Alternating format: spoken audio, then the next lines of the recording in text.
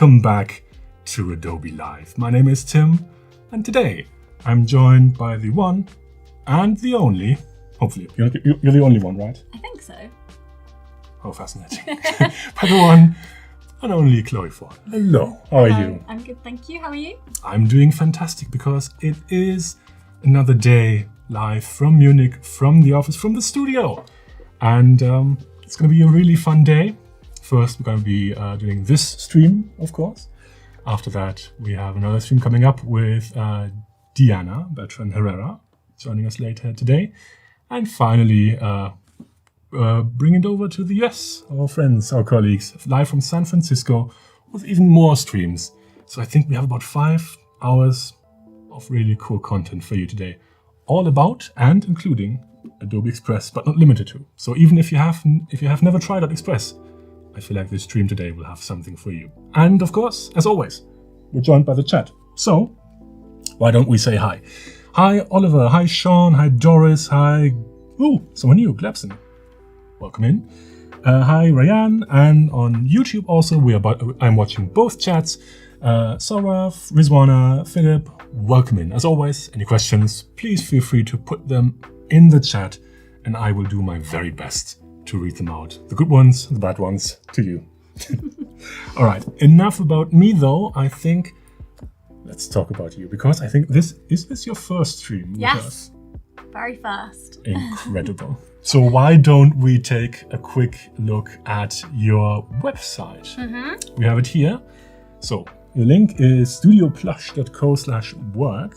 Yep. So I mainly work with beauty brands who have products, so a lot of e-commerce, and I help them with branding, packaging, and their websites. So yeah, this is some of the work that I've done more recently. And then I also have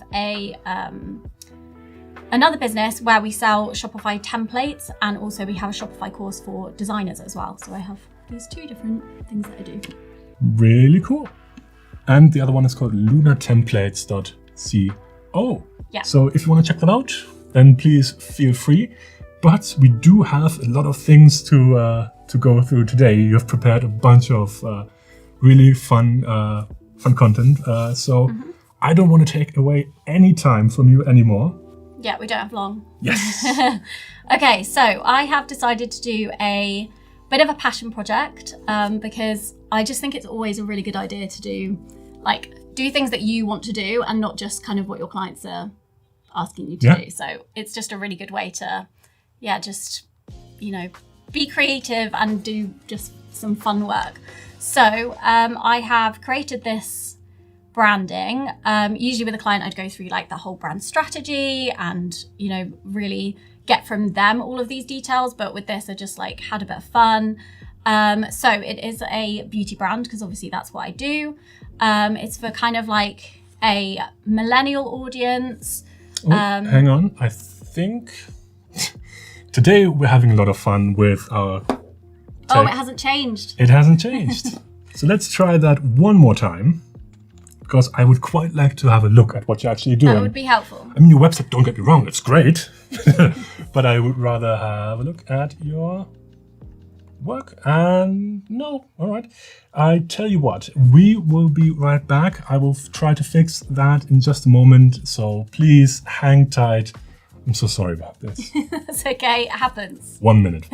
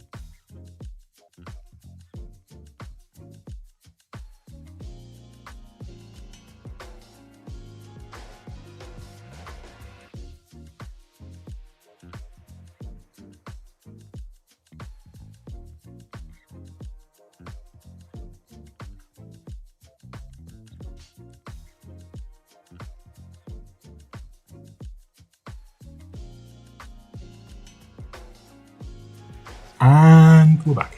Right. Okay.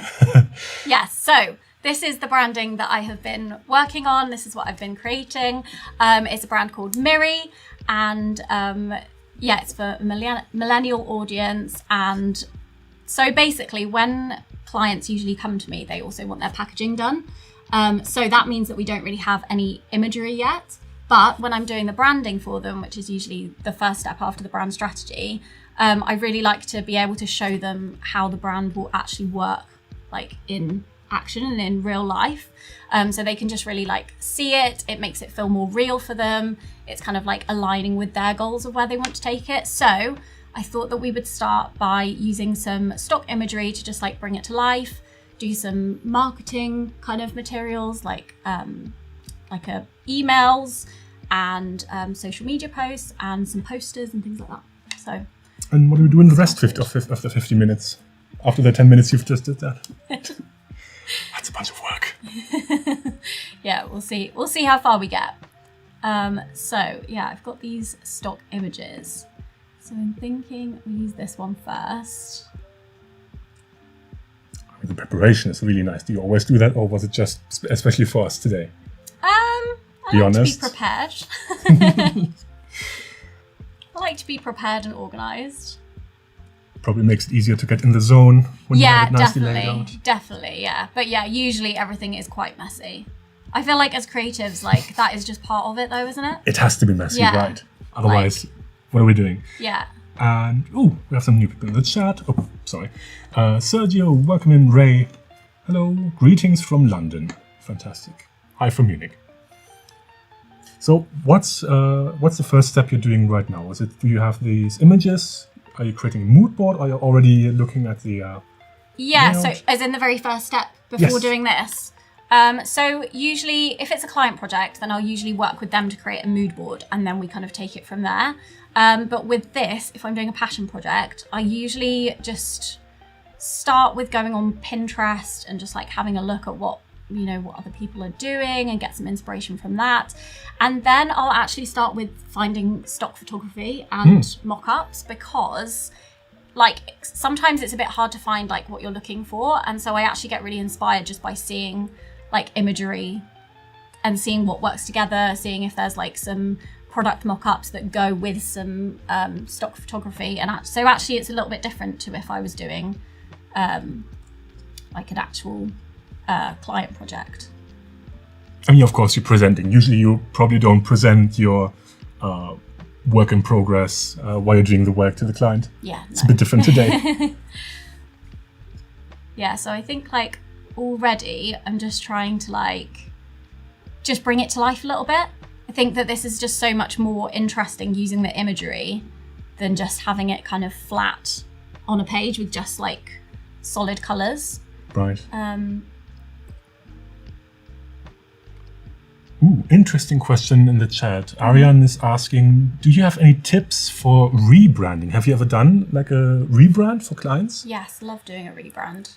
I think any tips? I suppose it depends like what you're struggling with most, but I would say first of all finding the things that you like, and also it depends whether it's like your own personal branding or if this is like a branding for another business. But I think like finding the things that you like already and then kind of going from there, because I think with a rebrand it's good to kind of keep some elements so that people can kind of like still recognize the brand. But then having said that, I like to rebrand my own. I feel like as designers we're always just shiny object syndrome. We always like seeing what? Oh.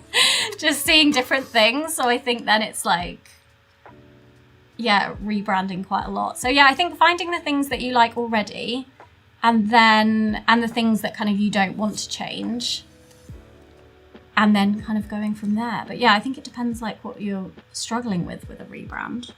Like, because usually when a client comes to me, if they want to rebrand, they usually have quite a clear idea of the things that they want to keep and the things that they're really not aligning with them anymore. But I think it's always just really important to like think about your audience, like the things that your audience have said that they love about it. And then, because obviously it's for them, like usually you're trying to sell a service, sell a product. So it's really important to kind of think about them. Welcome in, Clever. So where are we in the process right now? You've done your mood boarding already. That's happened off stream because we don't want to bore you with 5 hours of Google searches or stock search, I guess. So at this point, I'm just trying, because I wouldn't typically present this to a client because it needs a lot of their imagination to kind of like see it in the real world. It's just, I see it as it's all quite flat. It's like, yes, it works as kind of a presentation. Like I've got the typography here, I've got the colors, I've got the kind of packaging, but it's like, okay, but how does that actually work in the real world? So I think when you start like using actual images with the logo and things, it just brings it to life. Like I always find, like I quite often will show kind of this starting point to a client, and then when I actually show them it with the images and how they would actually use it, they're like, oh wow, like that's how it works. Like I can see it now. It really just like brings it to life for them, because also a lot of the time they're not as like, if they were, you know, a creative, you know, and doing branding and things, they would be doing it themselves. So they're often not kind of wanting to do that. So you kind of have to, I don't want them to have to use their imagination too much. I want to like do it for them, you know? Reminds me a bit of when you're designing an app and you present them the wireframes and they ask, so is this what it's going to look like? Exactly. No. Exactly. Yeah, whenever I think it's okay when you're working with other creatives. Like, I think if you're working with, say, like a marketing team who's used to looking at things a lot, then they can see how it's going to pan out. But a lot of my clients aren't like that. And so I want to be able to show them, no, this is how it would work in the real world. So like, for example, these could be used as like postcards that you get in when you actually receive the product. Quite often brands will have like a postcard in there saying like, thanks for your order or something, or even, I don't know, like on social media, that could be a like an Instagram profile image, something like that. And then I think I'm going to do some posters. I always like showing like how the marketing would look like in the real world. Like if you had like a big billboard, or if you had Mockups, like and if you had like a fly posting or something, because then they can really see like, whoa, like the brand is really out there in the world, like it's going places, you know. Have you tried the mock-up feature on Illustrator? No, I saw that. It does look really good. I know, I need to try. If we have some time at the end, no pressure, but come on. No, if we have some time, maybe we can have a look at it, because it's really, really cool. Yeah. And, just in the chat, Natalia is just back to the rebranding. Natalia says, rebranding depends on what direction the client wants to go. Yeah. Some people like to keep the spirit of the previous branding because it's kind of recognizable. Yeah. Probably, exactly. You have to probably strike a balance between completely rebranding it, but then if you don't recognize the brand, it's like, Spotify, it's not green. Yeah. What? And also, if a client's got to the point of rebranding, they most likely have had quite a lot of success with their previous branding. So it's like, you don't want to strip all the like, you know, the things that they love about it out from it. So I find like previously when I've done it, I might like keep their logo, but then maybe have like an alternate logo that's a bit different that they can use in other situations, or like changing the typography. I think it is a really good one. That, because quite often they might have also, because I find, I'll let you talk a minute. I was going to say quite often they find that they might have DIY'd their branding the first time, and so maybe the typography isn't like as good as it could be. And so then, you can kind of rebrand in those different elements. Sorry. No. That's just, I really found an interesting take, because you said if they want to do rebranding and if they have the budget for rebranding, they probably were successful with the first branding. I never thought of that. Yeah. Really cool. Yeah, and quite often they have like, you know, customers and things who love what they do already. So it's like they don't want to... True. And sometimes the customers don't really see a reason for the rebrand as well. Like some brands I really like have rebranded, and I'm like, oh, I'm not sure about that. But I mean, but then you get used to it. Yeah. Yeah. And then you look back and like, what were we thinking? It's like doing a design in the late evening, and then next morning you open your laptop and say, what was I thinking? Yeah. looked fine yesterday. I didn't change anything. It must have been the gremlins. Yeah, you got to come back to it fresh eyes. Yeah. All right. We should probably go back to this. So now I'm just creating some ideas for the kind of posters that we might do. Hadn't planned to mock them up yet, though.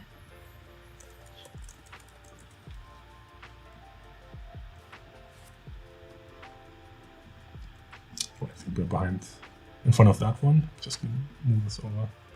Whoop, there you go. But I also think this is a nice way to like show, you know, like if you just show the product like that as a mock-up, it just looks a little bit, that's not typically how you would see a product image. Like you might see it on a website, but it's not kind of making you go, ooh. And I think like once you put the image there, it just brings more of a feel to it. It makes it feel more like real. So in this brand, I'm kind of mixing up the font and I'm doing like italic for some letters because I feel like it makes it a bit more dynamic. Which font are you using? It is Instrument Serif. It's an Adobe font. Of course it is. Yeah, don't worry. So all Adobe fonts can of course be downloaded as part of your subscription, and some even if you don't have paid subscriptions, some are even free on fonts.adobe.com. I love Adobe fonts. You can just spend ages just browsing. Any reason for this one? Did it just do you use it a lot, or no, I haven't used this one before. It was in my favorites. Whenever I come across one that I like, I just favorite it, and then if I see, like, it might be that I'm doing another project and then I see another font that might work in the future, I want to use in the future, I think I'd favorited it. But I quite like this one because it looks kind of, it's a bit like 80s inspired. Yeah. And then making some of the letters italic because I just think it makes it look kind of more dynamic and human, and this brand is all about like a bit more, it's a bit playful, it's colourful, it's like the movement, it's like I wanted to really show like bodies and like whenever you have a day off, you can just browse through Adobe fonts and favorite, and then you never use them. Yeah. I do that with fonts and I do it with stock images as well, because you can definitely go down a rabbit hole with stock images. Don't we all?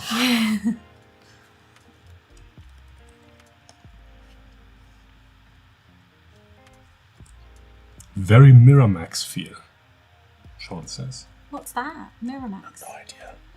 I think I know Miramax. Isn't it film? It's a US American film production and yes. Oh yeah. Probably because of the grain. Miramax. I'm not rebranding them. Yet. Yet. Next time on Adobe Live.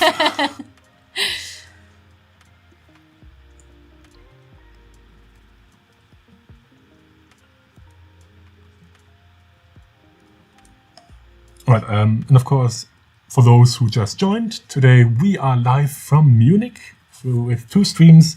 We are doing a bit of graphic design, a bit of branding, and we're going to have a look at Adobe Express later today. And also we have streams from our colleagues in the US. And if you want to see the schedule, you can check out the video description right below the stream. It's a film studio. There you go.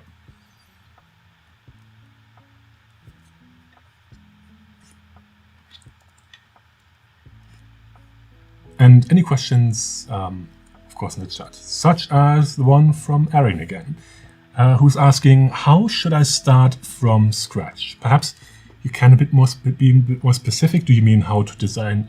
Sorry, I'm going to say that again. How to start a design from scratch, or how do you start your career from scratch? Perhaps you can be a bit more specific, because you can start a lot of things from scratch. Yeah. Well, if it's a design, then I said earlier that I like to go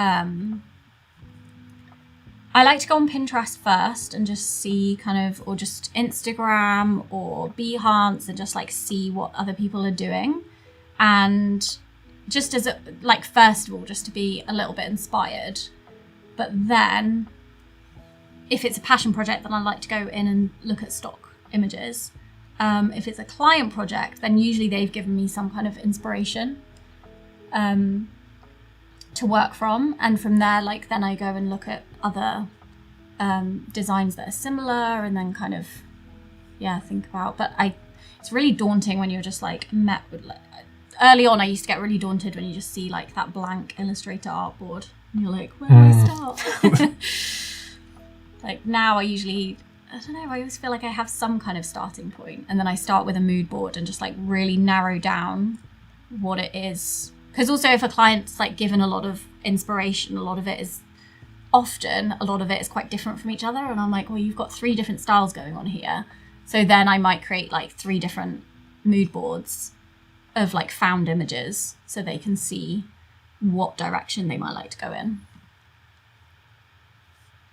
Does that happen a lot when the client doesn't really know where they want to go? So they ask you like, hey,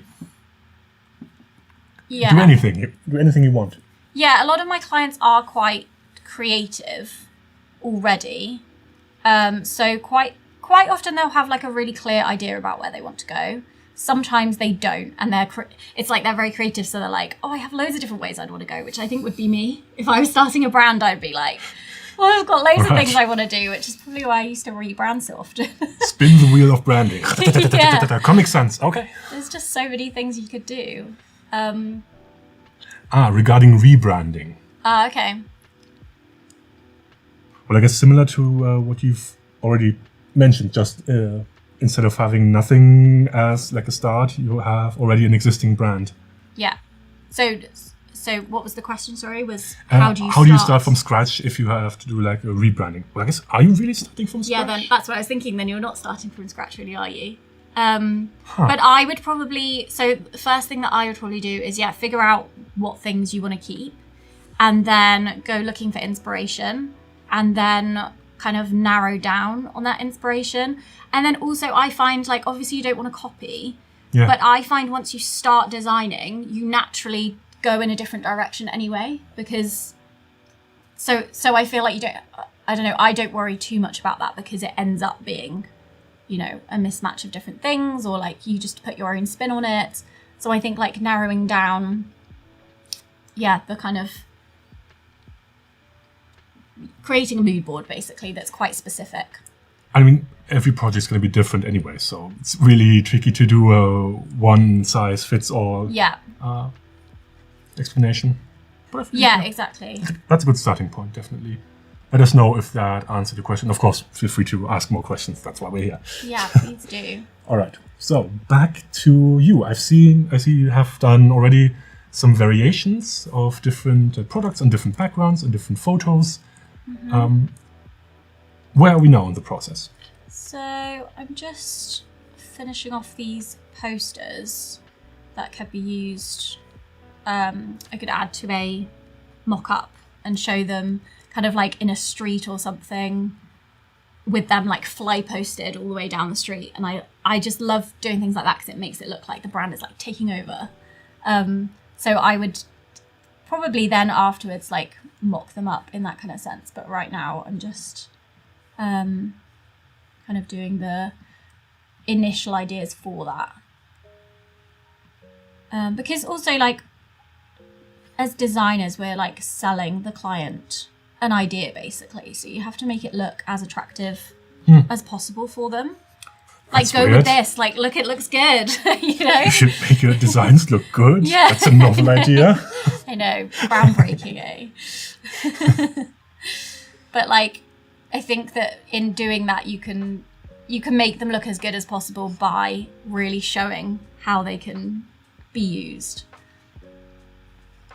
So there are the posters.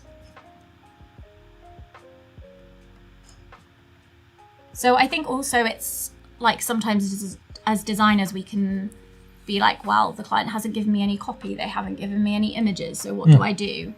But I just think it's so important to add like placeholders in, like show what you could do. Like you could have text here, like, if I might not know, well, I probably know their tagline at this point, but I might not know like what they want to put here, like whether they want to put body cream or whether they want to put something else. But it's just like showing, here's an example of something you could do, rather than kind of being like, well, they haven't given me that, so I can't do it. And the same thing with the images as well. Like you can find images that then show them, well, this is the type of thing you could do. Because I think there's also a lot of art direction that comes into it as well. Like a lot of my clients have an idea for their photography that they'd like, but I also kind of give them examples of what they could do. They could be really good at a certain thing, photography, but then have no idea how to do graphic design. It's like me. Yeah. I know a lot about audio, but graphic design, I would need your help. Yeah. So that's probably sometimes a bit tricky if I don't even have the words to explain what I actually want. Do you have some tips with that? Do you then just show some options and let them Do you mean like getting from the client what they... Yeah. I think... I don't usually have clients come to me who kind of don't know at all what they want, and I think that would be a red flag for me. Yeah. I'd be like... I'll tell you when I see it. Not doing that. I think it is about showing them. Also, I think if they've come to me, then it's usually because they like work that I've previously done, so that helps. And then I think I have had a client before who was saying that, and I kind of said, well, out of my previous projects, like what kind of are you drawn to most? And if they didn't know that, then I think I would say, come back to me when you have when you know, because you really don't want to be working with somebody who doesn't know at all what they want. So if someone is working on their portfolio, Yeah. Would you recommend they should only present a certain style they're really good at, or would you rather say it makes sense to diversify and show all sorts of different styles?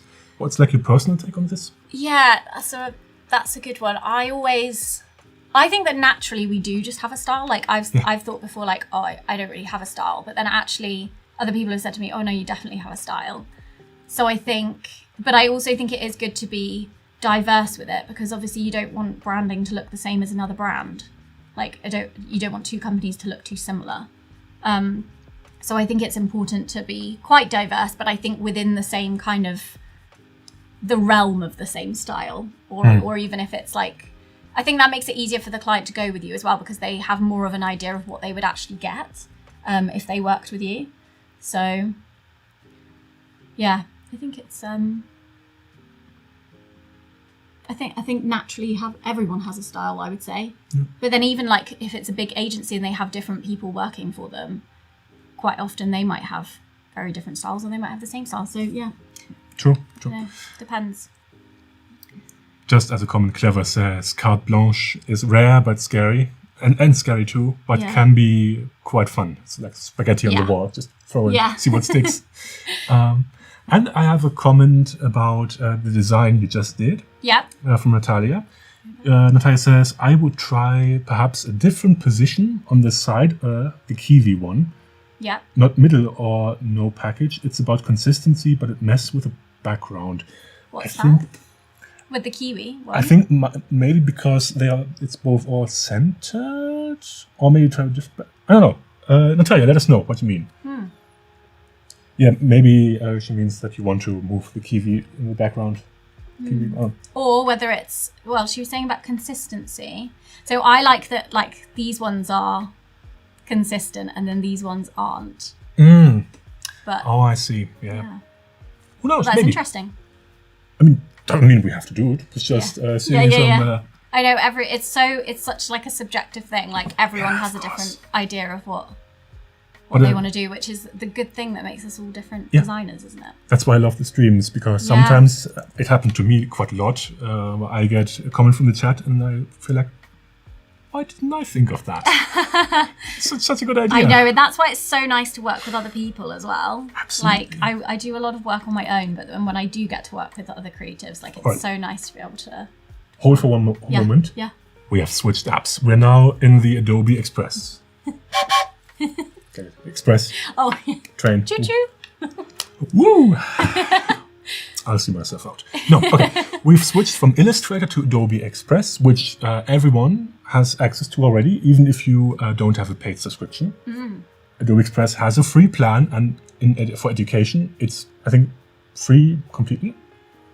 Don't quote me on that.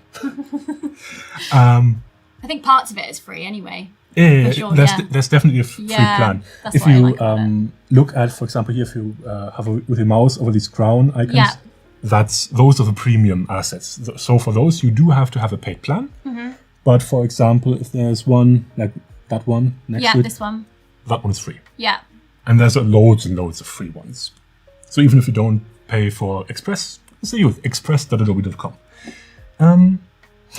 Train emoji. Thank you, Hannah. Do any of your clients come to you without a brand name yet? So do you also do brand names? No, I don't.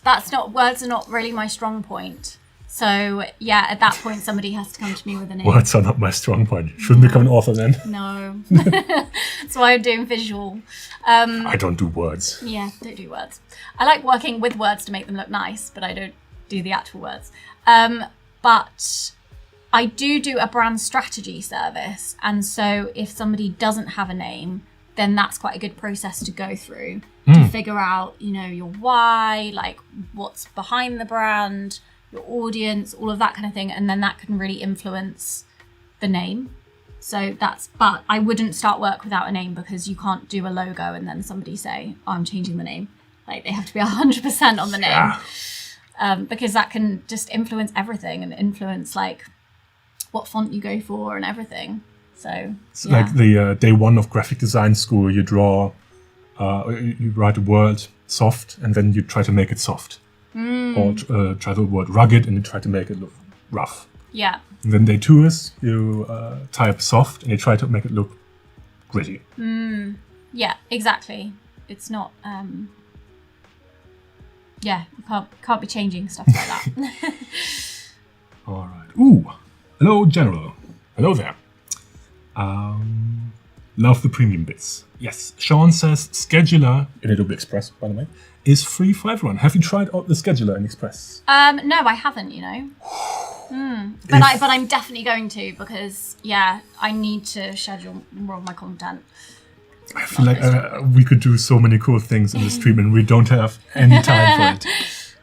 We'll see, yes. Scheduler, for those that haven't tried it out yet, in Adobe Express, this is mostly relevant if you do social media work. If you just do graphic design, probably less relevant. Yeah, but you need to schedule your own content, don't you? Yes, if you have any type of content online and you post more than just once every year, then you can use the scheduler. Even if you don't do the design in Express, you can just literally copy-paste from Illustrator, for example, or from Photoshop. You don't even need to save. You can just copy-paste and then use Express to schedule your content, like even years in advance. So when you're out on holiday and you still want to have some content, some cool designs, you can have it like that. Yeah, and I love that that's all then like included. You don't need to be using like an extra tool or anything. I just like to keep everything together. Yeah, as far as we know, it's the only free scheduler available. Even if you don't pay for Express. Oh, really? You can still use it. That's good. Pretty cool. So it means that everyone can make use of a Go Adobe. schedule now. I have props. Right, okay, sorry. Back to you. Yeah, It's not the Tim show. one day. One day. The Tim and Tim show. So we are in Adobe Express and you're now preparing, I suppose, for posting this Yes. as like advertising. And I can see you have already created a timeline. So I assume this will be animated. So I really don't like animation, and I don't like animating or working with video because I just find it too slow. But I love it in Adobe Express. That was what I was going to say. Doesn't like animations. Well, that's going to be awkward then. No, because they always take ages to load. Yeah, I don't like the process, but I love the outcome. So, because I think also like when things move on social media now, like it's just a good way to stop somebody scrolling. It's just have something that moves. That's and also like we need to make use of video content. Like now everything can be video, so why not make it a video? So yeah, I love that Adobe Express just makes this really easy and really quick, so quick. Like this can now just be so much more interesting. Like Look if at this was an Instagram story, and then we could also make this move as well. Where is it? Animation, loop. Yeah, You can do all kinds of things, can't you? a whole bunch of things. Like you can do an intro animation, a loop animation, and an outro animation. Yes. Just set it at the top, like left when you have the animations. So something can like pop in, or it just can transition in. It can flash. Or if you want to do like a loop, you can also have something, I don't know, rotate or whatever. And those animations are ready for you to be used. You don't have to do any complicated keyframes. You don't have to go to After Effects or do anything like that. Yeah. Of course, you can't do like super complex animations if you want to draw like the shape, I don't know, of a tree. Probably not gonna work. But that's why you can do it in Illustrator and then bring it into Express. Exactly. And I really like using the libraries for that as well. Added everything to a library in here. Ah, look at you. Yeah. So organized. Yeah, and it's really useful for colours as well, so you don't have to keep getting the hex codes. And then I also saved all the fonts as well. And then the graphics. Even better, have you tried the brand system? No. Ooh. Don't think so.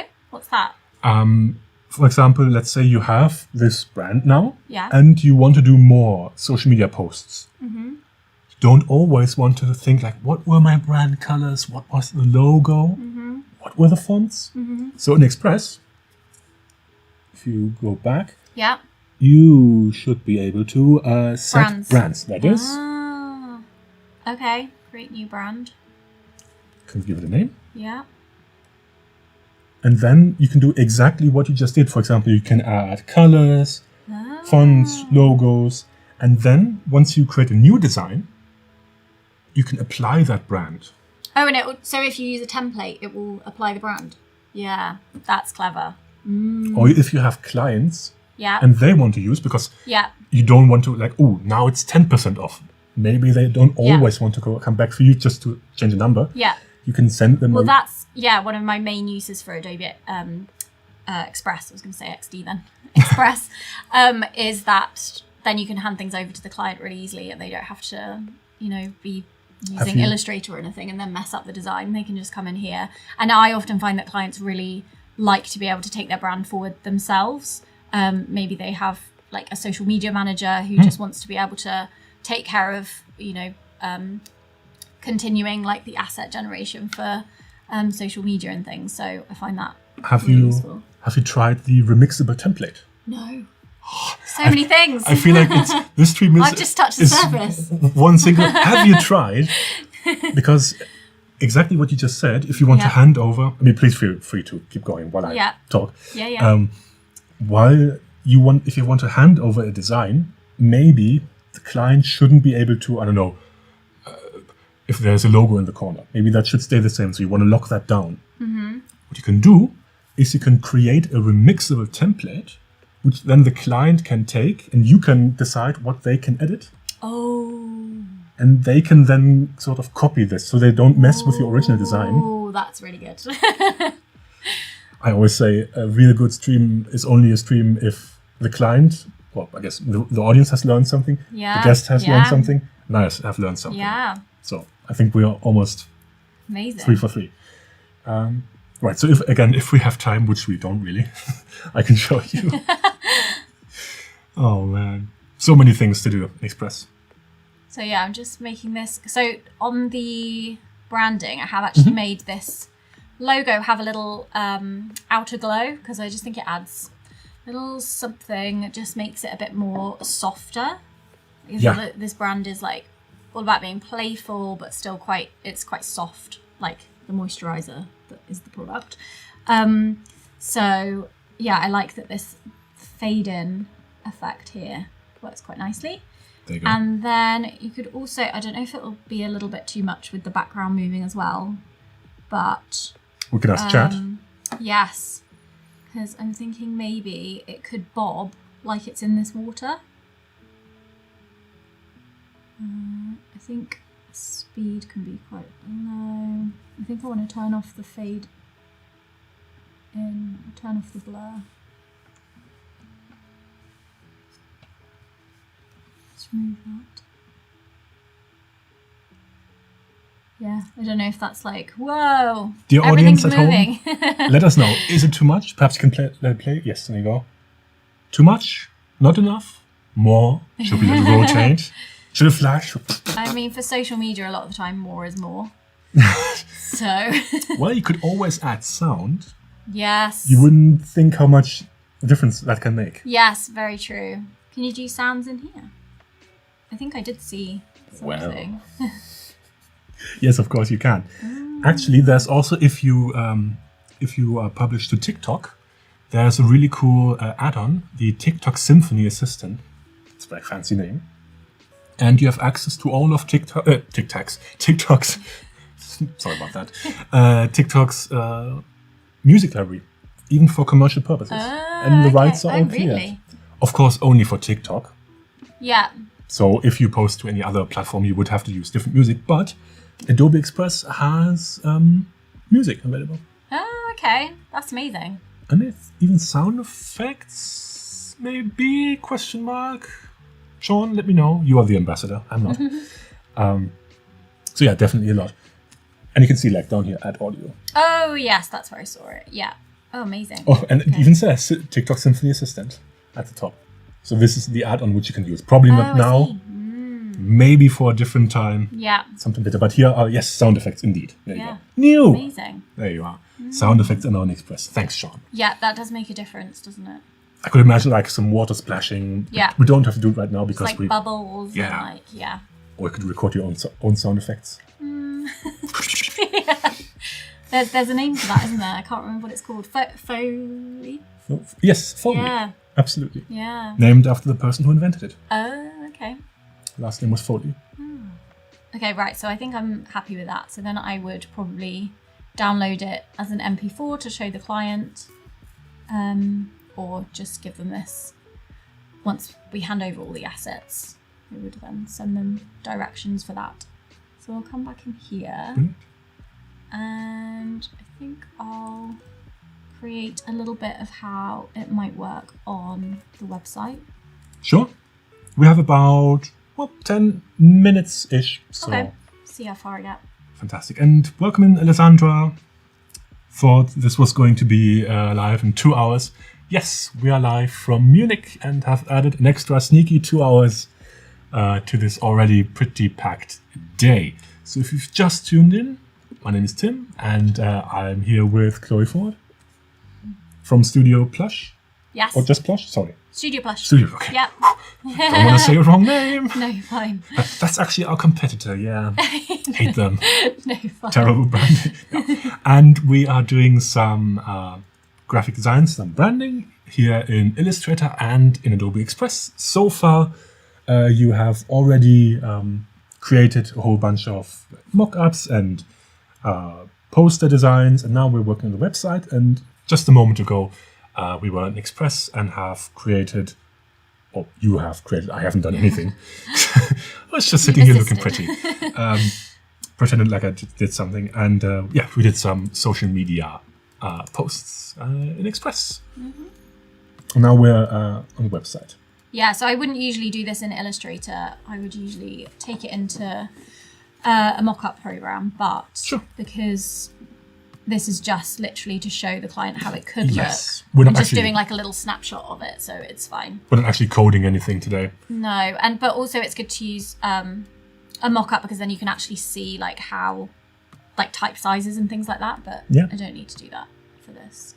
And of course, there are plenty of mockup software out there. I mean, XD is one where you can actually click through the prototype. So if you want to do that, then yes, of course, that's a really cool way. If you actually do some app design or website design, if you want to have a clickable prototype, there you go. Yeah, definitely. Ooh, another question for the rebranding. Any tips for choosing colors? Colours can be really tricky. I know.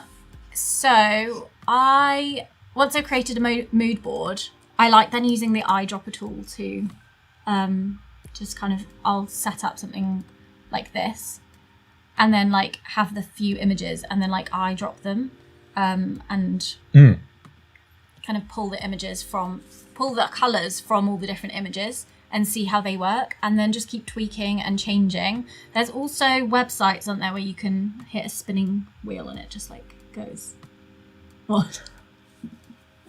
Have you tried Yeah. I haven't. No. Adobe Color? No, I couldn't remember the name of it. I never use it. I should do. Color.adobe.com if you want to try it out at home. Okay. And it even has the Adobe Capture app on your phone. Yeah. So you can walk around, take photos of something, and it extracts all the color. Ooh. And it generates color palettes, and then you can save it in a library, and then you can bring that in. So I thought I knew quite a lot about Adobe and the there's products, but it's a bunch of things you can do. apparently I don't. Yeah. I need to go home and play with all of these. It's like the new shiny toy. Just some new apps. Like, ooh. Because colours can be really tricky. I know. Yeah. I'm just going to reduce this text. And that's something that I often will kind of show to a client. Like, you should have less text here, or you should have more text here, or so. But when you're doing a passion project, that's like part of the beauty of it, is you can just decide how much text you want. And yeah, I find AI is really good for just generating dummy text, because I also like using lorem ipsum. It doesn't really I don't know, it's just so much better with real text. Although I did have a client once when I used lorem ipsum, and they were like, I didn't know you could speak Latin. It's like, this is this is just lorem ipsum that designers use. And they were like, oh, okay. I'm not crazy about this white on the brown background, but if I use the orange, then I don't think it would be very... Or maybe this light orange. I'd have to check if that was accessible. Contrast, which Adobe Color can do. Really? It can even check for color blindness. Oh, okay. So if you have red on green, perhaps not the best color choice, unless you're doing a Christmas design, I don't know. But you can check actually color blindness, and it will tell you. Oh, okay. If it looks good. I'm thinking this just needs like something extra, maybe. Dummy text. So it's like my designs. Oh, there you go. Oh.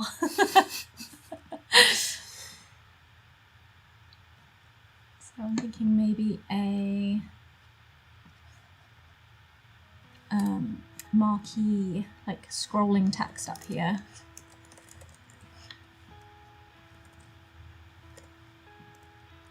Dummy text minus the text. Yeah. That's me.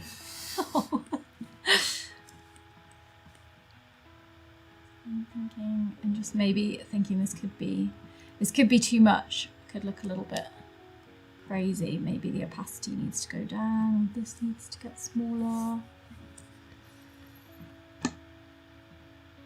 It's interesting. Colors look different on my display. Oh, really? Oh, probably because it's darker, probably, yeah. I have like the brightness cranked. Ah, yes. Yeah, That's another thing. I mean, colors do look different on any display you try on. Yes, and that can be really tricky if the client's like got a really old like Windows computer or something. And yeah, I've had that before, and they're like, these colors are horrible, and I'm like, oh, what computer are you using? And it's like, yeah, completely, they're rendering completely different on their computer, which is obviously something to think about, because if it's rendering like that on their computer, then it will be doing that for other computers, and that could be really tricky. Because I do like a bit of a colour clash, as you can see from this. Like the pink and the brown. That's a massive clash, but I quite like it. I mean, this definitely wouldn't be web safe. I don't think so. But as a decorative thing, so I suppose I would probably change that actually to that, because that's the important, like if there was going to be a title there, that would be important, but this is more decorative, so I think that's fine. Oliver says, looking at stuff with a night shift turned on and wondering why it all looks oddly warm. Yes! Turn that off for sure on my laptop. Yeah, we also really... True tone is another offender. Yeah, definitely. Yeah. Which sometimes happens on stream. Sometimes I forget to disable True Tone on the guest's laptop. And then because most people at home have it turned on, so I have like double the effect. Yeah. So everything looks completely wrong. So sometimes, if you ever see that on stream, then it was me who forgot to disable that. Yeah, because I think in printing studios and companies, they have a thing to calibrate colours, don't they? Yeah. Yeah, you have like you're- special displays and Yeah. color calibration, so you can Yeah. make sure. Yeah, I mean, then of course it's like really important, especially if you look at print material. Then lighting does really do make a difference. Sean says, I turned my True Tone off. No need to call me out. No. All good, Sean. We just have a list like, oh, Sean didn't turn his True Tone off. Like, okay, I'm gonna deduct 2 points. All right. So last few seconds, minutes. Yeah. I mean, I'm pretty done now. You could just Okay. go on forever with this. Then maybe gonna we do can a- have a quick look at Adobe Color just to show, Yeah. because, I mean, Arian asked, so color.adobe.com. Color spelt. Both ways work. Okay. .adobe.com. .com. So I'm always checking my spelling because I work with a lot of American clients and they spell it differently. The one with the obviously. U does also work. I've Okay. checked. Okay. So That makes sense. here you have, like, you can create color themes, you can have gradients, and what's also really cool is you can explore different themes other people have created. Oh, that's And get some nice. inspiration. But for example, if you go to create accessible themes, Yeah. then you actually can paste your colors in here, and you have like all sorts of different contrast checking, and you can then go even further. You can see like here I have a preview, or you can extract themes. You can have a color wheel. So if you want to have some inspiration for the colors, that's a really cool and easy way to do it. So for example, if you go to the color wheel, Color wheel. you have here some color harmonies, some custom ones. So you can go from anything like monochromatic, or Oh, okay. and then you can drag those around in the color wheel, and there you go. Ah, so are these kind of like technically ones that work together? Is that what Yes, it is? they, based on certain rules, they should work together. I'm not very good at design rules. That's why we have I'm Adobe. such an eyeballer. Yeah. I like alignment, but other than that, I'm not very good with the grid. And that you can do so much more. Like I probably don't have any time to go into detail right now, but I want to have a look at the... good thing to bookmark, and then you can save it to a library and use it further. Where's the ones for inspiration? Down here? Explore or trends at the at the top. Oh. The Trends. back bar. Yeah, trends or explore. And then you can see what other people have created. Nice. Oh, I'll definitely be looking at this. Thank you. All right. And if you want, one final thing, should we take a look at the mockup? Yes. Or rather the remixable template? What do you prefer? No, the mockups. Mockups. Yeah. All right, let's go to Illustrator. Okay. Yeah. Right. So let's say you want to have, let's take this logo, for example. Yeah. And then go to Window at the top. And Mockups. Mockup beta. Yes. There you go. This will open a new panel. Ooh. And you can preview the mockup down there. There's a button right here. Preview mockup. Then it will load it on. And if you, let's say you want to use the bag, Yeah. you can place it on the canvas. And if you now take the logo and move it around, it should stick to whatever you have. Yeah, there you go. Oh. You either have a tattoo or put it here. Oh, that's very clever. And it stays vector. Oh, that's nice. I'm definitely going to be trying this out. All right. That's amazing. That's and of course you can use it also with other assets. You don't have to use just one logo. You can group it. You can use images, whatever. Doesn't Can you matter. add your own images? Yeah. That's very clever. All right. But that's all the time we have for you today. Thank you so much for Thank joining you. us. Just gonna put your name one more time on here so people can follow you. It's been great having you. Thank you so much. Thank you for coming to Munich. Stick around, everyone. We will be back in just a few minutes with our next stream. And of course, after that, we have many more streams. Like another 4 hours. A lot. So thank you for sticking around, and don't go anywhere. We will be back in just a moment.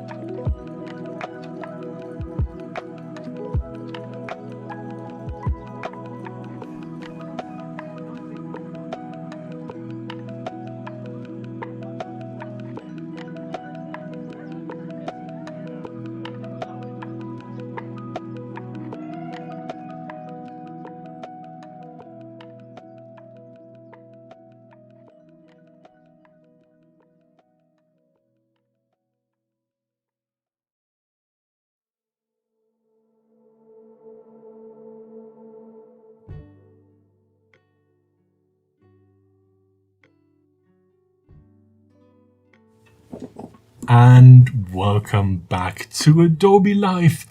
Once again, I'm joined by our wonderful guest, Diana Bertrand Herrera. Hang on. There we go. Thank you. Thank you so much for joining us. How are you doing? I'm doing well. I'm happy to be here in Munich today. Thank you for that. Same. Also, I live here. Sorry. Yeah. Right, and this is the second stream of the Munich live stream day. We were just live with Chloe Ford a moment ago, so if you have missed that one, then do feel free to watch the replay once this whole stream is over, because we do record everything. So, and of course, if you've just joined in the chat, then please feel free to say hi. Let us know where you are joining us from. We are from Munich, live here in beautiful Bavaria, and I can see... Oh, Gus! Hello. He used to be my manager. Hi. Hi, Gus. Hi, Hope guys. you're doing great. Jahal, thanks for joining. Maeve, thank you for joining. Oliver, Doris, General, Sean, Ray, from London. Amazing. Somehow Tim returned. Yeah, I'm sorry, you have to do another hour with me. Sorry about that, but hopefully we can focus on you and you can do much better designing than I ever could. Yeah. Anyway, right. Enough about me, though. We're here to learn a bit more about you. So I'm going to go over to your screen and perhaps you can just give us a quick intro, tell the audience who you are, what you do, and then, of course, what you have planned for the stream today. Definitely. So let's go over to your screen. There we are. There we are. So, hi everyone. My name is Diana. I'm from Colombia and I live in the UK. And I work with paper. That's what I do for a living. And so with working with paper, I create lots of different things such as sculptures. I do a lot of illustration. Sometimes I do campaigns for different clients. And what I want to show you today is how I use Illustrator and the Adobe programs to create the artwork that I do. So like if I show you a little example, you can see like on my Instagram, there are lots of different things that are 2D and 3D at the same time. And then how do you get there is what we're going to be showing today on this stream. Because you might be curious as to know how you can create a sculpture from a 2D image or how you can start drawing to create an object, you know. And I found that Illustrator has always been very helpful to me because it helps me to create the theme. It helps me to decide on the colors. It helps me to decide on the proportions and on the size. And also I can tell my clients what am I going to be doing for them before they see the real thing. So here I have some examples that I want to show you today. I have done different projects. Some projects can be printed, some projects can be photographed, some projects can be actually installed in different places. And then to get here, it's very complicated. So when I am talking with my clients, I always like to show them how wonderful the things are going to look like before we made them. And I could have done that drawing using color pencils and hand techniques, but I feel like digital images are more powerful and I feel that they can understand better my language if I show them this way. Mm-hmm. So I found that this was a great resource for me and make my work look a lot more professional. So you can see, for example, here I have another example, which is about a campaign where I have different characters. And then you can see how, with the help of Illustrator and Photoshop, and a little bit of my handwork, I can create these different images for this campaign. So let's get started with our work today. And you've already won over the people in the chat. Like Maeve says, super. Sean says, wow. Oliver says, Diana's work is amazing. Oh, thank you. Yeah. And so this is really interesting because in this digital world, you know, everything now is produced digitally. So we are not used to make things by hand anymore. But, you know, combining like our, you know, resources and our technology will help us grow so much. And I don't want ever to lose like the hand quality of my work, but with, you know, like these programs and things, I have been able to help myself to make it faster, quicker and better. Which is something that 10 years ago, I probably would take me longer and it wouldn't be so nice and neat at these days. So I really value, you know, kind of applying and adapting and bringing techniques and bringing new things into my work for it like to grow and become more complex. Yeah, I mean, it's like technology with any technology. It's just a tool you can use. Yeah, and even for artists, for like it's not just for designers and illustrators. Like we can use it because the resources are in there, and if it's going to help us make the work, faster and quicker and better, then why not do it? And at the end, for example, like at the beginning, my work was very handmade. Nowadays, I am in the process where I can create the templates and people can start reproducing it, or we can create a series of something. So having the technologies enable me to find how to expand in this very complicated, world, and how I can create more interesting things and offer new things to clients, and how they could be, oh, we have this idea, how she can help us grow this idea. So I find it really interesting, and I love working on this and growing every single day. So this project, which is the one that I will be showing today, it's one of the projects I'm working on. So this is a new hotel in Costa Rica, which is going to look really awesome in the middle of the jungle. And then they want to create 5 different sculptures for every single room. This is very luxury, so they want to add very interesting elements. You can see it's very Japanese, it's kind of earthy.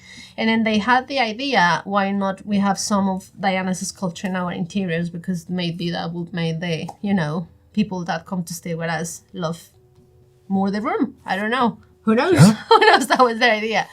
So then they send me some earthy colors, but they say, we don't want the usual birds that you create. We want to show different species. So they commissioned this illustrator that I don't know, and he comes and he creates this very complicated and a mix-up of different birds that we don't know. They come from a world that we don't know. And my job in here is to create them, is develop them so that I can make the sculptures. So the client provides me with different color palettes, and then the client say, you choose whatever you like. And then it's up to me to decide how I can match the color palettes with which of the birds. Because I have some knowledge making birds, and I can already tell, what colors I do think they look like and what kind of species they look like. And so today I'm going to be drawing one of them and showing you in the drawing creation how I prepare the elements to compose this sculpture after. Because the good thing about Illustrator is that one, I can tell my client how the artwork is going to look like, but I can also create all the elements and templates and patterns that I will let it go uncut in my little cutting devices, because I don't cut it by hand anymore. I use technology. Oh, like a cutter that cuts it out. I had like a little printer or like a laser cutter. And then preparing the things in Illustrator is really good, because then you save so much time in the production. And if I do everything right in here, then it's just all ready to set up, cut, and then all I will be doing is painting and gluing and just assembling the whole thing together. So I have so much work these days that I don't have a lot of time to put more work on me. So now I'm going to swap into my iPad, and then I'm going to show you. Right, so I think you have to, let's see if the cable is long enough. Yeah, there you go, that's better. Boop. Okay. There we are. There we are. So, if people have any questions, they can ask questions in the chat. So this is the bird I'm going to be working on. This is my color palette. And then I'm going to be a bit cheeky, because I have drawn this bird a little while ago, but it's not in the same position. So I'm going to be using a already made vector file. And I'm going to be reworking that into creating like a much more beautiful vector file. And what I wanted to show you in this is sometimes I do collect a few images of the birds that I'm working, and it's really important for me to do like side profiles, because this is what I'm going to be building. So like if you're going to be building a sculpture out of scratch, it's always nice to have a profile. So then I will be like drawing all the outline of the bird. And this is the skeleton that I'm going to be used to create the main basic piece, because here we're going to work on all the different pieces and on all the different modules. And I brought some examples to show the audience. Wow. How like this is something that if you have a software, let's say what are those softwares these days? The 3D softwares, you could create your project 3D, and then you just explode it, and then you just get all of these really complicated templates, and then you just start gluing them together, and then everything looks like really square and geometric. But I don't work like that. I like to work differently. And I think I can say that I know how to do this because I studied industrial design at school. So I know how to make objects. So objects have been always like a big passion of mine. So like on this illustration that I had, what I do is I use the profile, and then with the profile I start creating different sections, which are going to be the ones that I'm going to be using to create my skeleton. But we're going to come to that later on. It's just like so that you can see. And someone asked, is that Illustrator on the iPad? Yes, that's Illustrator on the iPad. And I like it more because, I mean, when I am laying down in bed at night, is when I usually do my drawing. Yeah. So the iPad is great. I don't draw in the day. I produce in the day and I draw at night. Because when you produce sculptures, you need the daylight. Yeah. And when you are chilling in your home and you're not doing a lot, is the time that you could potentially be doing the preparation work for the next day. So I always, with making things by hand, you need to be more careful because you need to do a lot more work than if you were just working in the computer. Right. So I think we just need to go to the settings really quickly because we talked about this a moment ago. To disable True Tone. There we go. Okay. Because it looked a bit yellow on our screen, and hopefully now it should be better. Sorry about that. That's fine. So what I'm going to do is I like choosing a back view of the element because if I'm going to be doing the tail in paper, then it's good for me to have a complete view of the sizes and the proportions of everything. So I don't want to draw a feather on an angle and then when I'm going to cut it, it always needs to be like on a straight view. How would you say that? A profile side, but like from the front, yeah. From the front, exactly. So this is really interesting in here, and it's like I get like a little profile of this, and then I just quickly just go and replicate that. And then I like my feathers to be very neat and nice. So let's just block this first.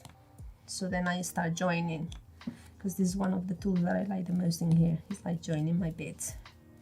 And then we kind of have one, which is the main one that we're going to use, and then replicate that. And then slowly, what's nice in here is that even though I'm copying the drawing that they gave me, I'm going to be making my own version of it, so that I can't manipulate in the way that I like all of this. Yeah, that's fine. So I know that I have to, I always work like backwards because I know that most people create the vector file and then they start coloring after, but coloring is like a really important part of my process. As I start, you can see that I have a selection of different colors that I created from here, and I like to think about gradients as well, because I feel that they really add so much to the work. When I start working with like can you see properly? Yeah, probably. Yeah, okay. Just because I'm not using the laptop, just want to move a bit over. Yeah. That way. When I start working with my agency in America, I really like how most of my friends will use gradients for the graphic work, and it always gave me this idea, what would it look like if I start doing them by hand? So I love playing with gradients a lot, and I love adding gradients into my work with like spray paint. It's really cool. So then whatever I do on the left, I will do it on the right as well. It's for the symmetry then. Yeah, because you don't, like nature is symmetric. Yeah. So you don't need to, we're trying to spend the less time in here so that we can get to the production part, which is the most important. So for me, everything that I do on the left, I just copy and paste it on the right. And then that's how I get my work done. So here we have nearly on the tail. And then because he's in an angle, what I just do is I just get it out, make it straight in here, and then And let us know in the chat, have you ever tried out Illustrator on the iPad? Or perhaps you've tried out Fresco or Photoshop. Have you tried out Fresco? I think I have, but I really like. I mean, I can't remember what was Fresco like.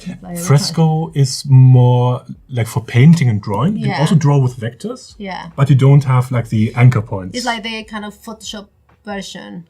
We also have Photoshop. Because you have Photoshop, I remember. Yeah. Fresco is like really drawing if you are more used to painting and not using like you do with the anchor points. It's less, you don't really have to worry. Yeah, it's more like freehand, Exactly. Yeah, I do like Illustrator because I love the anchor points. Okay, because I like my lines to be perfect. In that case, I mean, Illustrator is the choice for you. Yeah, I love Illustrator, and I also love, because I'm using a software, like if you're cutting in laser cutting and if you're cutting in the silhouette, you can use SVG files or you can use AI files to cut. Yeah. So if I was doing it in Fresco, I wouldn't be able to use the material that I'm using. So can you? Or can I? You can actually, yes, you can export in Fresco and bring it into like all the other apps. And I can move they become like vector files after. It's just that the lines are more free, because here is not really free for your pencil is like you have in Fresco, please keep going, by the way, you don't have to wait for me. I don't want to disturb you too much. For those also watching perhaps at home, Fresco has a way for you to draw with pixels, so you can have like all the Photoshop brushes even. You can have different spatter brushes, graffiti. If you do like some sort of grungy style, that's really cool. You even have watercolor, which actually has colors that flow around. You have oil colors, probably not as relevant to you in this case, but it's there. And you can also use vector brushes, and those actually save as vector files. So they are scalable, editable. You can save as a PSD in Fresco, and then of course, bring it into Illustrator, because Illustrator understands. That is great, yeah. So what I was showing in here is once I have all the pieces, I just organize them as I'm going to cut them. And I like to be very nice and neat because I like to save paper, because paper is a really important material and it shouldn't be wasted, even because it's really cheap, it doesn't matter. So I start organizing all my pieces, so when I go to cut them, then everything is all nice and neat and organized. But what I'm doing is I'm creating the sketch for my client, and I'm using all the elements, so I'm preparing already the work that I will be doing myself later. And because I have this one in here, what I was doing with this is just like integrating it into my work and just trying to adapt him in here. But I do, I think that I became really comfortable at drawing in Illustrator over the last 5 years. It wasn't that I was using it all the time, but I felt I've been growing into it and I really enjoy drawing. I don't do much with the drawings, which probably is something that I should be looking forward to do more. Well, but I like keeping the archive, and then for example when I am going to produce my images, I always turn these into like a black and white line, and then this helps me, all of this work, as my blueprint. As in, when you're making like buildings and things like that, you always need like your sketch. And I do use this. I printed in the size that I need, and this is the guidance of how big my work is going to look like. So I find that there are so many advantages of drawing digitally, because when you're drawing by hand, then you have to replicate and reproduce. When you're drawing digitally, you can just print. Oh, it's too big. Maybe I make it smaller, but maybe I make it chubbier. Because it's all vector. You can just scale it. Yeah, and also when I'm creating, which I show you later, when I'm creating my models, I do cut a lot of the drawing and I start assembling it together in my skeleton, so I know what's the position of everything. Because sometimes when you're creating a sculpture, you don't know where to place the things. It's very complicated to create things that look like the real thing. And maybe you ever did like plasticine at school or something, but you probably will know that one thing is what you have in your head and another thing is what comes out. So I try to be very careful at planning properly, just to avoid any, because this is something that I don't want to go back to in the future. Like I usually Yeah. don't repeat any sculpture, and I usually try that every work is the last, the only one. Yeah, it's unique. Yeah, it's unique. I mean, when you're working digitally, you have the advantage of you made a mistake, you can correct it. But when you're working with real materials, you don't want to correct anything because that means time and effort. There's no undo button in real life, no. No, there is nothing like that. So I try to pre-plan everything that I make, so that is saves me time in the future. Ooh, Nuno is joining us from Portugal. Welcome in. And Ray says, I see Mini Tim is in the house. It's not... Thank you, yeah. Oh yes, and of course, since you're working on the iPad and you're saving, if you want, as a cloud document, then you could even continue your work in Illustrator on your computer. Exactly. Because obviously MacBooks at least don't have a way for you to interface with the Apple Pencil, which you're using right now. I found a way once that you could mirror the screen. Oh, that's true, Sidecar. But yeah. I felt that it was really like sometimes you're doing something in here and it's not really like in real time. Yeah. So what I do is when I finish my work, either I send it to my computer if the cloud has not done it properly, or I just wait until it uploads it. And I love that because I used to, before I had like my big Wacom, I used to work with like a little tablet. But then obviously you're not looking at your hand, you're just looking at the screen. So having the iPad is really nice because you know what you're drawing onto and you know what you're doing. And you can take it with you. You don't have to take your computer all the time. Exactly. So. And wherever you are, wherever you want to chill and wherever you want to be, it just makes it really, really easy. I have never tried these papers, like the texture feeling of the... Oh, yeah. You have like a overlay screen protector with some texture on it. So that it feels like you are... Like paper, yeah. Like paper, yeah. Almost what one could say. Paper-like. Paper-like, yeah. Hashtag not sponsored. Well, it's a company, they produce this. yeah. So, yeah, what I'm doing here is just matching the colors so that it looks more like the design. And then we can advance and I can show you. So you see it's already changing from what I had. So oh yeah, that's really cool. Yeah, so it's like bringing that ready-made work that I had and then just putting it into, because sometimes, I think that we don't need to work harder, we just need to work smarter, as people say. Work smarter, not harder. Yeah. Exactly. And like if you have done, sometimes in your life you will have done so many sketches and you will have done so many things, and you just need to try to find like the right opportunity to use them so you don't have to rework that again. So this is what I do sometimes with my work. If it's something that I already started, I just apply it to the project I'm working on. And then we're very, very nearly done with this one. Just for you, Oliver, other brands exist. Other brands are available. Of what? Of screen protectors that make it feel like paper. It's not just the one. Has anybody tried them before? I don't know. Have you? That's the Chat? question. Let us know. Have you tried them? And if they do make you feel... I've heard they can wear down the pencil tip Yeah. a bit quicker if you If you're press down scratching them. like a lot. I don't think I've ever replaced my tip of the Apple Pencil yet. No, that's true. And like mine fell twice and it's a little bit bent. No, we call it ergonomic. Ergonomic, It's good. Probably. I don't know. Yeah, it's like this, like with these kind of things, you always like, I really don't want to have to buy a new one. I really don't want to have to change this one. Oh, you have no idea. Yeah. We do have, next to the office, like a 10-minute walk away, we do happen to have a shopping center with an Apple store in it.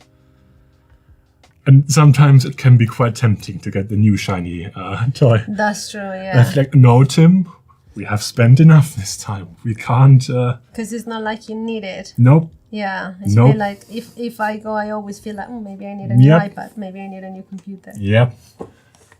With any store, you can't just walk in. You have to buy something. Not necessarily, yeah. No. So I don't even use my iPad right now. It's just they know Tim by first name. Yeah. do It's you like, oh god, that guy again. do you draw on your iPad? Do you? Well, I have my iPad mostly to do demos because I do a lot of streams, Yeah. and my old iPad crashed on stream once when I drew a light bulb.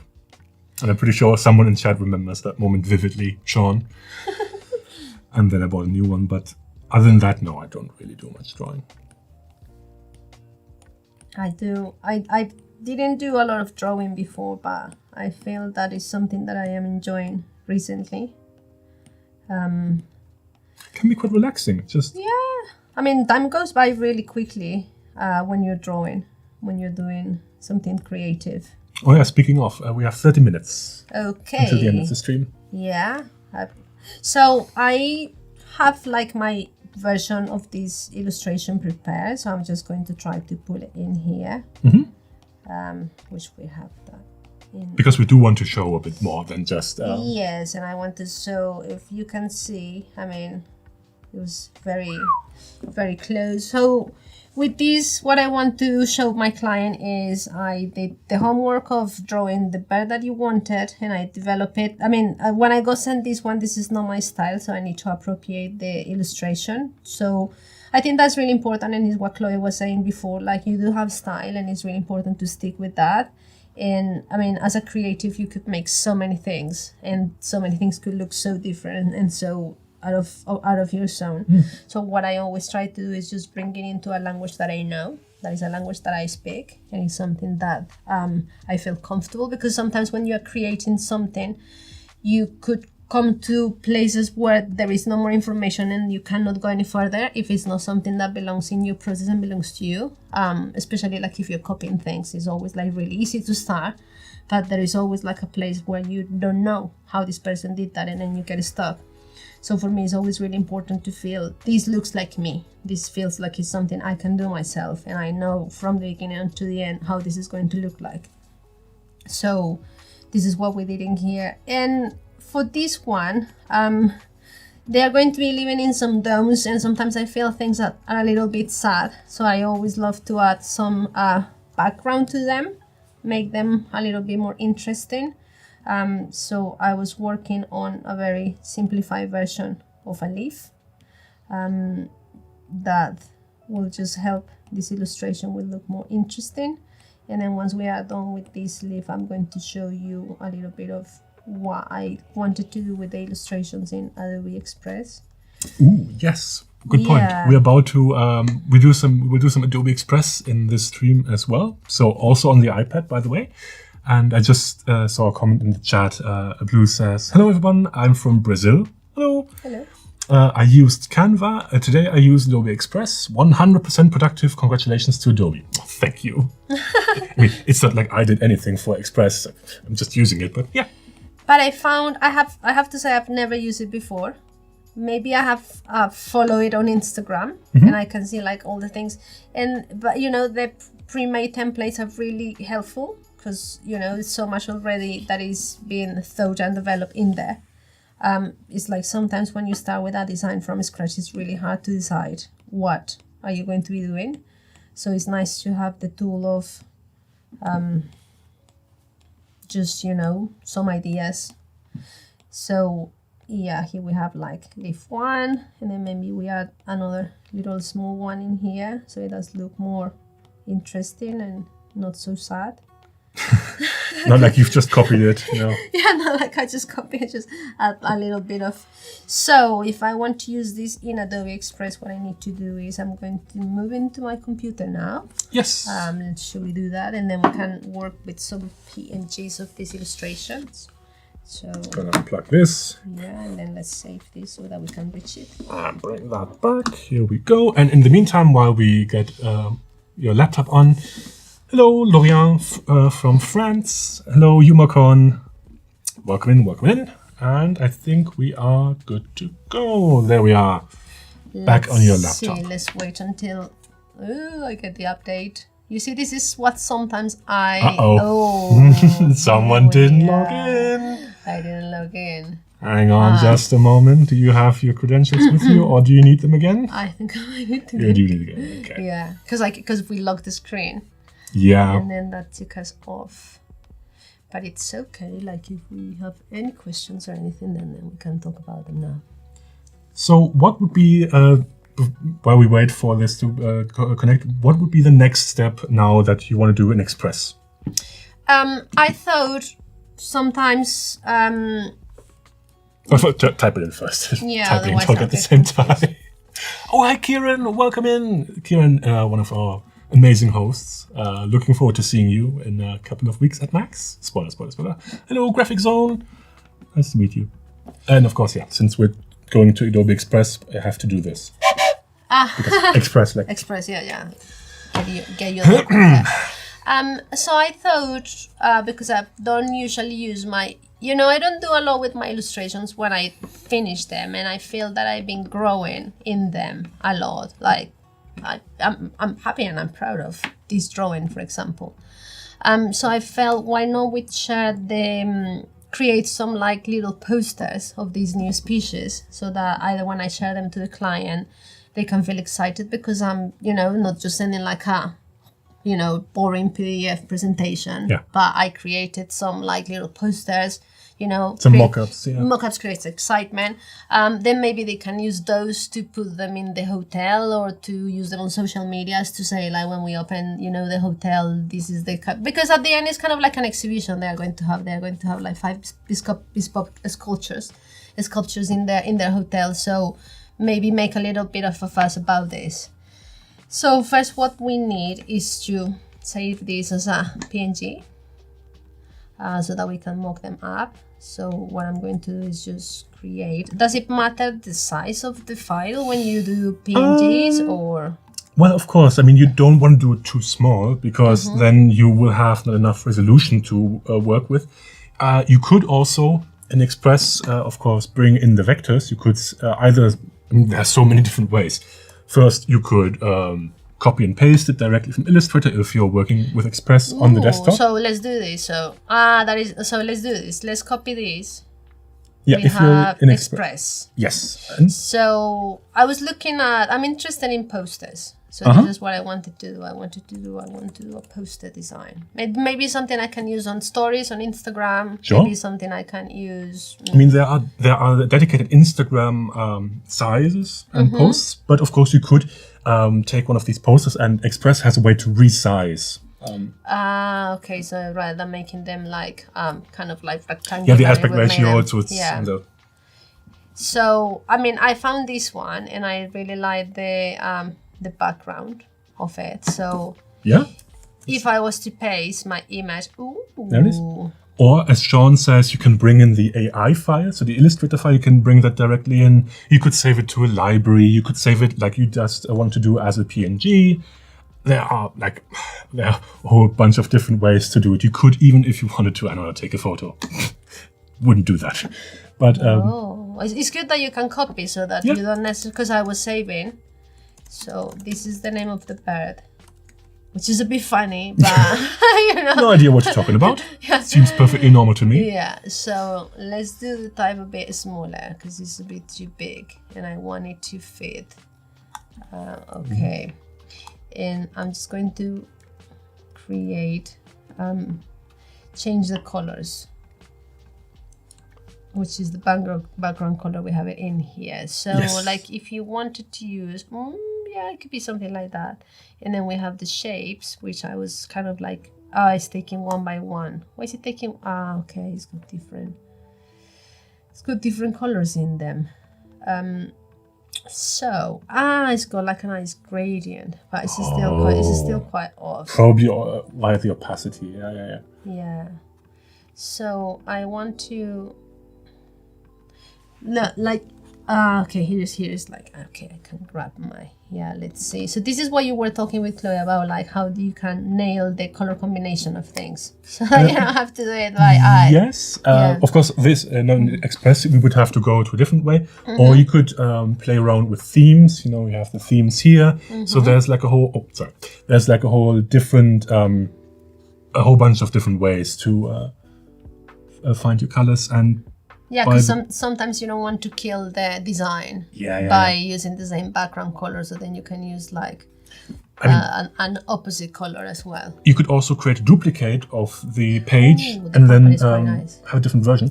Could we just make the browser a bit bigger so we have the full screen? Of course. That'd be great. Thank you. So how do I just like zoom in a little bit? No, with this one. Sorry, what do you want to do? You mean like this? Yes, that's perfect.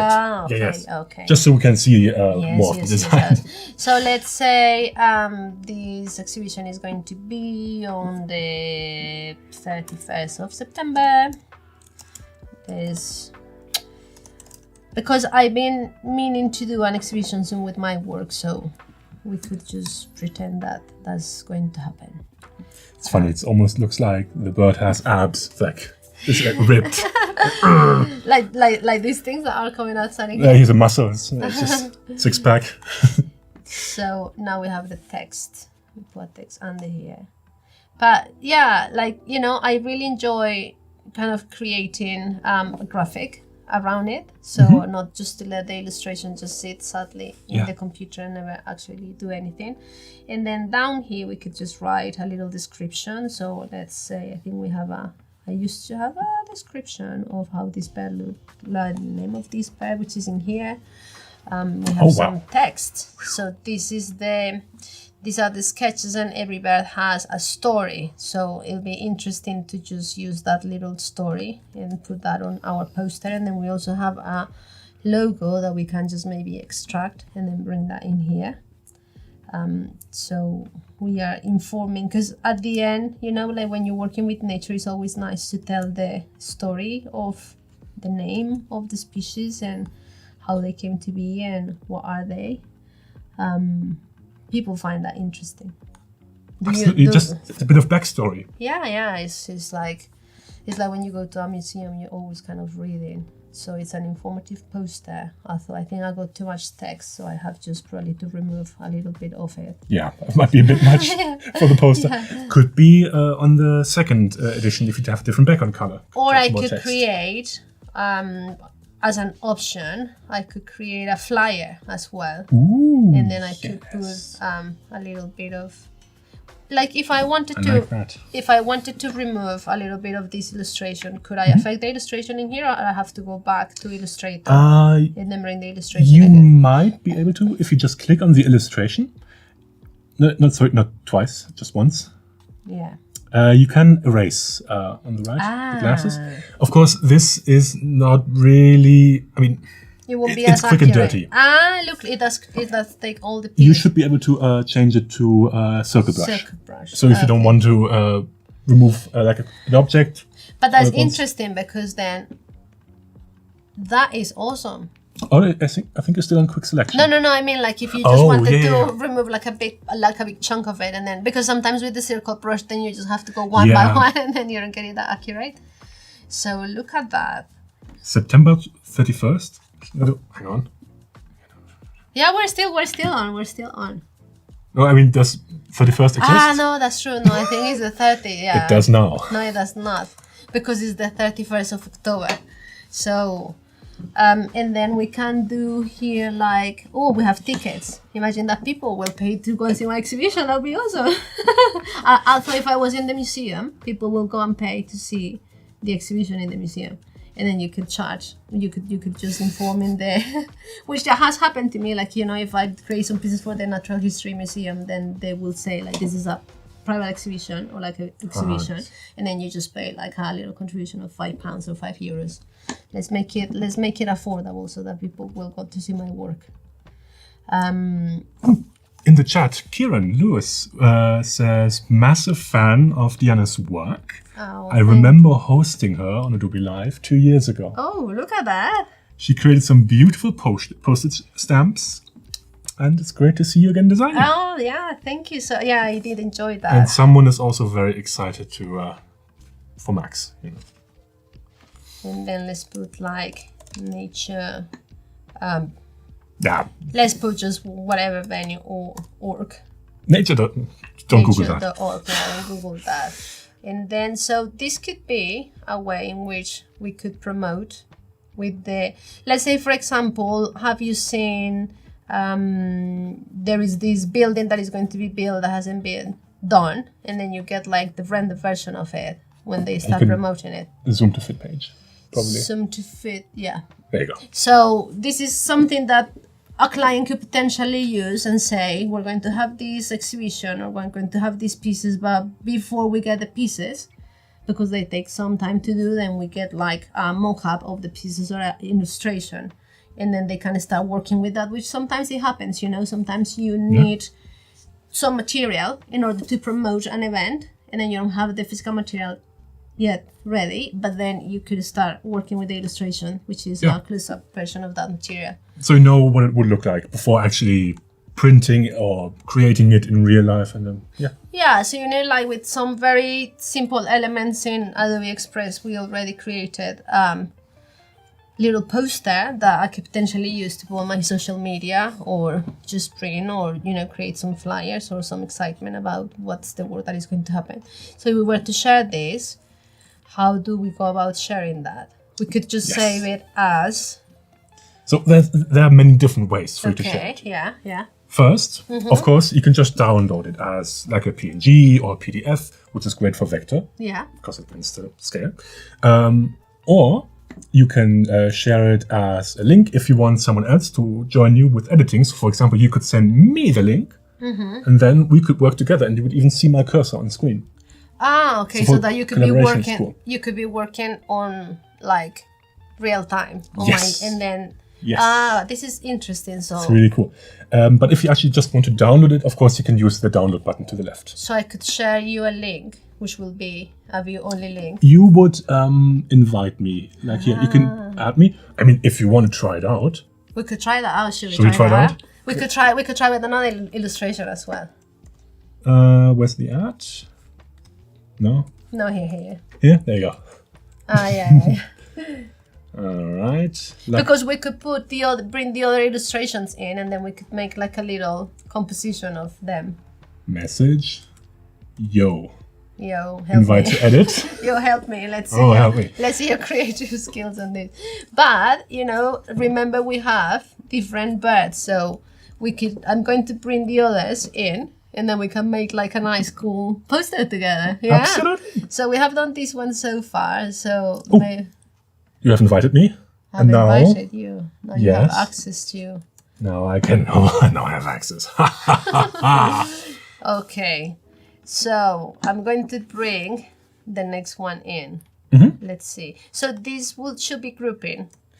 If you want. Look. Yeah. There you go. Another guy in town. I would probably create a new page. Okay, so then we can create. How can we have like different 1 to 3 artworks at the same time in the same screen? Not in this on the same screen. Okay. Unfortunately, at least I don't think so. But you would add, and you can even duplicate it. So, okay. Yeah. And then if you duplicate it. Okay, and then what we can do is we can get this one out. Get rid of the old one. There you go. But I want to keep the leaves of the old one so that we can use them for him as well. Yes. You see, because otherwise if we take him out in the background, then he's going to look really sad, just with like... You know that one? Look, there I am. In orange. Look. Okay, so what color background would you choose then? Could we be working at the same time and you could be editing some bits and okay, I see. I mean, I won't interfere with your work. Don't worry. It was just to show that we could do it. So if we, for example, if we are not in the same room, I don't know, you're in Bristol, I'm in Munich. Yeah. Or, I don't know, in the US, then we can work together. And I can see what you're doing, you can see what I'm doing. It's actually quite cool. So here I changed the name, so we have a new name for this one. And then maybe why don't I go and I find a leaf on Illustrator, and I just bring it in. Do we have Adobe Express assets leaves? Can we find a? Let's try it out. Yeah. I mean, you can go to either Elements or Media. I'm not sure what would be the best place. Elements probably, and then just type in Leaf. Leaf. Let's see. Oh, there we okay. go. Okay, and then let's have a view all. Let's see which one will match. Maybe this one.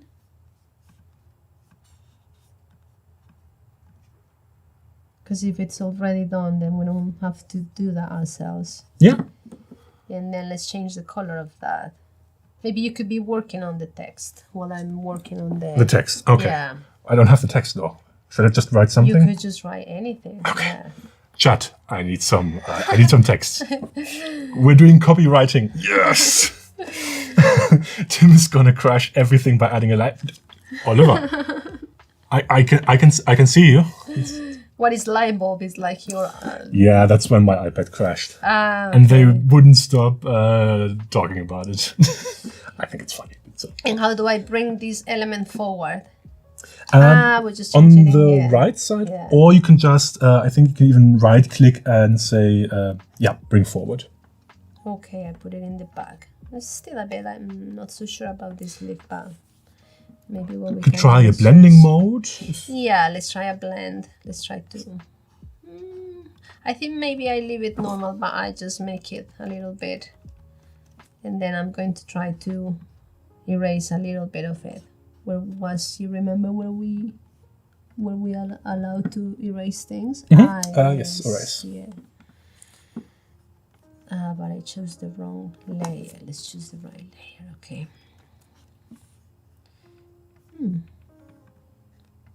Okay, in here, erase. Yeah, because I think it's too. No, it's erasing the bird.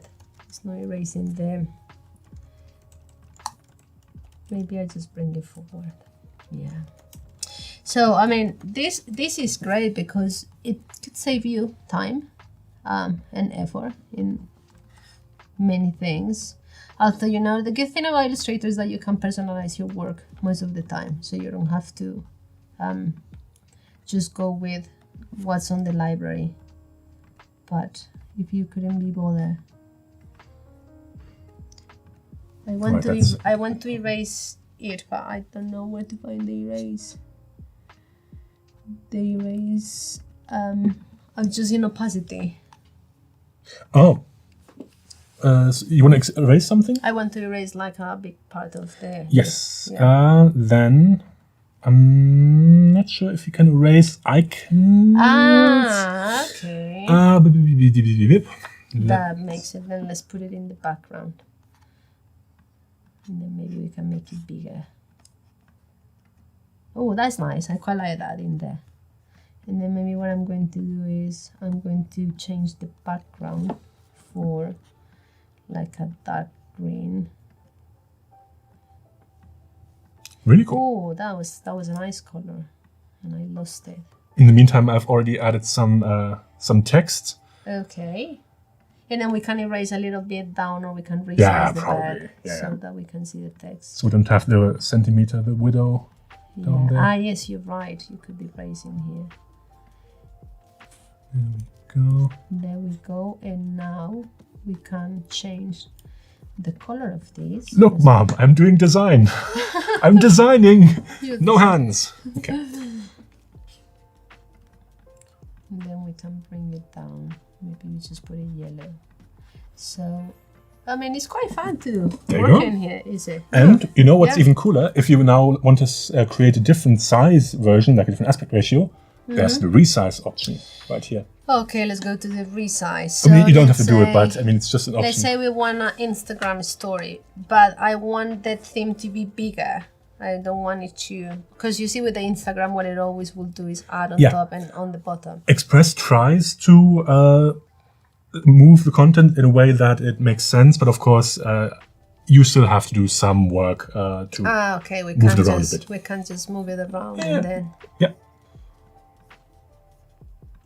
So we have done two nice posters. We can bring this down a bit.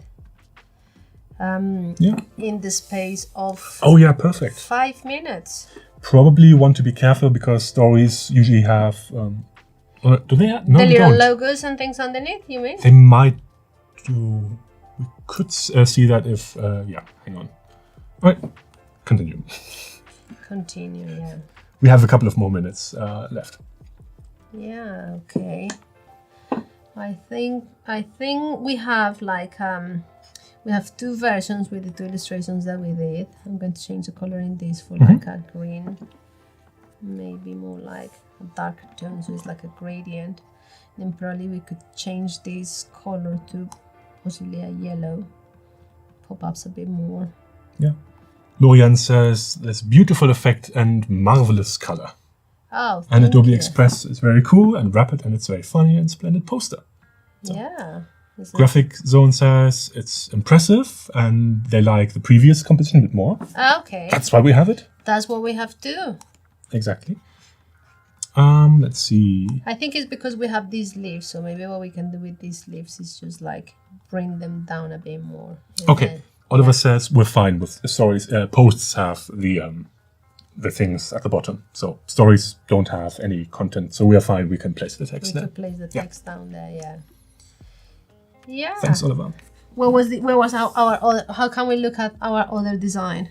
Either you can go back here, or you can click on the 2. No, one on to the left. Ah, yes, I see. That's I see. the one. Oh, look at that. Yeah. And then you can have an overview. Of course, we only have 2 artworks right now, so it's not a lot. But if you have like 10 or 15, like for Instagram, so Then you could do, then I could bring potentially the whole, can we resize these again? So then we yes, just you had could make a duplicate. I think you can create a duplicate first. duplicate, which or- is duplicate. Yes, or you can. I think even if you, you can even do it from here. Where was the size that we had it originally? Poster. I think if it's somewhere there. Or flyer? Flyer. No, I think flyer is You can also use a custom dimension at the very top.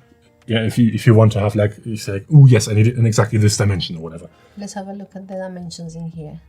Oh, yeah, of course. 27, 13, 12. 927, 13, 12. 927, 13, 12. 13, 12. Like that? No, the one missing at the beginning. 13, 12. Not. Ah, yeah. There we go. Okay, resize. Yeah. Perfect. That's better. Probably could yeah. scale it up now a bit, just tiny. Yeah. So we just fit it in there. Flyers for flyers. There you go. Flyers for flyers. All We right. have 2 different.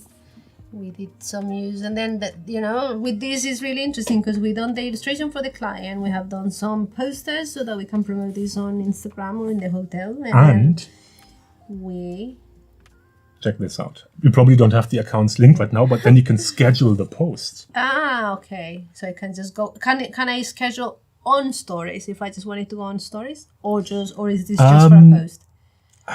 That's a good question. I haven't tried it out personally, but you can connect your social media accounts and then you can schedule them, and even you can generate a caption for you. And they will do it for me. Yeah. So- Sometimes I'm too busy with my life. Whole bunch of things. When I realize I need to post, it's like late and my audience is not Yeah. in there. Yeah, To different see time what- zones different maybe. time zones, yeah.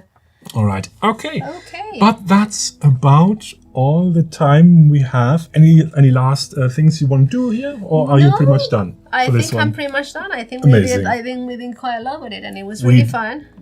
You did a lot. I was just sitting here and looking busy. You were a little red arrow, a little orange dot in my Like work. it's right over there. Okay. So thank you so much. I'm gonna go back to the big camera. I said I'm gonna go back to the big camera. Here we go. Hello. Thank you so much, first of all, for joining us. Thank It's been you so really much cool for inviting me. seeing how you work. One last question, perhaps from Chloe, who has just been live with us a moment before the stream. Do you prefer working with paper, or do you enjoy the computer part of the process just as much? I think I like the balance of 50-50 because Good point. the computer does give me so much versatility and options. I can try so many things in there that if I was working by hand, I don't have the space to try things. So sometimes, for example, I'm working and I don't know how to follow something, so I just take a photo, bring it in Illustrator or in Photoshop, change the colors, change the dimensions, and then with that information, I can go back and fix the work that I was doing. Sometimes when you're working physically, you don't know, like if you have a problem, you don't know how to fix it. So it's always good to just bring it in the computer and just use your software, my software too. So I like the mix. I think it's important to have the mix. Yeah, probably best. Yeah. All right, then. Thank you so much for joining us also at home. We will be right back from the US with our colleagues from San Francisco. There's a whole bunch more going on with Adobe Express.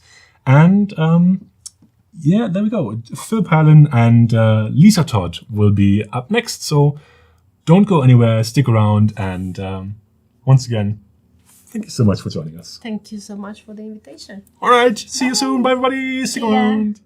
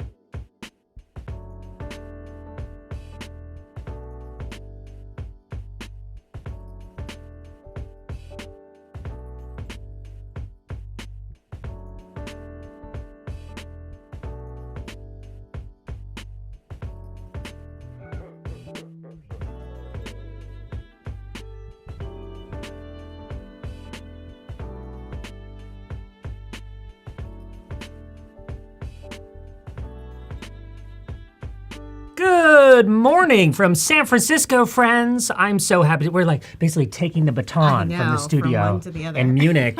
I am Phil Palin. I am so excited to be here with my friend Lisa Todd. Lisa, Hello. say hello to our Adobe family, our Adobe Live family. Hey, to all of you in the chat, thanks for sticking around. We're going to have so much fun today. We're going to tackle all kinds of things related to branding, simple content creation. I'll hop over to my laptop here and we'll get started. So the first thing I want to do, friends, to kind of set the stage is share this remixable template QR code. So this code will actually bring you into our slides today. There's going to be some templates that I'm going to give you, one for a mood board, another for working on your brand sentence. And there's there are a few other things in here that I think you're going to find useful. So you can use this QR code to hop over to our amazing remixable template. And I feel like the best place to start is introductions. So I think if you guys have hung around Adobe Live, you know you've probably seen me before. I have a show, Ask a Designer, with my dear friend Izzy, who I think will also probably join us in the chat every Tuesday. And occasionally I hop on here in studio on Thursdays. Lisa, my first ever client. I know, back in the Wayback We don't want to say, Botox for a reason. I don't want to go with Botox. But it was well over 10 years ago. Yeah.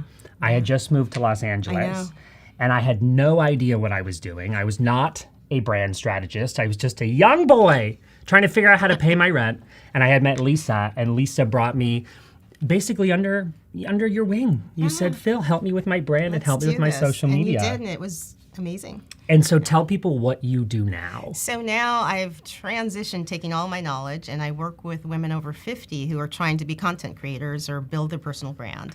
So they need to know how to have all the different assets, how to go live, how to do all that stuff. So I help them, guide them through it. So there is so much opportunity for that demographic. There really is. There really is. And it's just taking the fear out of the whole process, and things like Adobe Express make it so much easier. Oh, honey, we're going to explore that today. To build out and just do your thing on camera. So I'm excited. You have jokingly said to me that you've had, what do you call it, 9 lives or cat I lives? have had, many cat lives. I've had many cat lives. When we started working together, I was supporting you with social media for your jewelry brand. That was in the early 2010s. Then you came back to me at I think around 2027, was it? I don't remember that. 2000. Yeah, okay, don't say it.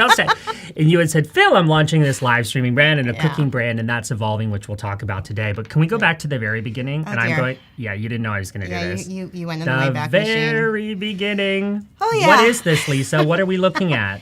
There was a little television show back in the day that I was on.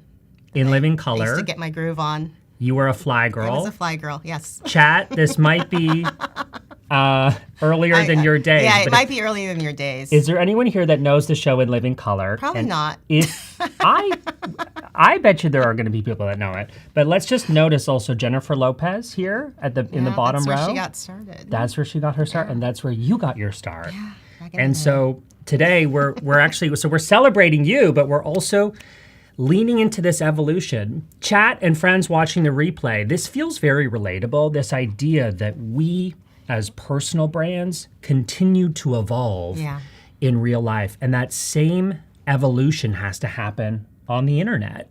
And I feel like Adobe Express is one of the best tools that enable us to really foster that evolution. Yeah.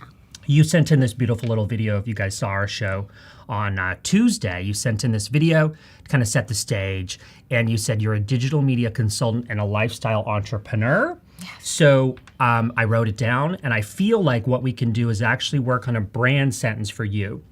Friends, if you've seen my streams before that I kind of use like today as like a branding workshop, you will know that before we start designing, we need to have clarity on who you are and why people should care. We need to be able to succinctly say that before we start putting pen to paper, we start putting visuals on screen. It's really, you've got to have a really strong positioning for your brand. And so I like to use this formula. We can use an AI tool. I typically will paste this into ChatGPT. That's one that a lot of people use and know. So let's hop over now. Stand by, wrong. There we go. I'm going to go ahead and paste this prompt in here. And Lisa, we're going to workshop this together. Does that sound good? Yes. Let's add some spaces. Let me increase the size a little bit so our friends can see it.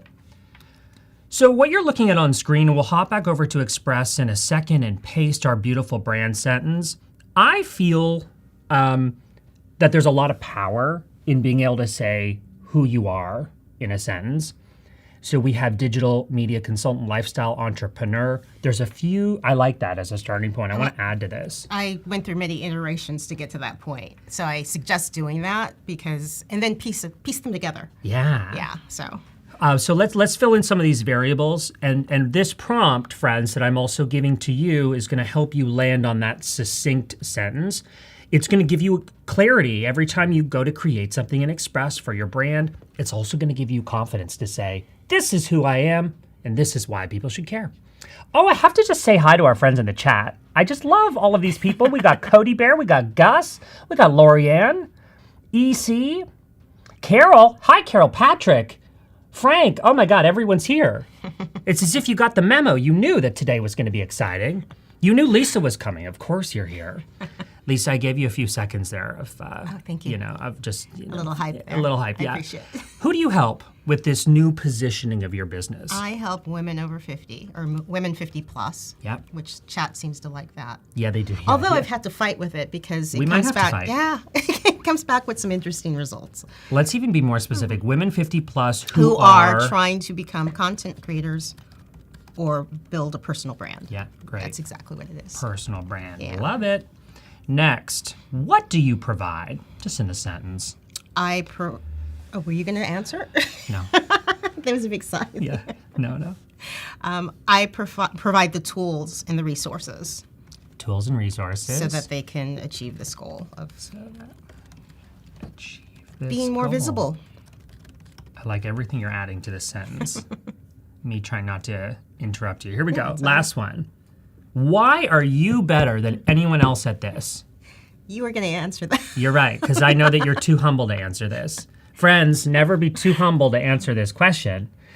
Or if you are too humble, which I know you are, then have someone, I'm serious, have someone who knows you well Yeah. answer it on your behalf. I will answer part of it. Okay. I have been through everything as far as building brands, as far as figuring out content, as far as going live. So I have the experience and the knowledge, and I know the pitfalls and the mindset that you need to have to do this. So that's why I'm Yeah. the person. I know the pitfalls and I have the mindset. Okay, so let me just read back our answers before we click enter, friends. So if you're just joining us a little bit late, I'll bring you up to speed. We're over in ChatGPT right now before we hop over back to Express to actually put pen to paper. But it's so important for a personal brand to know exactly how it is positioned. And I am giving you the formula that I use for my clients. Lisa was client number 1. I'm now at over 400. So I feel like you can trust me. This is the formula now with the help of AI that helps us get to that sentence. So first, who do you help? Women 50 plus who are trying to become content creators or build a personal brand with some wonky punctuation there. ChatGPT doesn't care about that. What do you provide? Tools and resources that can so they can achieve this goal of being more visible. And why are you better than anyone else at this? If you don't answer this, then ask someone who knows you well to answer it for you. I've been through everything as far as building brands, live streaming, creating content, and I know the pitfalls and I have the mindset. So I tell ChatGPT, please edit this information if necessary to ensure the brand sentence is clear and effective. We're gonna click enter. Wow. I have one other thing. Oh, what happened? What do you want to add? Let's read our result. And by the way, as we know, if you've ever experimented with Firefly or other AI tools, the first result doesn't need to be the thing that you immediately take. We can use this as a starting point to iterate further. So it says, I'm a branding expert. That's interesting. Who helps women 50 plus build a personal brand and increase their visibility with the right tools, resources, and mindset. What do you think? You wanted to add something? Well, I always go back and ask it, is there any way to make this even better? One. Also, give me 3 other iterations of this that are different. And putting that or different is important because it'll repeat. That is such a good idea. Okay. I love that. So we have a few options here. Yeah. Take a look and see if you're jiving with any of these. And no, too, don't put a ton of pressure on yourself to land on the perfect result. You can take one and iterate. Mix and match. Mix and match. Yeah. I do that Yeah, all the I do, time. yeah. So which one is speaking most to you? Ooh. I kind of like this one. I was looking at number 2. God. Because, Yeah, we're in we're sync in sync today. there. We're in sync. But I like content strategist because you had mentioned your experience with content. I mean, live streaming is a form of content. Social media is a form of content. And all of that goes together because you have to make, the different iterations of that, of smaller, content. And Bingo. So friends, let's just show where we landed. We were here, a few bullet points, which I took from Lisa's video that she sent in on Tuesday on our Ask a Designer show. And we have built that out in less than 5 minutes, a powerful brand sentence that at least is a starting point. Yeah. Right? And we can continue to iterate from there. So I should also tell you, I probably didn't read the, let me go back to the prompt for a second. The formula that I use for your brand sentence is this: I am a title who helps audience, verb, value. That is the formula that I've used for years, and it seems to work well, and it's working pretty well here. So, friends, once we feel good about, and obviously we're doing an expedited version today, but once we feel good about how the brand is positioned, then and only then do we move on to the visuals, the build of a brand, which for me and my team always starts with a mood board. This is how, and I know we have C pros, we have creative pros in our audience that are like, yes, Phil, start with a mood board so that me, as a designer, we start to speak the same language with the client. Right. Your clients typically aren't designers, although sometimes they might think they are. Might think they are. And with and tools you have like to say, Express, can you we take empower that them. away? That's too much. Yes. But a mood board is a really good way. If you're working with a team or even with a consultant, mood boards are a really great way to get everyone on the same page, right? I'm looking at the chat here. Ray, we got A Perva, hey. And Izzy is in the chat. Oh, sweet Izzy, I'm so happy you're here. My day's even better because you're in it. Hey, Izzy. So friends, you might go, okay, well, how do I even begin with a mood board? Let's come back to yours completed in a second.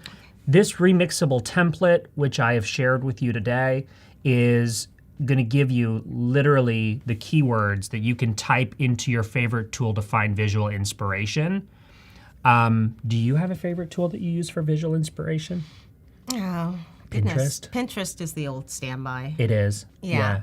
I love I would Pinterest. still say that's still the old standby. People will occasionally go to like Google Images. Yeah. But I find Pinterest. Also Behance, and I'm not just saying that because we're live streaming on the platform right now. Fun fact, did you know that every designer, every brand identity designer I've ever hired over the years, I found on Behance. Did you really? Yeah. Okay. Kostya. That's good to know. Shout out to him and Nick. Both of them found them on Behance, and I continue to just find that to be so inspiring for any of the visuals that we're creating. So if you're going to create a mood board, these are terms that you can actually type into your favorite tool of choice.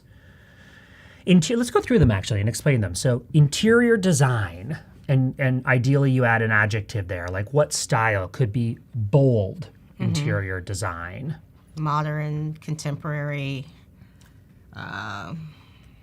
Classic. classic. Yeah. Yeah. How cool. Izzy says in the chat that Adobe Live found her on Behance. Oh, wow. Izzy, I'm happy they found you because then I found you and I would be nowhere without you. Logo image is our second mood board. Logo design, and then you could also add an adjective there if you wanted. Because is it modern? Is it traditional? Is it Bold. bold? Is it corporate? Refined. Right, all that stuff. So, yeah. I think it's always helpful too to have a typography example in a brand board. By the way, these are just starting points. You'll see when we flip back over to Lisa's mood board we prepped for today. I'll use these as a starting point, and then I'll sometimes find some other bits and pieces along the way. So typography design, it's a good idea to give a few starting points in a mood board so the designer knows, oh, okay, this is something that you feel is jiving. And old school magazines are a Good idea. Yeah. And now you could just take a magazine and just snap a photo of it. Or a product you like or whatever. Throw it in. Yeah. Friends, also, did you know that there's a Google Chrome plugin for Adobe Express? That's one of the best use cases for me, is that as I'm browsing around online and I see something I like that might inspire a branding project I'm working on, you can use the free Google Chrome extension to grab that image, quickly put it into Express. Lisa just had a really good idea. Let's say you're flipping through a magazine, right? That you could snap an image of that magazine and you could retouch it, adjust. When we have like a graphic element on our canvas, you can make some adjustments. We'll showcase that in a second. So let me just quickly go through these. And I usually have another brand design example. I like to have a business card on there. Interior design, I usually have 2. That's just my own kind of inspiration. I love interior design. And a fashion example. Like even if we're branding, fashion can still hint at the lifestyle. Right. Yeah. You know? Yeah.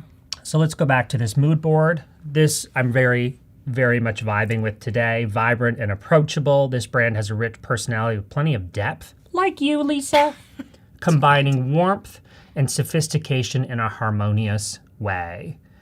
That orange, I really love that orange. I know. You always have loved that orange. I have always loved that orange. I also thought it would be fun to include a throwback to your candle. That is right. your candle product. Yes. And that is still to this day one of my favorite examples of packaging. So beautiful. Based on gem tones. Yeah. That was that whole inspiration. So It's amazing. So, right, you know, when you're putting a mood board together, you can just kind of dump a bunch of images. And the most important thing is to start deleting, start moving things around until you feel like it jives. and your eye will start to see what feels right and what goes together. It just kind of organically happens. I love it. Yeah. Bingo. So this I feel like is a cool mood board for a project. Friends, if you've ever gone, well, I don't even know where to begin, this is where to begin. And it's a remixable template so that you can, I'm giving you permission to steal my mood board strategy, my brand positioning sentence, and my mood board strategy. Take it. Run Take with it. Run with it. So I thought I would show, so we created a brand for you 2017. This was when your brand, An Appetizing Life, was focused primarily on food right. and content creation. And you were so early on, you were a trendsetter with live streaming. Yeah. Tell us how you used to do this. I used to do, when Facebook Live first started way back in the day. Back in the day. We used to do a live. I'm going to show an image of Oh, you're this. showing an image. Yeah. I used to do a live cooking program, and we had 5 little cameras all over my kitchen, and we were using a product to be able to switch it live, and it was pretty amazing because people weren't really doing that, you know, on Facebook Live. So we did that, and then we would cut away and we'd be streaming to Instagram and Facebook at the same time, just by using 2 different, you know, phones, because that's how you had to do it back then. And yeah, it was a lot of work. It was a lot of work. It was a lot of work, but it was. I learned a lot, and nothing's wasted. So I used a lot of that today. A lot of things I learned along the way for live streaming today. So it's good. That's good advice, though, for our audience that might be thinking, okay, it's time to rebrand or it's time, you know, for my next evolution. Nothing is wasted. No, it isn't. And you know, I used to work in TV production too. So all of this is just your memories coming back and using bits and pieces of it. So any job you had that was probably odd might come back and be useful to you one day. Friends, I want to show you where or how we created this logo, and then I thought we could actually have some fun today creating a logo in just a few minutes for Lisa's personal brand. So I normally try to find like 2 or 3 sources of inspiration. So we went with a fun shape that kind of was like citrus vibe, but not perfect, not a perfect circle, just so that it creates some visual interest. But then also inspired by geometry. I remember this so distinctly that you took a lot of inspiration from like Moroccan aesthetic and patterns and designs, and also like Palm Springs. Palm Springs and all that. Yeah, that's where a lot of the color came from.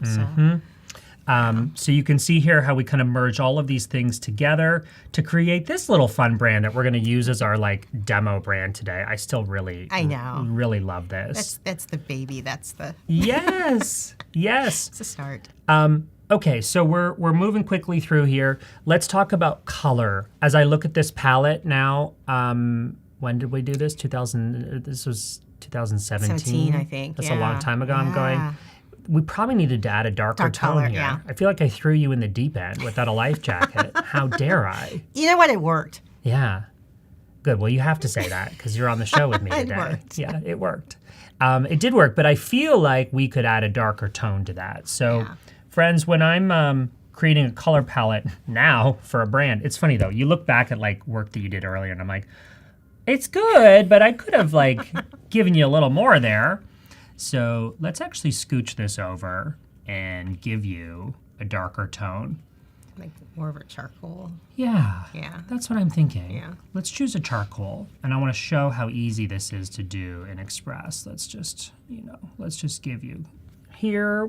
I'm I'm doing this so quickly and I'm not talking through what I just did, which is what I'm supposed to do on Adobe Live. So friends, let me slow it down and just explain what I did. So hopped over here to Elements. It might look unassuming, but this is actually where you'll find so many really useful things for your design. So there's something called Design Assets. If you're wondering, well, Express, how is this different than other browser-based design tools?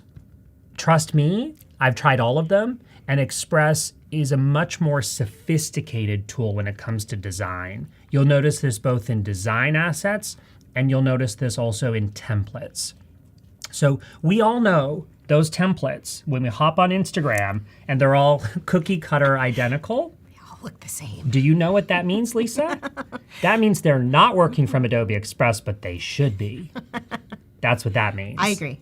And friends, the designs, I describe this as like Adobe level quality. By the way, I don't work for Adobe, I work with Adobe. So they don't pay me to say that. I'm allowed to say whatever I want, but I feel strongly that the design, the level of design here is really, really next level. I hop over here and just get inspiration sometimes for projects I'm working on. And so we hop over to templates, we'll go back to elements which we were working on. So Design Assets, this is a good place to start if there's something that you need. Backgrounds, self-explanatory, lots of stuff in here. I'm seeing I've used these for projects. That actually is kind of a cool little that's interesting. I like abstract that. pattern that we could come back like to. that. It's already in our our brand colors. Flagging that, bookmarking that. Shapes. So when you add a shape onto your canvas, this is basically vector, so we can adjust pretty much every aspect to it. So that's why I'll often try to find what I need and what I want to have control over. Under shapes, there's also a category called lines and arrows. So these I'm using all the time for stuff, just to highlight things. Those are good for carousels. In They're Instagram. very good for Yeah, carousels. yeah. You're right. Yeah. So, okay, icons. So we'll talk about icons in a second in the context of creating a logo. Again, we can pop any of these in, have control over the size, the fill color, etc. You get the idea. So that's where I got this circle from. Also, have you noticed charts? Friends, this is new in Adobe Express. So if you go all the way to that last option in Elements, you can add a chart. Let's say you're working on a presentation, which I'm now doing all my presentations from Express. I find it really useful to be able to copy over things from my Instagram carousels or other things I've created in Express. Copy, paste it into Express as a presentation. Let me just see here. Any questions? No, but I'm keeping an eye on the chat. You guys are having your own little chats this morning. I love it. Izzy says, yes, darker tone for better contrast. Izzy's like, Phil, Yes. get with the program and add a darker tone to that palette. Emily says, charts. Oh my God, that's amazing. I agree, Emily. People will still be giving presentations and platforms like PowerPoint and others. Oliver, look, charts. Friends, I feel like I've done my job if There I'm you showing go. you things that you didn't know know, yeah. existed in Express. Love it. So keep me on task here. Okay. So I get so sidetracked. So let's create a darker tone for you. What are we thinking? I feel like a charcoal vibe. Yeah. Are you digging it? I'm digging a charcoal. But maybe like a charcoal with With more blue. like a bluey Bluish- charcoal? yeah, maybe. Yeah. Okay, so I don't want it to be too similar to that. Right. Yeah, that's really nice. Almost like a bit of a navy vibe that picks up that lighter blue. Yeah. When creating a color palette, friends, it's typically 5 colors. And of course, as soon as I give you a rule, I break it. But typically 5 colors. What you want is a white, a light, an accent color, a dark, and a black, or a version of black. And I'll just quickly explain what I'm talking about here, because you can see that I've actually got 2 accent colors. So a white, that can be #FFF, which is pure white. It could also be a light gray. So I would find that tone. If you looked right down here, that could potentially be our version of white, or I may crank it even lighter. So just because I say white, it doesn't actually have to be pure white, but it could be in that family, a super light gray. A light tone. So we've got this gray is light, especially some of these lighter shades. And that's going to mean that our darkest tone can show up on that light. So that's what we've got these two side by side right here. If I point, whoop, no, this way, whoop. Accent colors. At least one accent color. And this would be colors of your buttons. Anytime we're asking people to take action on your website or within your brand, we use an accent color. For a more colorful palette, you will see here that I break the rules. We were inspired by Morocco, we were inspired by Palm Springs, and that's an especially colorful palette. So it's an instance where I give you a rule and then I break it. I would actually count probably all three of those tones as accents. The blue could kind of double as like a darker tone because our lighter shade or a pure white should show up on that. Right. For like a darker composition. And then of course a black. And again, it doesn't have to be pure black, #000.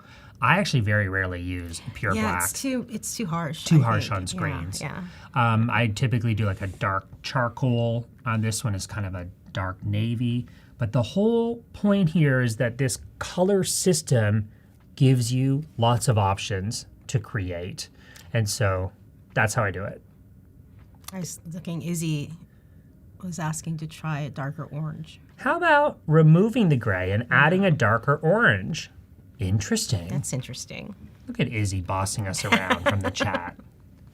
I love it. We're going to remove the gray. It's all about iteration and trying new things. Okay, that's really nice. Why is she always right? Why is she always right? Lisa, you're the client here, so you get to decide. Tell me when to stop dragging it. What's your vibe so See, far? I've got a light coming here. Yeah, or It's hard here. to see. Yeah. It's kind of like a clay. It needs to be darker, I think. Darker. Yeah. Like that. Yeah. Izzy, thoughts?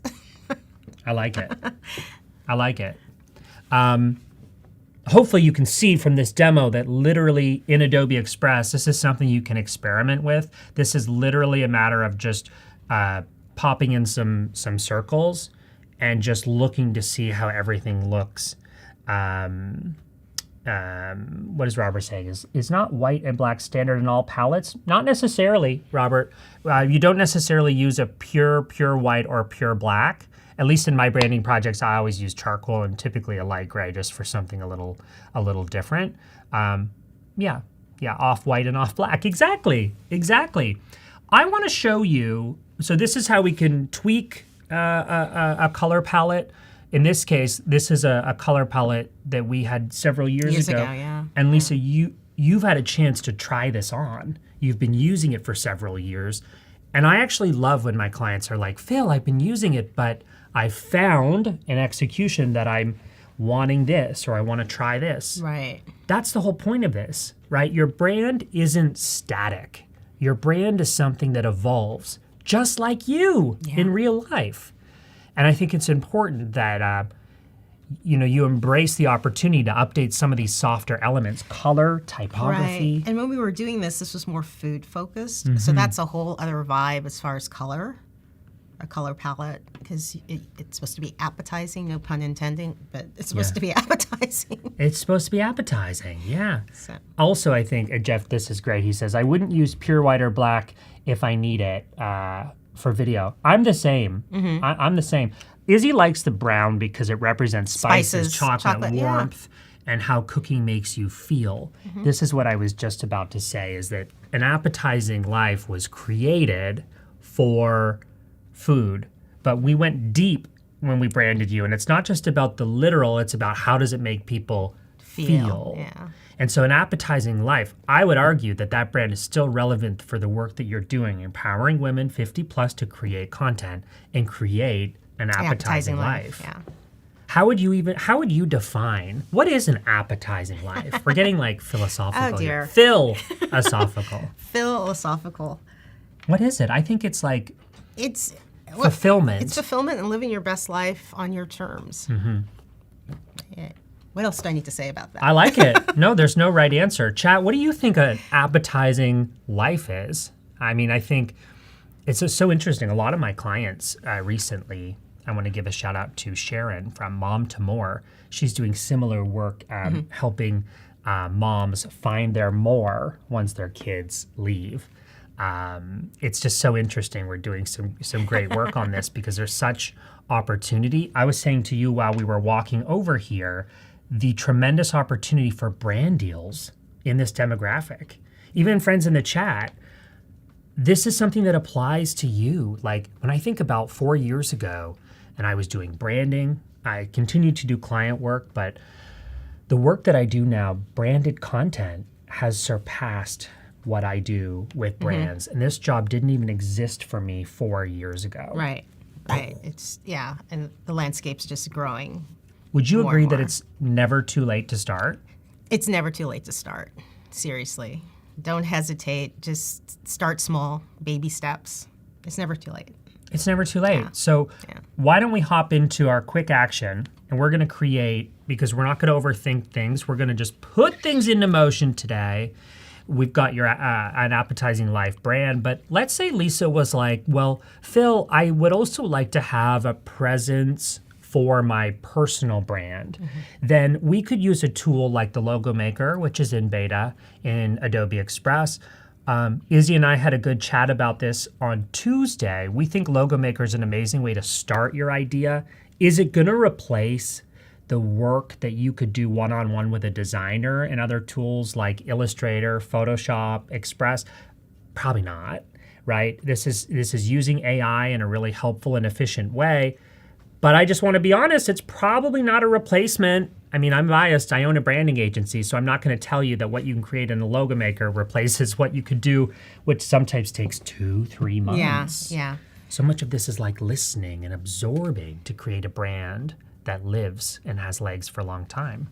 So, Lisa Marie Todd. Do you feel like you're getting in trouble? Lisa Marie Todd. I know. What did I do? You didn't do anything. You get to hang out with me today. There's a few categories here that will help you later on when we go to choose an icon, but for now, I think I'm just going to choose other. Other, yeah. Do you have a slogan? No is a perfectly acceptable answer. No is a perfectly, because you're doing my personal brand. No slogan. I have no slogan. Yeah, you don't need one. It's optional. We'll move on to the next stage of this. This is probably the most important part in the process. We can hover over and start to explore different styles that speak to us.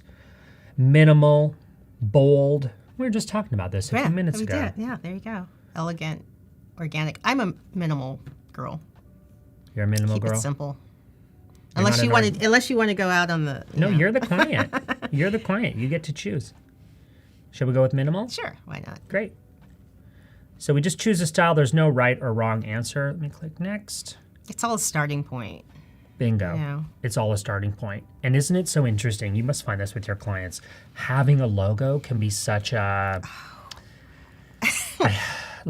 it can stop people in their It can tracks. slow them down so much, and I get to the point, just choose something and get started, and then, because it's holding you back from doing everything else. Yes. And then you can go back and tinker around with it. You can always iterate. Make a decision. I have a cup that says just decide. I have a t-shirt that says just decide. I love that. You should have brought that today. You could be like, look at this mug. What do you like, Lisa, here, just as a starting point? I kind of like this one. I like that minimalist layout. Yeah, let's I do was that. holding here Wayland recruitment. No, I'm not picky. You have to pick. You're the client. No, but I'm looking very quickly. Yeah. That's your favorite too? I like that. Okay. We can do that. I like it because it's got like a simple icon combination with text. So we'll click customize on that. And then we're going to choose an icon. So we talked about icons on the elements panel.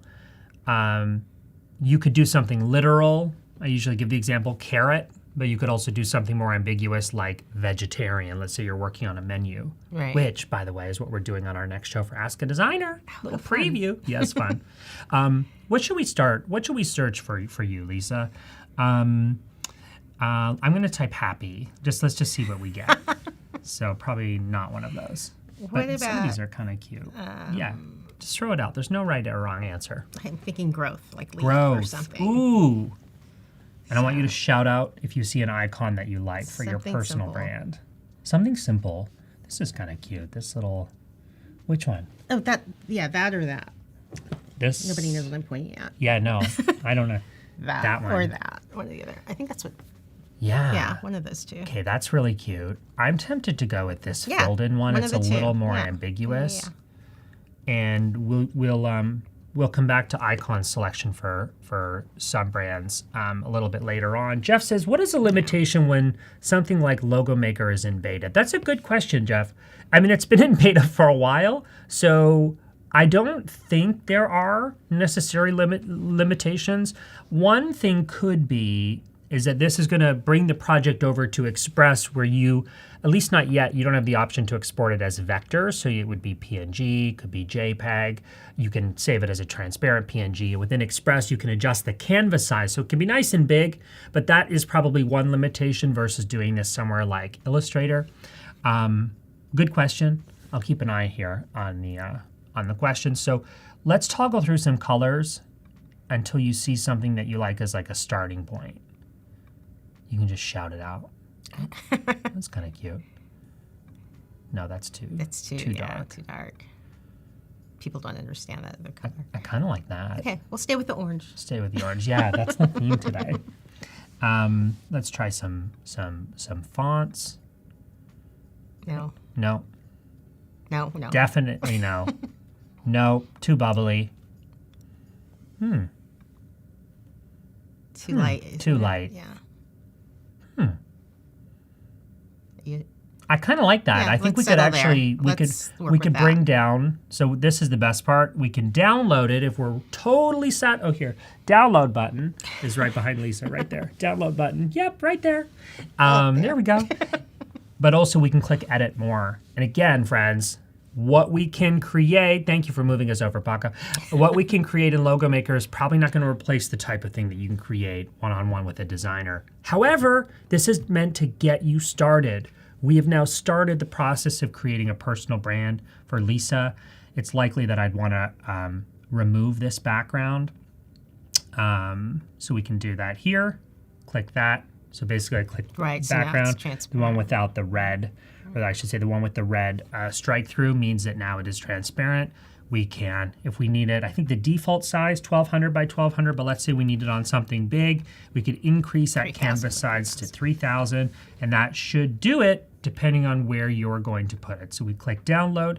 When there's no background on your PNG, you have the option here to save it transparent. That's what we would want to do in this case. We could also potentially download it as PDF, and that might give you that vector capabilities, importing that into another tool and platform. Okay, this created a new canvas for us, so I just wanted to go through that process and show you. We're going to hop back over to our little deck here that we're working from. Oop, let's start. Let's go back here to typography. So we talked about color. We talked about creating a color palette with 5 colors: a white, a light, an accent, a dark, and a black. Typography is even a little bit simpler. Don't overcomplicate this. And when you're working from a tool like Adobe Express, not only is the tool amazing itself, but it's the integrations, the way that it's using all the other great things that Adobe has, such as Adobe Fonts and Adobe Stock. Starting to experiment a little bit with typography is as simple as clicking text, adding some text on a canvas, and deciding, I like how that looks. So let me actually I'm going to create a new canvas for us, and we're actually going to play with this. So header text, and I'm going to just duplicate that and say body text, and I'm going to decrease that size. You may actually want to give yourself some, sample text to see how it looks in paragraph form. Also, one of the ways that I can do that in Express, when you click text, below the add your text screen, there are lots of really great existing, what we would call text lockups or pairings. In many cases, if you look through here, not all of these will be relevant, like logos, but paragraphs, this is really cool. You can actually start to see some existing text pairings. That's really nice. Let me actually just remove that dummy text that I had placed. Something like this gets you started. We would just ungroup that, click on the specific layer, and we can start to explore, here are some great font pairings. It's common to pair a sans serif and a serif. Serif typically, serif means it has the little tick marks on the text, making it easier traditionally to read as a paragraph. And sans serif is French for simply no serifs. I did study French. I'm from Canada. I don't know it as well as Izzy. How's your French? It's okay. It's okay. It's okay.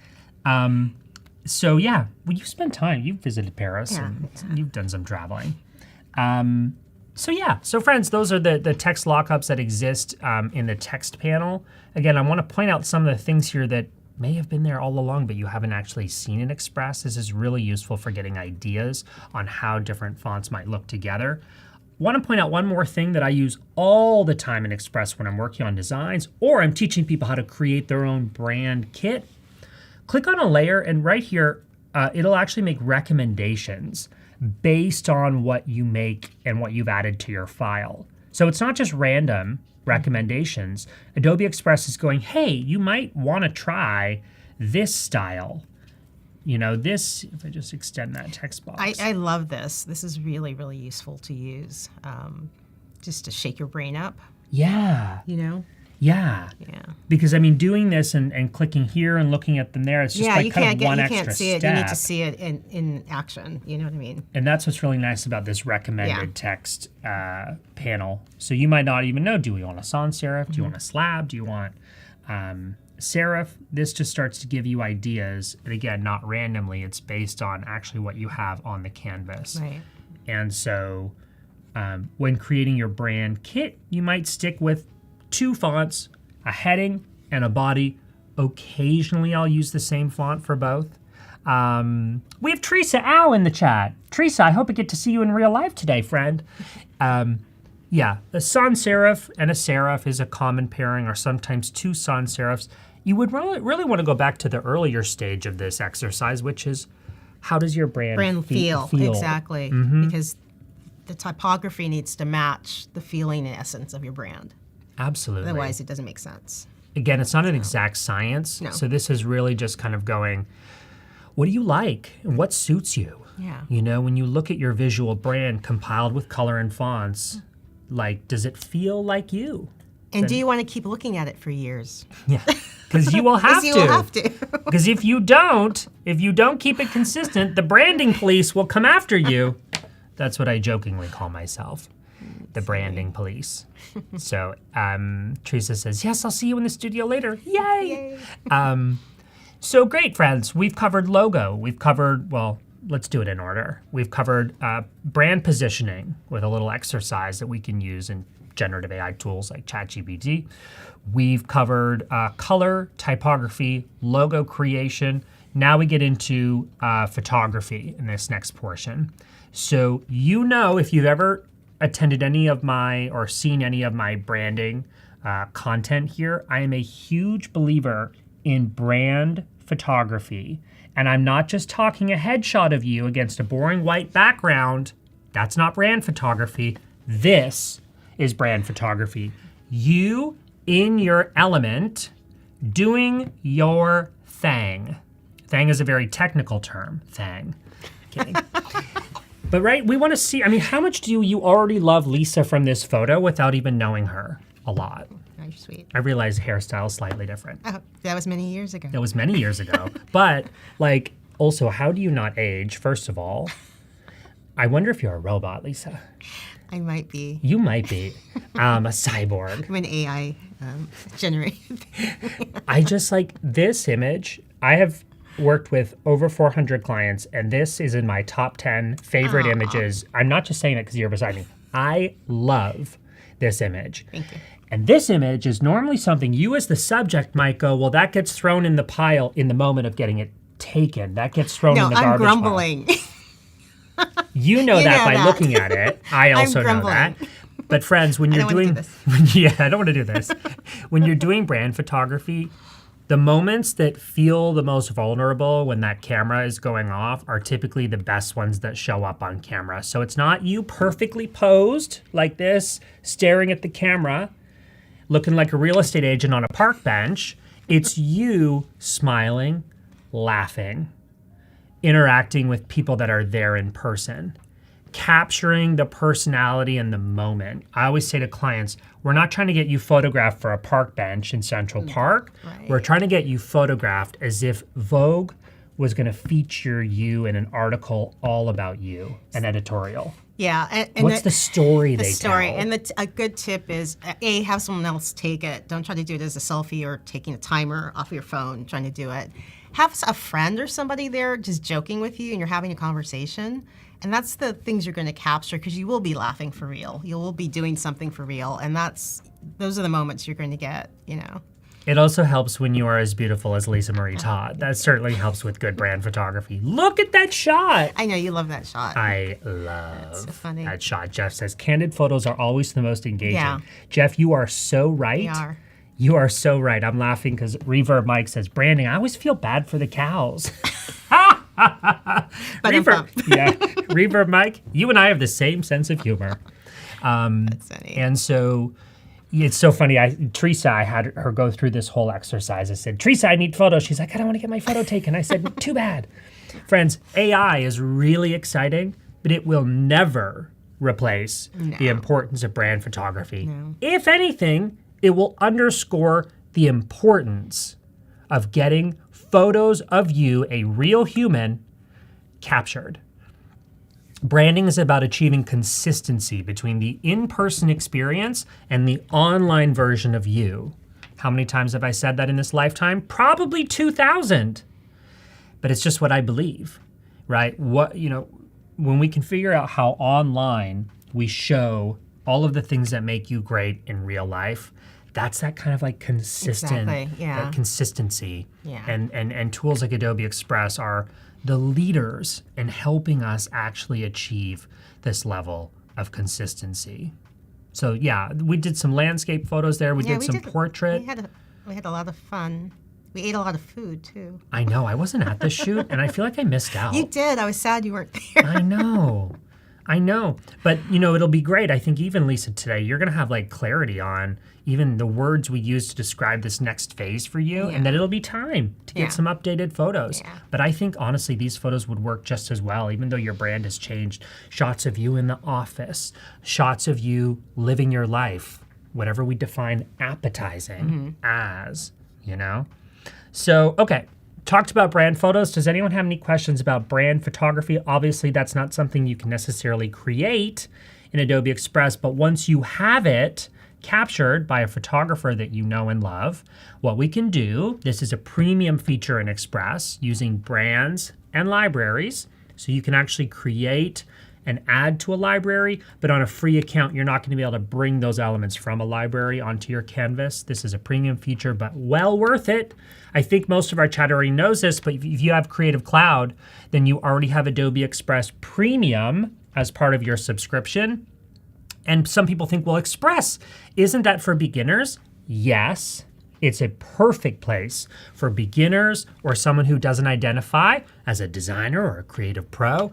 It's a place where they can land and go, hey, you're welcome here. Yeah. You can begin creating, much like your clients, yes, Lisa. Exactly. But friends, this is also a place for creative pros and for people that are using Photoshop and Illustrator and their other, favorite Creative Cloud apps and tools, because in Express, sometimes it's possible to just do certain things faster. I recommend going and checking out the quick actions menu, converting file types, whether it be images, videos, combining PDF pages, which we might use or do more stuff in Acrobat for. Like Express really becomes your hub between all your Creative Cloud apps, and you'll find that it's just incredibly useful for these quick turn, high speed type projects and asks. That's how I use it, or tell people to use it.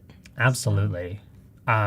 This is so cool having your brand set up in Express, because not only, like, I could go in here as your brand strategist and set this up for you, but then I can very quickly add you or any other creator, collaborator on this quickly and share that. And then that's something that comes up for you in your Express account.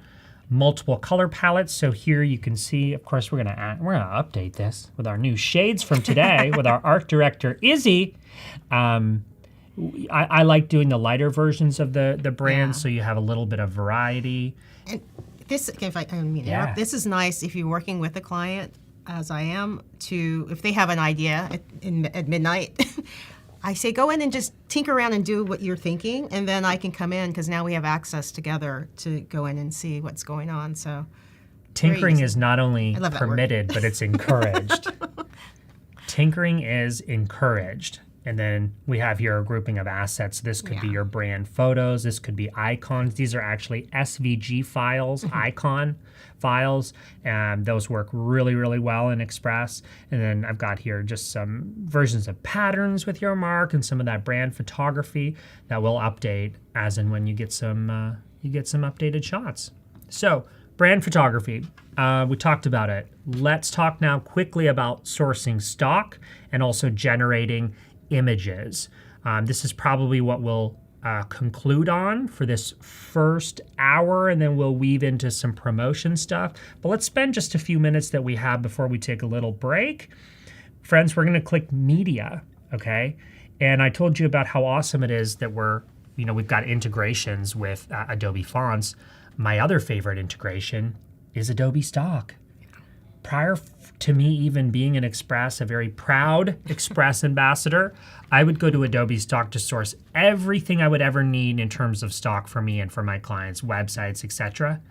Now we have access to so many of those great assets from stock without having to leave Express. So Lisa, let's take an example of like a stock photo you might need to source for a live stream, for a workshop. For a live stream, you need a background. You need some type of background. So I have found things that work great there in the particular software that I use. You can build out scenes. So it's nice once you upload it, it's there, and you can keep building out if it's a 2-shot, 2 different people, or the full shot, or you're taking an overhead, and you can have it all set up with this beautiful background that you found in Adobe. So we can find something like that. That would be great. So the few places to go for that was we'll click photos, but I'll just quickly mention you've also got access to video and audio. I'm working on a video project right now, and I'm pulling everything from because you this. can use movement behind you. If you're building out a scene and for a live show, so we can do that also. I also love the categories that it creates. Like, so even if you don't have a keyword in mind, like sometimes just hopping in here and just going, my mind is open to. Or color. Sometimes I'll put graphic color, or color graphic, and that'll give me some kind of pattern. So if I put in teal pattern or something, you see how I love it. Yeah. Teal pattern. We're actually going to try teal background, something like that. You'll start to get. I think I feel like I used that one.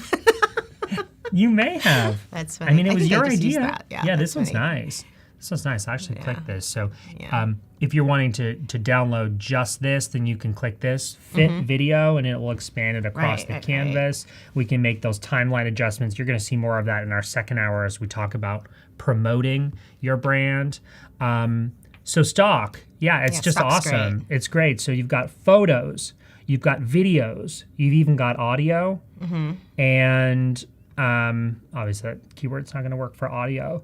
But the whole point here is that you really don't even need to leave Adobe Express for many things. You as this continues to build out, there's so much that you can access from here. What we're going to talk about coming up, let's put this little cat in here just for right now. What a little cute cat. Let's just fill up our little stock photo spot here. What I want to work on when we come back is actually using Generate Image. You may have known this as text to image. Now we're calling it Generate Image in Express. We choose the size here. I might just, for the time being, pop in an image here on our canvas that we will create together after we take a little break. I want to explore also style reference. I want to explore composition reference, and so many great features here that, again, are just designed to accomplish a few things. Keep this simple for you so that you could actually execute on your ideas, and I would even argue enable you to be even more creative. Yes. And efficient. And efficient. And efficient. I get very excited about this stuff. Well, 1 hour has already passed. We are going to take a quick little reset break, but don't you dare go anywhere because we're only halfway through the fun. So stick around. You also take a little break, whether it's a pee break or get a tea or a coffee. We'll be back here to talk about promoting your brand in just a few minutes. So see you shortly. We are talking to Phil Palin, and he is giving us the 10 steps to building your personal brand with Adobe Express. My name is Teresa Au, and I work here at Adobe. I'm also the host of Adobe's podcast called In the Making. What are you working with to start? Right. Very important when you're building a brand. Take inventory of what do I already have? In this case, it was podcast artwork designed by Adobe. Okay, so we're clear on our challenge, what we're going to accomplish with our brand. How do we sum up what we do in a sentence? This is a great template for you to work from. So I'm a title who helps audience, verb, and value. Step number 1, challenge, right? Identify the challenge. Step number 2, write a brand sentence. Step number 3 is create a mood board. This was the mood board that we put together. I wanted something classic, timeless, sophisticated. We're really officially moving into the brand building phase. That first phase was brand positioning. Now we're going to talk specifically about the build. So we got to sketching when we identified that Teresa loved handwritten style.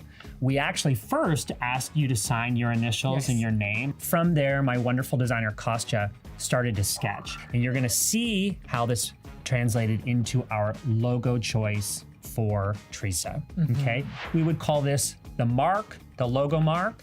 We also have what we would call a lockup, what I would call like a seal. So this is a horizontal. So this would be great in a website header. You need to really create a logo system for yourself. The truth is, we typically have at least 4 versions, and Adobe Express is the best place to start to make some of these creative decisions. You're looking at the 5-color palette that we decided on: a white, a light, an accent, a dark, and a black. What we could do is actually hop over to your stuff. If you're seeing here on the left, then click brands. I'm gonna create a new brand for you. Then upload your PNG files. There we go. We can also paste in your hex codes. Let's talk about fonts. Chances are you're gonna find your font in this amazing library. Graphics could be photos. Now, not only do you have everything you need for your brand, but you can also share this. So let's talk about brand photography. What happens, Teresa, if we accidentally photograph a bench in this absolutely incredible photo of you? Well, now, now we can use Gen Fill. I'm gonna highlight this bench. So we're gonna put here, remove bench. Check it out. Look at that bench that is no longer there. What would I do with a photo like this? People might look at this and go, huh, well, how would you use that? Let me show you. In Express, I can remove the background in literally a few seconds. Can you imagine that now on your website? Yeah. Right, so the visual just gives that kind of humanizing agent or element. We love to see your environment. We love to see props. I think props arguably are some of the most important things to bring to a photo shoot to make it a success. So yeah, this is Teresa's actual website. So we see you, we see these great little, look, there it is. There it is. Yeah. If our brand photos are our leading actors, our supporting actors are stock photos. Here under media, here under photos, we could type anything. Why don't we do podcast? Podcast, let's see what comes up. That looks and feels like it could have been photographed at Adobe. So I went to media, I selected this text to image. That's what we're working on here. All we have to do is just enter a prompt here for what it is that we are gonna work on. So what about this? Creative podcasting workspace. I like the idea of a graphic. We've got a real photo there. So let's see how this will look coming back as a graphic. There we go. I love that. Graphic just adds a totally different style. This would be great as a blog thumbnail. This is so exciting. You can literally create your own image using generative AI, text to image. Thank you to Adobe Firefly. Well, thank you so much, Phil. Learn lots. Thank you guys for hanging out with us. See you soon.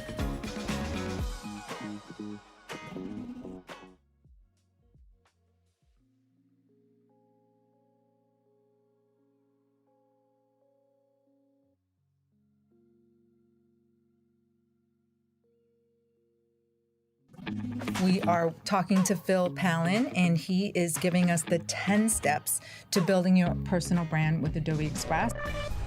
My name is Teresa Au, and I work here at Adobe. I'm also the host of Adobe's podcast called In the Making. What are you working with to start? Right. Very important when you're building a brand. Take inventory of what do I already have?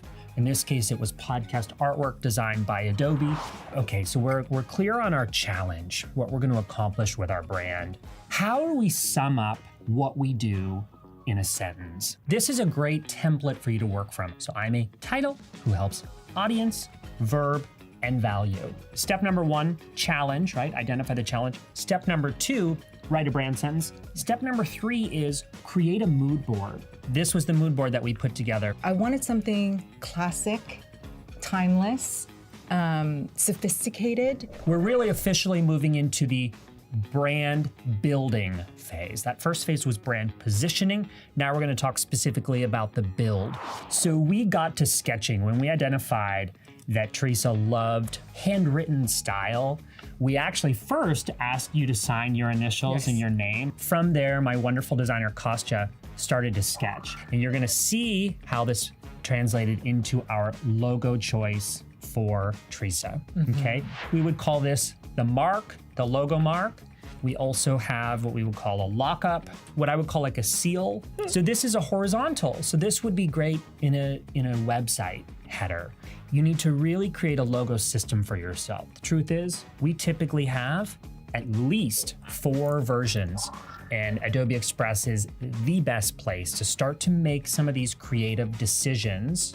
You're looking at the 5 color palette that we decided on: a white, a light, an accent, a dark, and a black. What we could do is actually hop over to your stuff. If you're seeing here on the left, then click brands. I'm gonna create a new brand for you. Then upload your PNG files. There we go. We can also paste in your hex codes. Let's talk about fonts. Chances are you're gonna find your font in this amazing library. Graphics could be photos. Now, not only do you have everything you need for your brand, but you can also share this. So let's talk about brand photography. What happens, Teresa, if we accidentally photograph a bench in this absolutely incredible photo of you? Well, now, now we can use Gen Fill. I'm gonna highlight this bench. So we're gonna put here, remove bench. Check it out. Look at that bench that is no longer there. What would I do with a photo like this? People might look at this and go, well, how would you use that? Let me show you. In Express, I can remove the background in literally a few seconds. Can you imagine that now on your website? Yeah. Right, so the visual just gives that kind of humanizing agent or element. We love to see your environment. We love to see props. I think props arguably are some of the most important things to bring to a photo shoot to make it a success. So yeah, this is Teresa's actual website. So we see you, we see these great little, look, there it is. There it is. Yeah. If our brand photos are our leading actors, our supporting actors are stock photos. Here under media, here under photos, we could type anything. Why don't we do podcast? Podcast, let's see what comes up. That looks and feels. We are back. We're having so much fun. We are. Are you having fun? I'm having a great time. I'm having a blast. I have looked forward to this moment of bringing you into studio now for literally months. I know. You are from the Bay Area. You were born here, weren't you? I was born in Palo Alto, Santa Clara University, St. Francis High School for those Bay Area people who know all that. Yeah. And we have just, I think, I try to stay in touch with you over the years, and just, we haven't worked together, but it's been fun, like in a little while, in a few years, but you've stayed on my radar, I've stayed on your radar, and I just thought you would be so fun to bring in here, especially with what you're doing now. Lisa, maybe let's recap if we have any people joining us.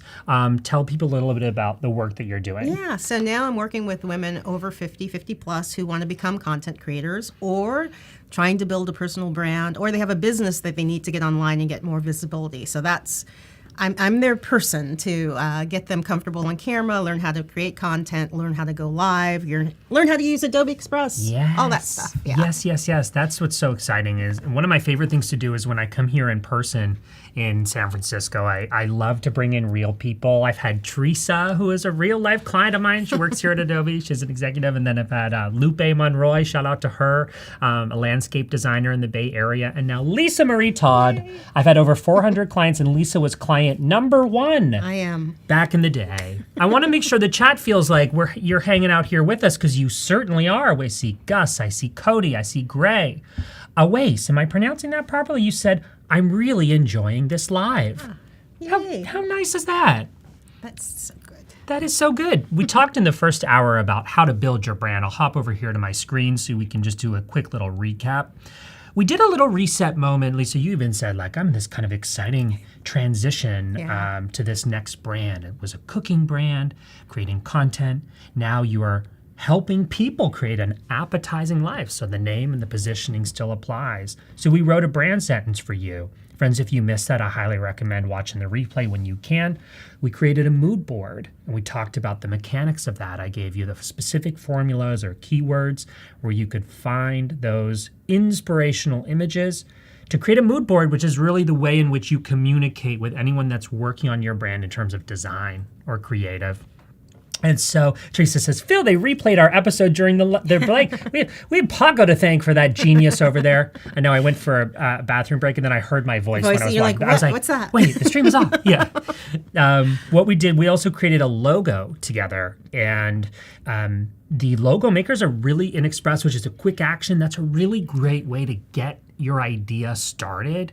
This doesn't have to be the brand, your overarching brand. Maybe you've already got a logo for that. This could be for a specific project. It could be a sub-brand. It could be an event at a workshop. I think the logo maker is just awesome for that. We talked about color. We added a color to your palette. Didn't see that one coming. No, we didn't see that one coming. Yeah. I would try to be like somewhat organized going to these streams. I'm like, it's good. It's in the moment. Yeah. Did you notice, by the way, we switched spots? That's just to make sure you're paying attention.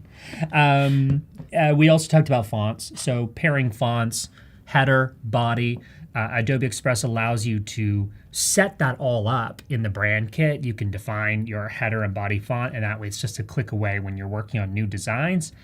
And then at the end, we talked about brand photography. Nothing will replace that, especially AI. Stock photography, though, Express is an amazing place to source some of that juicy goodness. There's that little That's cat. where we left off with the cat. That's where we left off with the cat. Now, I love the cat, but I'm going to remove the cat for now, and I'm going to make this canvas bigger. We're going to go to Media, then we're going to go to Generate Image.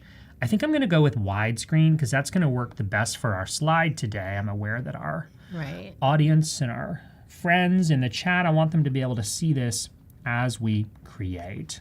I'll go slightly bigger and it'll fit this canvas just perfectly. So, I often talk about AI. AI is of particular interest to me. I wrote a book about it coming out in January. Didn't plan to promote that. I should have brought a copy of it and held it up. I have a fake. The book doesn't exist. The book is finished, but I haven't actually, I have just a version that's just the cover. Yeah. The inside is another book just for a photo shoot.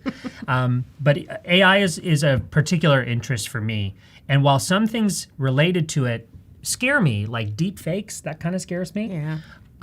Overall, I'm really optimistic about AI, and I'm also really excited by how Adobe has embraced it. I think AI is not replacing any of the really incredible, talented designers that we have in this community. If anything, it's a tool to help them. It's a tool to enhance creativity. It's your assistant. We're not sitting here, exactly. We're not sitting here for 6 hours editing flyaway hairs. Now we can hop over to Photoshop and use these tools powered by Adobe Firefly. And it's helping us buy back our time. I think so. As a creative. I absolutely agree. Yeah. We can actually sit here and ideate, which feels really good. And I think it'll take us to another level we may not have gotten to, which is what I like, because all of a sudden it's like, oh, I didn't think of that. Now you take it your direction. Yeah, exactly. Your brain. So. There's so many examples of it enabling us to be creative, and we're gonna play with that right now for the next few minutes.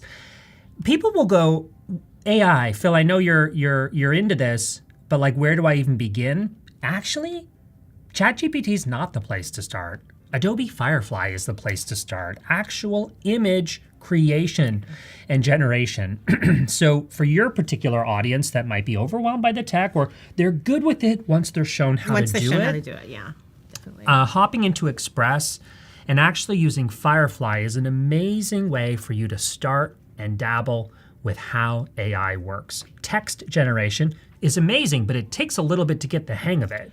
Whereas image generation, we can sit here, we're going to sit here and create an image, and this is something that you can do and try today without having a ton of knowledge needed beforehand. Eric says, love this, step by step. I'm so happy you love this, Eric. That's like what I try to do with any of the content that I create for Adobe Live. I want this to be step by step, and I never want to assume that someone watching knows exactly how to do this just because I know exactly, how to do it. yeah. So let's create an image, Lisa. We did not play. The first hour of my streams are always like very organized and well planned, and then the second hour is like, woohoo! Let's my just go with gosh. it. Let's test it and break it. Okay. So let's create an image. Maybe let's actually take a real life example, something from your business or maybe one of your clients. Okay. What do we need to create an image for? It could be a blog post. It could be a social media post or a carousel or a post on LinkedIn, something like that. It could be a live stream. Yeah, it could What do be we a want to live create? stream. Let's generate an image. Why don't we create a carousel post? Love it. Love it. And that is give a 3-tip carousel post, and we can come up with some random tips. Yeah. But just because that's something that people will do. So you have your first image, your 3 tips.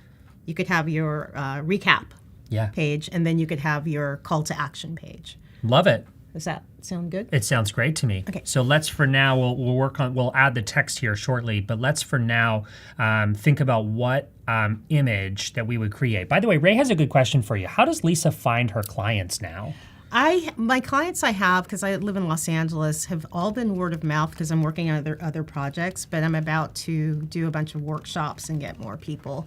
So I don't want to overload myself, but I want to give away my knowledge. I want to help. So, yeah. Love it. So I'll show you my favorite prompt. If you've ever seen me present on this, I always do this one, but I tell the story about how I went to find an image for this and it didn't exist in stock, an airplane made from chocolate and marshmallows with confetti. But when I actually went to Adobe Firefly and thought maybe I can create this image, it was able to create it almost instantly. And I have to say the content type is one of my favorite things because it could be art, it could be, I'll let you get into that, but. You're right. Yeah.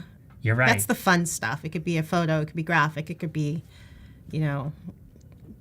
different looks. That's fun. People will say to me, Phil, we talked in the last hour, Phil, how is Express different from other popular browser-based design tools? Wink, wink. That right there. It's Express is different, and I would say Express is better because it's more sophisticated design, templates, design elements, integrations with all of these other things that we love in the Adobe ecosystem, fonts, stock. Phil, how is Adobe Firefly different than other popular generative image creation tools? DALL-E, Midjourney are a few. There's a few things that are different. The first one I'll call out are what Lisa's talking about, the style controls. So content type is one. Let's just, for this example, switch it over to photo. It defaulted to art, which actually created some really, really awesome results for us. That's the first control. So content type, you've got photo, graphic, or art. We did art. This one on the canvas is art. So let's try photo. These I love are the styles. So this is really unique to generative AI image creation because Adobe is saying, hey, here are some kind of vetted or grouped aesthetics or styles that might work for your brand. For me as a brand strategist, I'm always looking for what I would call parameters, rules, restrictions that I can tell my clients, hey, when you're going to use Firefly, it used to be that you would have to source stock, and now you can actually create images, which is just so exciting. My clients feel like so excited. We get to be creative, Here you can browse through popular movement techniques, effects. Friends, there is so much here. Don't just glance over this in the future.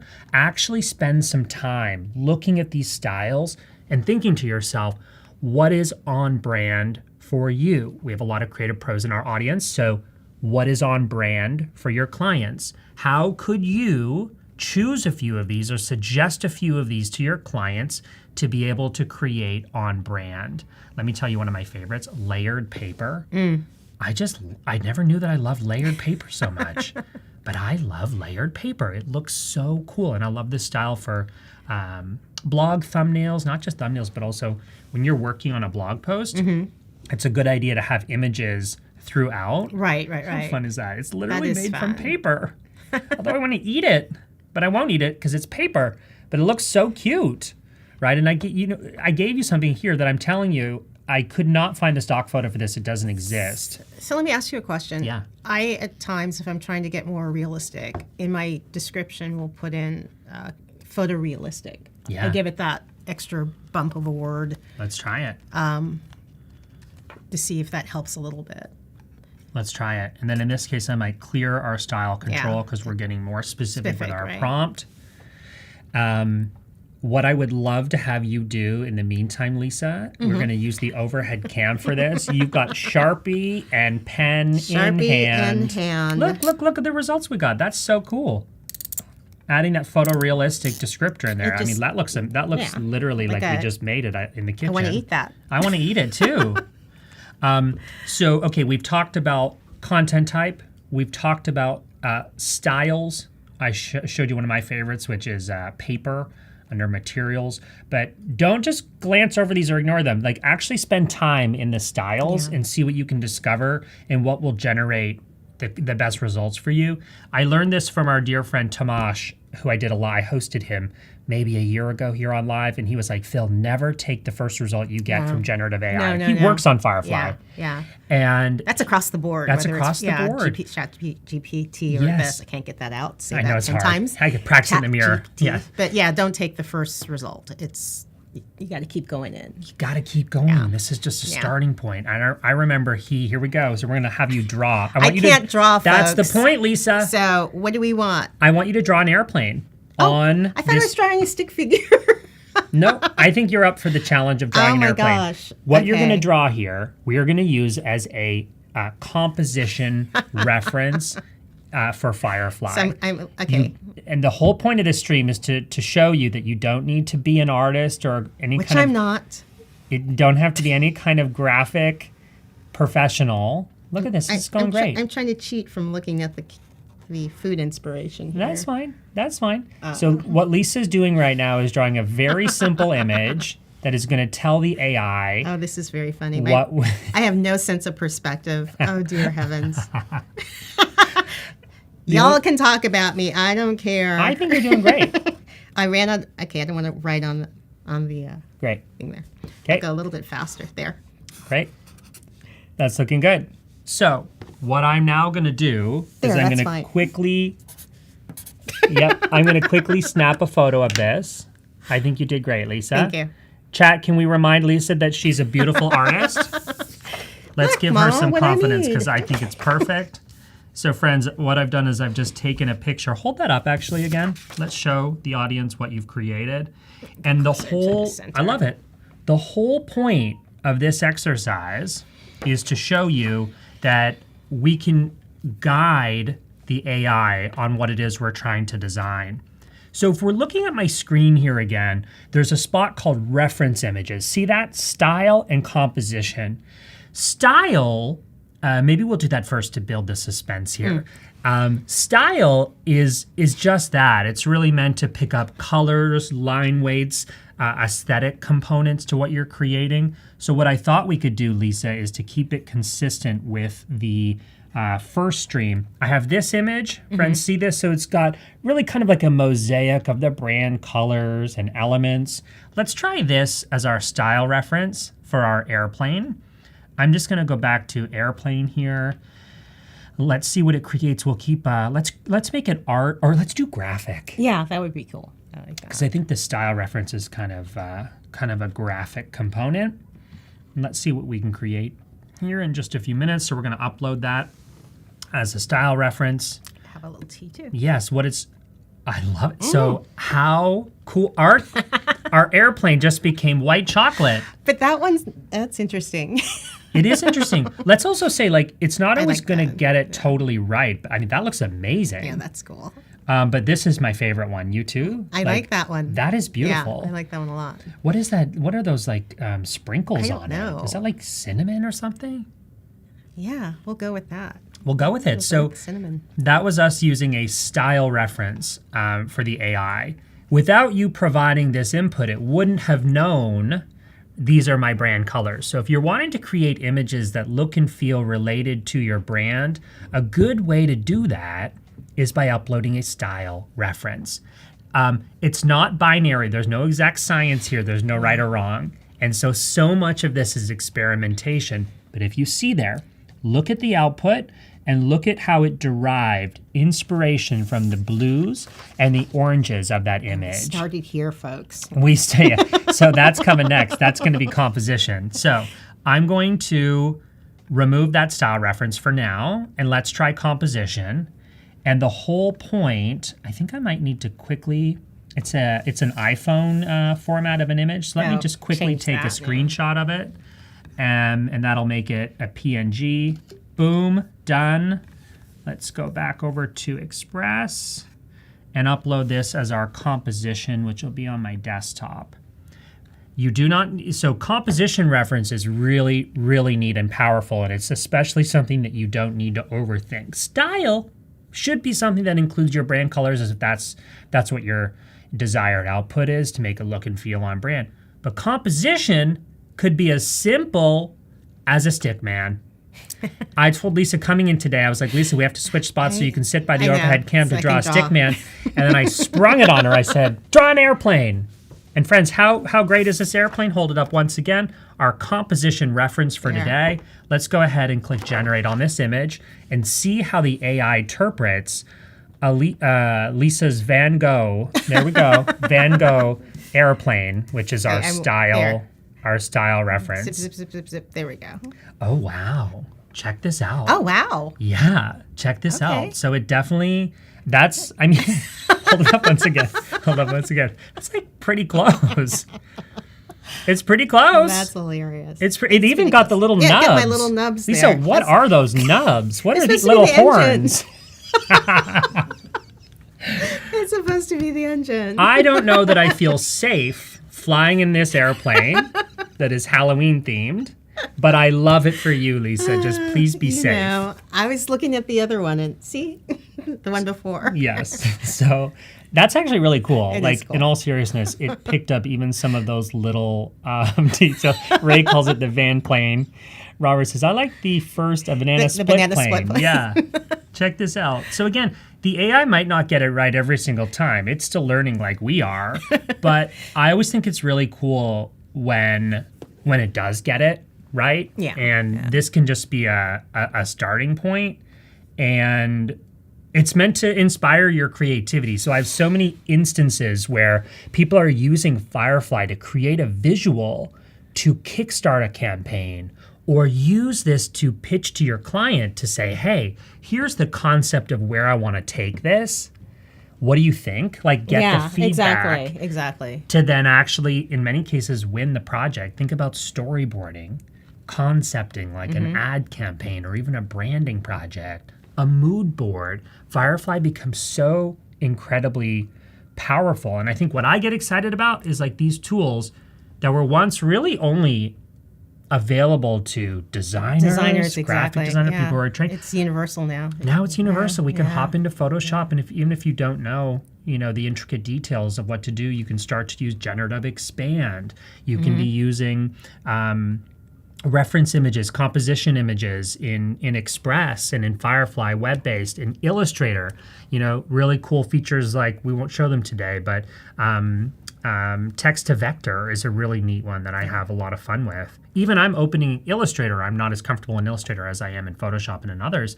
And I feel safe there. I'm like, wow, we can actually use some of these tools to explore our creativity. So we had even more fun than I had planned in Firefly. Friends, make sure that you're also taking advantage of the integration of Firefly Image 3. If you notice at the very top, when text to image, now generate image, was integrated into Express, it was version 1. And now it's version 3. And you're going to notice just better results with image 3. You're going to notice greater detail.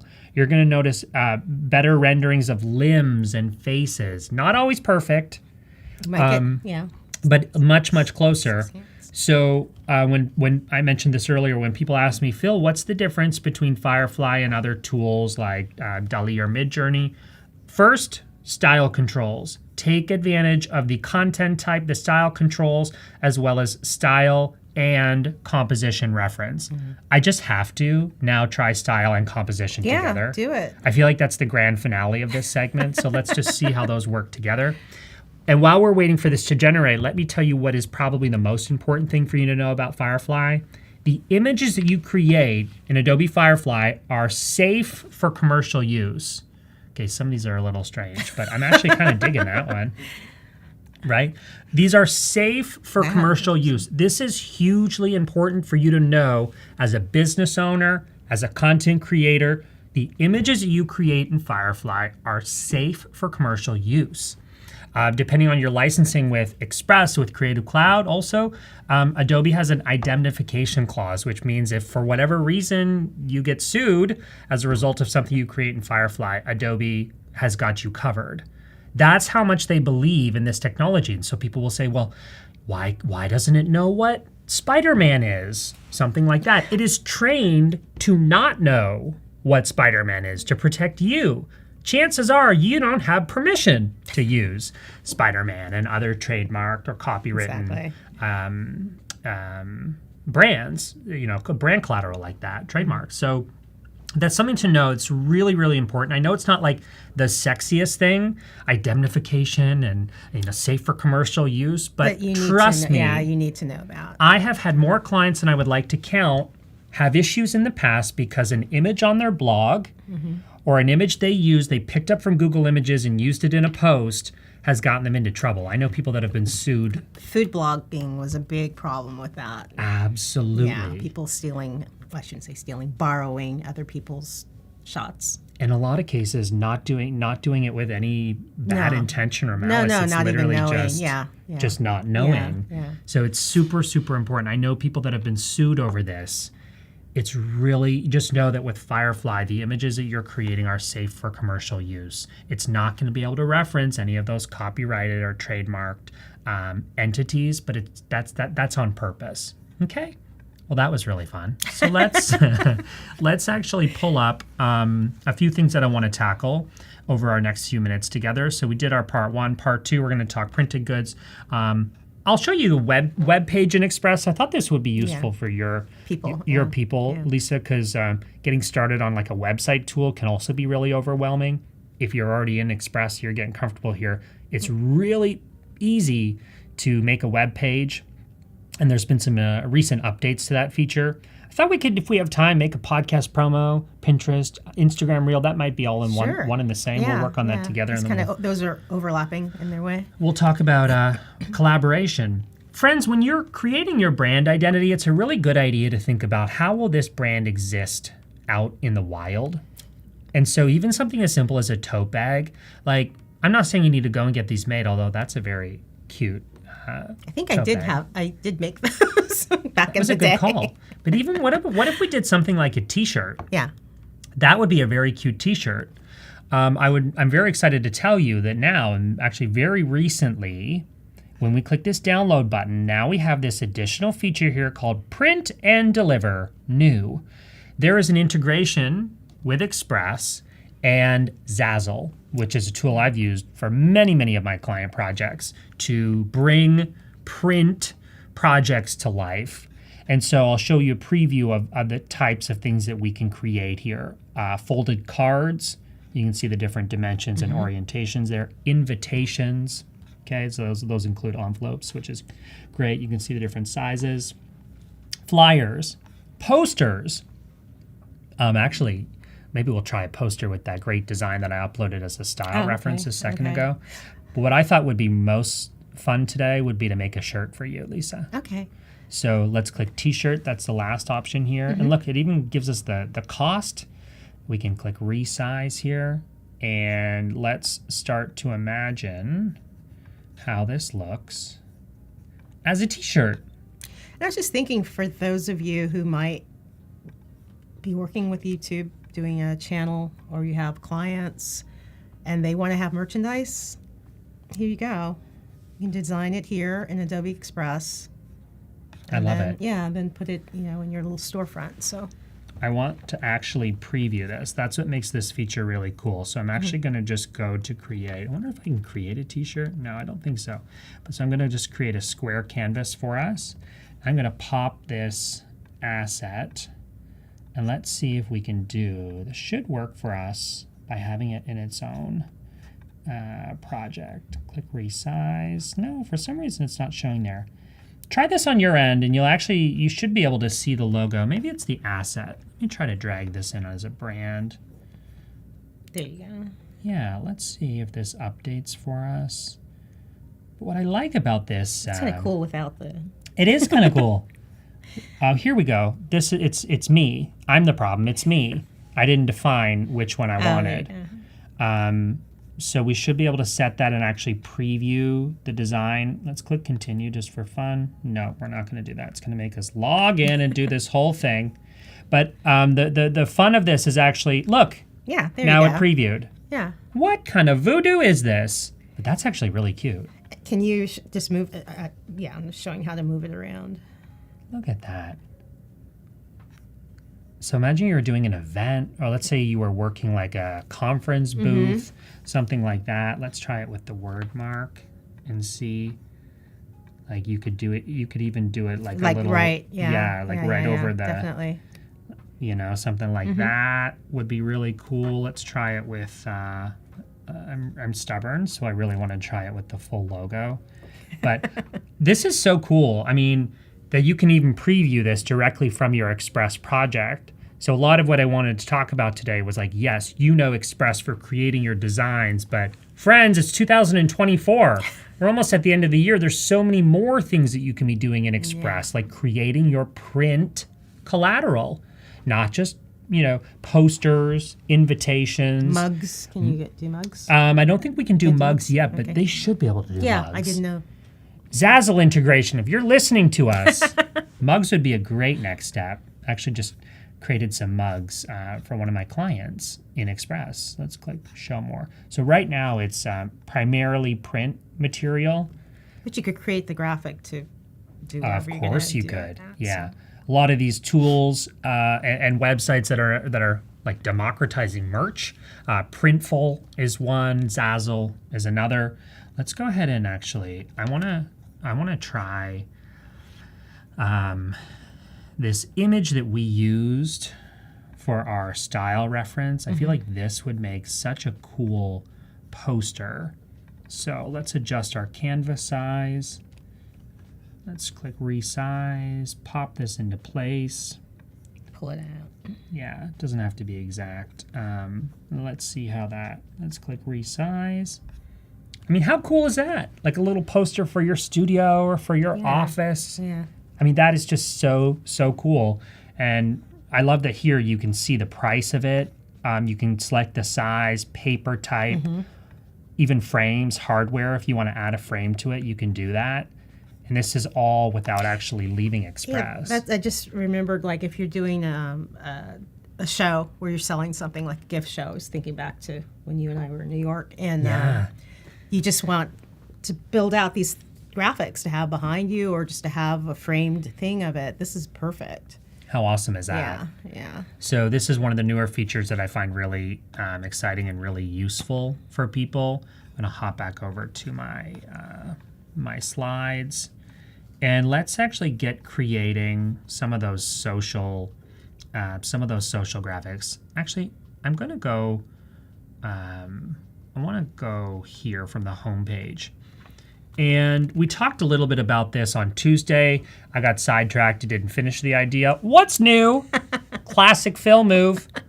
But Pinterest, friends, is not a social media platform to sleep on. And I thought this would be relevant. I think it's known in the food world, right? Everyone is on Pinterest. Yes. But business creators, content creators, graphic designers, Podcasters. Yeah. Let me remind you that Pinterest is still the only social media platform that is designed to take you off the platform and 2 Right. somewhere else. Right. So it's a very, very good idea to be active on here. And it's not necessarily just sharing your portfolio or your designs, but even creating a pin for a blog post on your website. I create, you'll actually see them here. If I search my stuff and I search Pinterest, you'll see some templates that I've got here that I have used. There we go. I use these templates for my Pinterest pins. And so let me just kind of showcase how I do this. So something like this is text only. Think about how easy it is to just pop in the titles or the headline of whatever your blog post is about. Something like this. This isn't requiring additional imagery. This is really straightforward. Right. But I want you to notice a few things. I have my blog address at the very bottom. Pinterest can read the URL as well as the keywords. Right. And so you want it, as well as a headline, even though it's an image, these algorithms are really smart. So friends, for the written content that you're creating, let's say on your website, it's a great idea to take a few extra seconds and put these on Pinterest. This is a template that incorporates an image in behind. Lisa, let's say we were going to use this for your brand. We could pop in an image there that has you or that has you doing something. Very, very simple. So I have this as a remixable template in Express, which I'm happy to share. I'll put that after this stream. I'll pop that into the comments. So actually, let's create one. Let's create one from scratch. So when we type Pinterest, idea pin, post, square, or vertical post. An idea pin is similar to a TikTok or a YouTube short or an Instagram reel. It's a video. And so that's another thing. If you're already creating this vertical video content for platforms, Spread it across. Take a few extra Yeah. seconds and put that. Robert says, I Don't put waste all it. my projects on Pinterest. Good. That's Robert, great. would you believe that Pinterest is one of the top refers to my website? Top refers to my website. It is the easiest platform for me to show up on, time-wise, and yet it is the one that sends the most traffic to my website. So let's go ahead and create a Pinterest post. Let's do, I think standard size would be 1,000 pixels wide, 1,500 pixels tall. Love that on the homepage of Express. We can see the dimension, the optimal dimension size for these. I have an appetizing life brand loaded up in Express. Talked about that on the last hour. And actually, you just sent me a brand new image of you. And so we're going to use that as our upload. Yes, look at you. What a babe. Hold on, here we go. So we're going to set this as our background. We're going to pop this into place. And then what we could do, let's not overthink it. Sometimes I set a timer for myself. I'm like, Phil, create your Pinterest pins in 5 minutes, go. That is a really good tip because you can get into the weeds and start changing. You just have to set a timer. I agree with him. Do you do that? Yeah, I do. And so here So I don't might. go down the rabbit hole. Yeah. And spend a whole afternoon on something that you're like, oh, actually, Yeah. this is not what I'm supposed to be doing today, but that's what I have been doing today. So, okay. So I'm going to let's add this little cutie in the corner for our little branding moments. And then let's go ahead and add some text. And because we have an appetizing life set up as a brand, I want you to notice something. Notice there right at the top, that's the brand that we have selected. When this is set up in Express, it means you don't have to go searching for your fonts, header and body. They're right there. And then if we want to change the brand, if you're working with multiple brands like I am, whoa, as you can see, I use Express a lot. That is so important because there's nothing worse than you can't find your assets and you're rooting around in your computer looking for this file and that file. So this is fantastic to have that. And again, then Right the whole there. afternoon Yeah, is it's lost. gone, yeah. You're like, what? So what would be like a blog article that you could share or write? Let's just come up with an example for this. Like, 3 ways to peel a potato. I'm just making madness up. we gotta have fun. Potato new text. There we go. There. 3 ways to peel a potato. And then let's do something that's business related since that's the Okay, direction okay. you're going in. All right. 3 3 ways to get started on video content. How's that? Yeah. On video content. It's great. So let's play with some justification here. And again, really embrace that timer that you set. I'm like, you know what? I could sit here and fiddle with this for hours. Yeah, I could sit here and fiddle with this for hours, but I'm not going to because I have other things I need to do. And there's a reason it's called Adobe Express. Express means you can design it quickly. And I'm just going to leave us some room here for, I generally on a pin, I like to also put your blog. So let's do an appetizinglife.com/blog. Let's just call it. Right. And then we're going to go body, and then we're going to go a little bit smaller, 35. And we're going to pop that down here. And if we wanted, we could also put a keyword. You know, if we wanted, let me just make this a little bit smaller so you guys can see it. There we go. Well, that's a little too small. Yeah, there you go. There you go. There's the logo. There we go. We'll just do TikTok. Yeah, boom. Friends, we just made a Pinterest pin in less than 5 minutes. Yeah. And my hope, thank you, Paco. Now we've moved. We still want to dance, though. The dancing is fun, Lisa. I know. A Pinterest pin should really only take you a few minutes. And I know it, especially when you got templates set up for yourself. Think about a template like this that has an image. Yeah. Let's say we don't have a photo of you to use, then that's why we would hop over to media and then go to photos here, and we could do something like video content. I mean, let's just search for that keyword. And like that is perfectly acceptable. Perfectly acceptable. If we need to just, like, I don't want you to let this hold you back, okay? Slow you down, yeah. Don't let it slow you down. And actually, for the 2 extra seconds it would take, we could find something like this that has a little bit more of like the brand colors. It might not be perfect. It doesn't need to be perfect for you to hop on Pinterest and start to drive traffic to your videos, to your blog posts, post your social media posts. If you put effort into an Instagram post that we said we were going to create and still haven't. It's okay. What time is it? We might have time on that. Get these up on Pinterest because, again, it's the only social media platform that is designed to take you off the platform. That's why I'm such a big believer in this. I feel like we're already in this project, so I'm going to go ahead and duplicate the, not duplicate, I'm going to create a new page for us. Our width is going to be 1080 by 1920 height. And what I would love to do is actually add a video. So I said to Lisa 5 minutes before going live today, I said, Lisa, send me a video of you that was like not intended to be posted. And you're like, oh God, what now? What are you doing? I like turn the sound down because heaven knows what I'm saying. It's okay. This was an outtake or something of you in the kitchen, right? I think so. And so I remember when I had Lupe here in studio, my client and landscape designer Lupe. That's a great, by the way, a great replay for you to watch on the Adobe Live YouTube channel. We had a lot of fun and talked about easy content creation as well. I had Lupe walk down the hallway at Adobe and I said, let's use that as a reel. So we talked a little bit about this with the brand photography, that the photos that feel like outtakes are probably gold. And it's the same with video. The videos, yeah. The bloopers remind us that you're human and are still great as a source of inspiration for the actual post. So I'm going to make sure you're muted because this is a PG show. I don't think I think you're fine, I think Lisa. I'm fine. So we could just quickly like look through here. We could scrub through the video.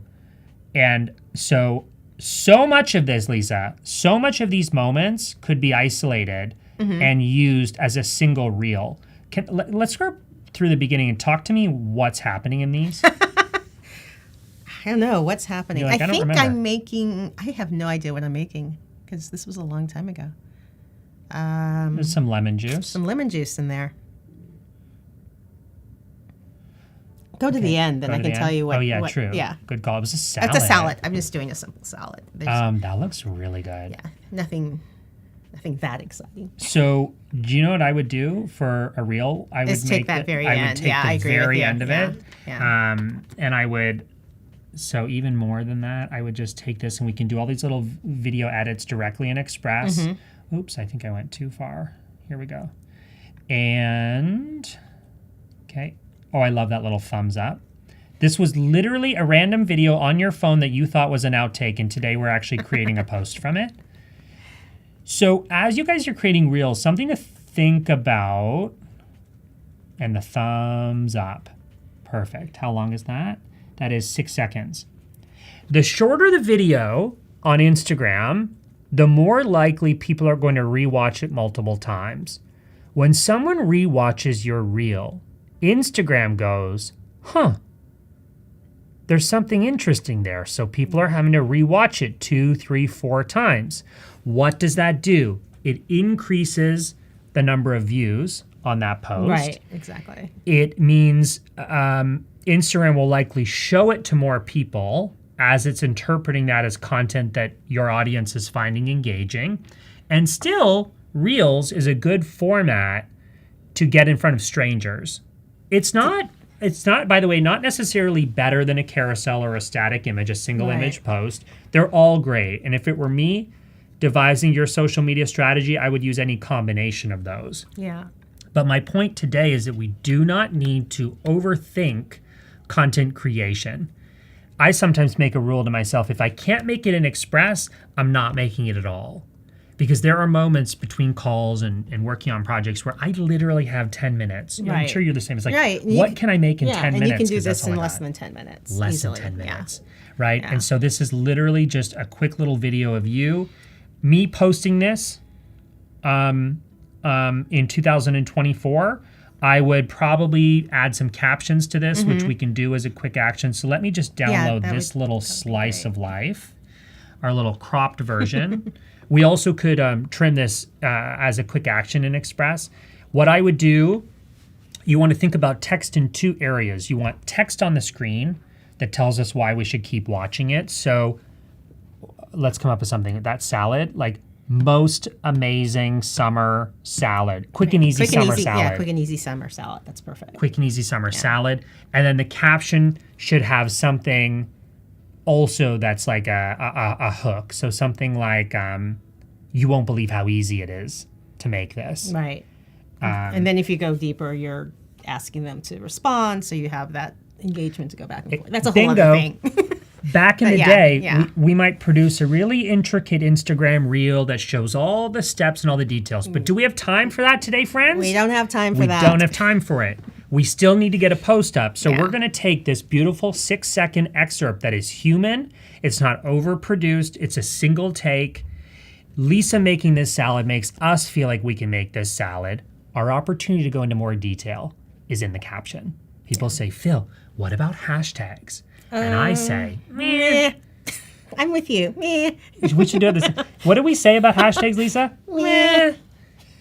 They're not bad, but they're not great. They're not what they were. They're not what they used to be. Back when we had the responsibility of filing our content. So a hashtag is basically a sticky note that you put on your content and say, hey, include it in this folder, include it in this bucket. But AI is so advanced now, it already knows what you're posting. It knows that this is a salad. It knows that this is a woman. It knows that you're in the kitchen. Yeah, all that stuff. And so the hashtag, if you're at a conference or there's some kind of community around a certain keyword, great. But otherwise, it's much more important for you to think of your Instagram caption as a mini blog post. Yeah, but not too long, because those long, chunky ones, we're not trying to read a book or a tome here. You know what I'm saying? Find a balance. Find a balance of it. Or better yet, experiment and see how your content performs with a short caption. See with how your audience, right? With your audience, yeah. See how your content performs with a long caption.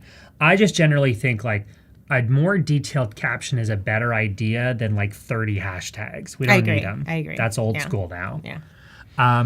So if we wanted to add captions to this, we literally could go to quick actions and scroll through here, by the way, and find all of these useful things that you can be doing. Caption video. Caption video, there it is. And we can pop this into place, the one that we just created, which I think is this little 7-second homie. And we're gonna let that upload. And then I'm gonna show you how you can add captions in Express. Again, this is a quick action, so it's a quick action, it'll take just a few seconds for it to right now analyze that video. And we're going to be able to actually post that on Instagram today if we wanted. Sure. It's just like the whole theme of today is just not overthinking it. We're giving you the very tangible steps to build a brand, proof of concept. And we're also, we spent some time in Firefly, more time than I had budgeted because it was really fun. But the whole theme, like, look at this. The whole theme is just get it posted, get it updated. We could say edit caption text if we wanted. The Here- backgrounds and all that. Yep. So there's yeah. some specific styles. I would probably do something like that, or maybe this modern style. Mm-hmm. Customize the colors just by sliding that over. We have total control over it. Mm-hmm. And then if we need to edit any of the text, now we know what you're saying. Wonder if there's any swear words in here. No, I don't think so. I think don't it was think so. I think PG. it was an actual reel. Yeah. So great. Okay. So that's if we want to caption it, like literally just do it in a few seconds. I want to show you one more thing that keeps us in Express. So we've got our reel, okay? That was literally just a quick little excerpt. What if we want to share this on social media? Do we need to download it and add the captions separately? No, we don't. We can stay literally in Express, click that share button, click share to social, and let it upload. And check this out. We talked about Pinterest pins. The reason I focused on that today instead of Instagram or other tools is because it's a missed opportunity for like 95% of brands. That's why we spent time on that today. I would say also for Reels, we tend to put all this pressure. When I say Reels, I also talk about YouTube Shorts and all that. all of them. Yeah. We put so much pressure on ourselves to make a blockbuster film. And then it's like, now there's no time left today to actually work. But hopefully you saw today, like literally grab 6 seconds, go into detail in your caption, and post it without even leaving Adobe Express. Scheduler is available even on Adobe Express free. Mm-hmm. So now you have literally no excuse not to be using and benefiting from this feature that is integrated in Express. Do you find that your clients are using schedulers for their content? If they get over the hump of using that particular program. And it also might be like a paid subscription. Yeah, exactly. They don't want to them. spend the money on it. So a lot of them are doing it directly. So this is a great thing to be able to use this on the free plan, correct? Yes. And schedule it out. Because there's nothing worse than waking up and you haven't done your content scheduling. What am I going to post? So just like that, Yeah. if we were going to post this on my Instagram, we would select here Reel, but we can also schedule stories and posts. We can even use generate text here. So summer salad. We can click generate. We can generate a new caption, rewrite, shorten, or lengthen. Right. So you don't even have to come here armed, ready with your caption. Type a simple keyword like this, and it will at least get you started. Generate something. Yeah. Look at that. There you go. Look at that. Prompt is too short. For better results, use a longer prompt. Well, we've only got a few minutes left, so I'm trying to keep it short. But that's great. That saves you time, and you can take it if it works, and then you can take it and fiddle with it and make it the way you want it. And that's the point. Yeah, The AI is probably not going to get it perfect, but you are going to get it perfect in less than half the amount of time than if you were standing here staring at it going, what's my caption going to be? It'll give you specific options.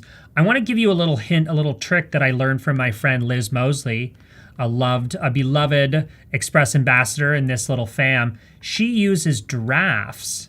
Let's click view in calendar. She uses drafts in Scheduler to essentially repurpose her content. So every time she posts something from Adobe Express onto platforms like Instagram, she'll duplicate the post and save it as a draft. Smart. And I want to show you, and what she'll do. What's the day today? Here we go. Am I accidentally going to post your summer salad on my Instagram? Ooh, we're living wild here. What I love here is that we can save this as a draft and we can come back to it. And this is going to enable you, here we go, this little icon right up here. That's what I was looking for. Right. Bingo. Yeah. Unscheduled posts. And so you can leave all kinds of drafts here and repost your content 3 months later. It's brilliant. Isn't that amazing?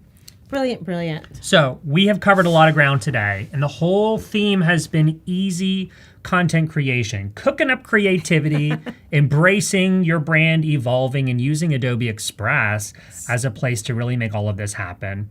You are in the right place. Today we have such great content and shows coming up, so don't you go anywhere. Can you help me give Lisa a warm round of applause, virtual, and a huge thank you for hanging out with us. It's been so much fun to have you. You're one of my favorite people on the planet. And we'll just, we've just got so much more to do. We'll have to do it again. We'll have to do a part 3. I don't know. Friends, stick around. You're in the right place. Thanks for hanging out with us. Thanks for being so active in the chat. Thanks. And enjoy today. Lots of good stuff coming up.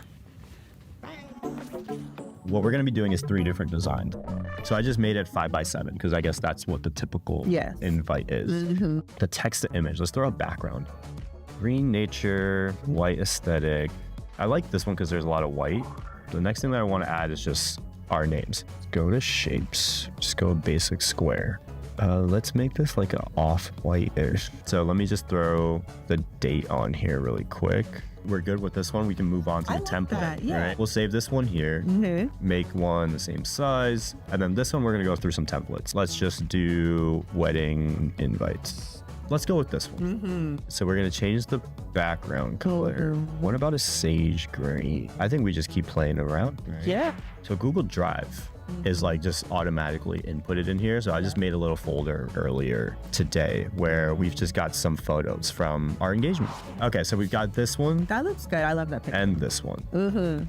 If we throw in an animation here, animate in, I kind of like the slide. I kind of like that. What if we extend it a little longer? I love Let's that. see. I think these hearts could be interesting to animate. How we feel? I like that. You like that? Let's throw an animation on the flowers. Oh. So here are the 3 options we've got. Wow. Oh my gosh, Justin. I think that's beautiful. We created your whole save today. Shout out Adobe Express. Shout out to Adobe Express.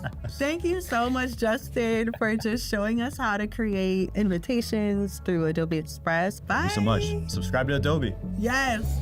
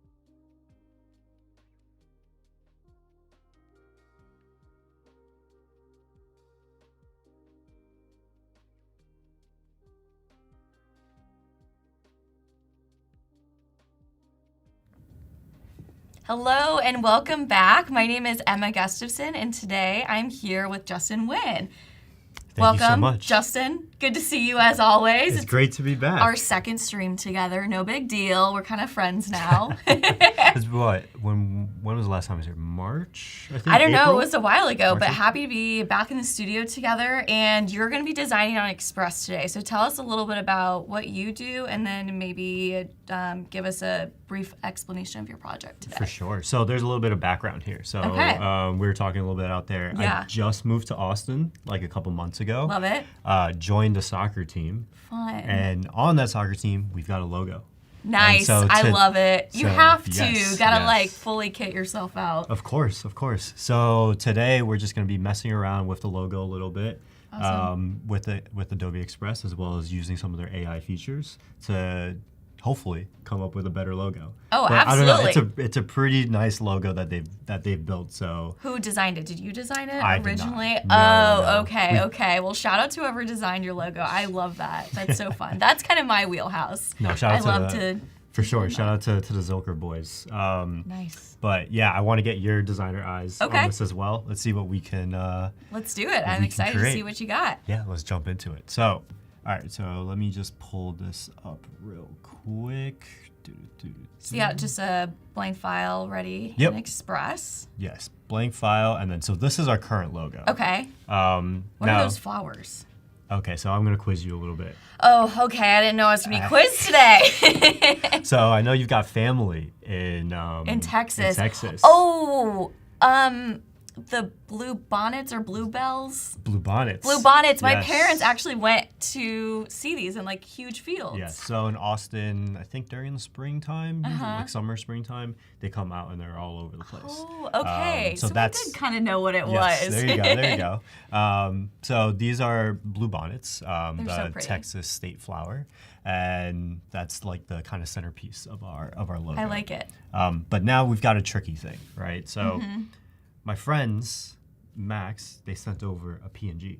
Oh, can't edit a So PNG. we don't have layers on this, right? Mm-hmm. And it's very hard to edit. But with AI, we can remove something. So I like the lettering, but I feel like we can do something with these flowers. Yeah. These are we can make them a little bit better potentially. All right. I'm excited to see what you do here. So we're gonna remove these flowers. So we're just gonna throw this in here and just. So you're using the remove object tool.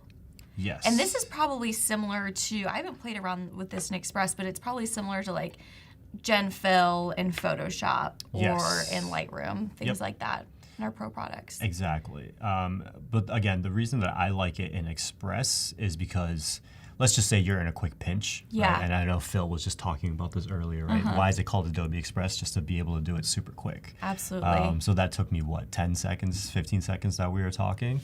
And then now we're just going to have Adobe remove it Awesome. for us. Fun fact, I designed that loader. Oh, the little, like, Yeah, the like spinning one. I love it. That's love funny to see in real life. I haven't seen that yet. And then poof. Awesome. It's gone. Look at that. So you just pick whichever one you want. They're all the same. Yeah. Since we're just removing in this case. But if there was a photo, like I love to use this all the time to get rid of people in the backgrounds of my photos, like photo bombers. And then you can really pick like what fits the best. But Okay. I think it makes sense for Yeah, of this course. because it's just white and it's simple. Again, this is remove. simple. It's Yeah. simple stuff. So I think I missed a small little. A tiny or- little dot. Yeah, a little dot. So we're just. It's hard to tell if it's like our computer screens are dirty. I know. I saw you clean your computer screen. It's like, once we already got in here, it's like, I should have did that.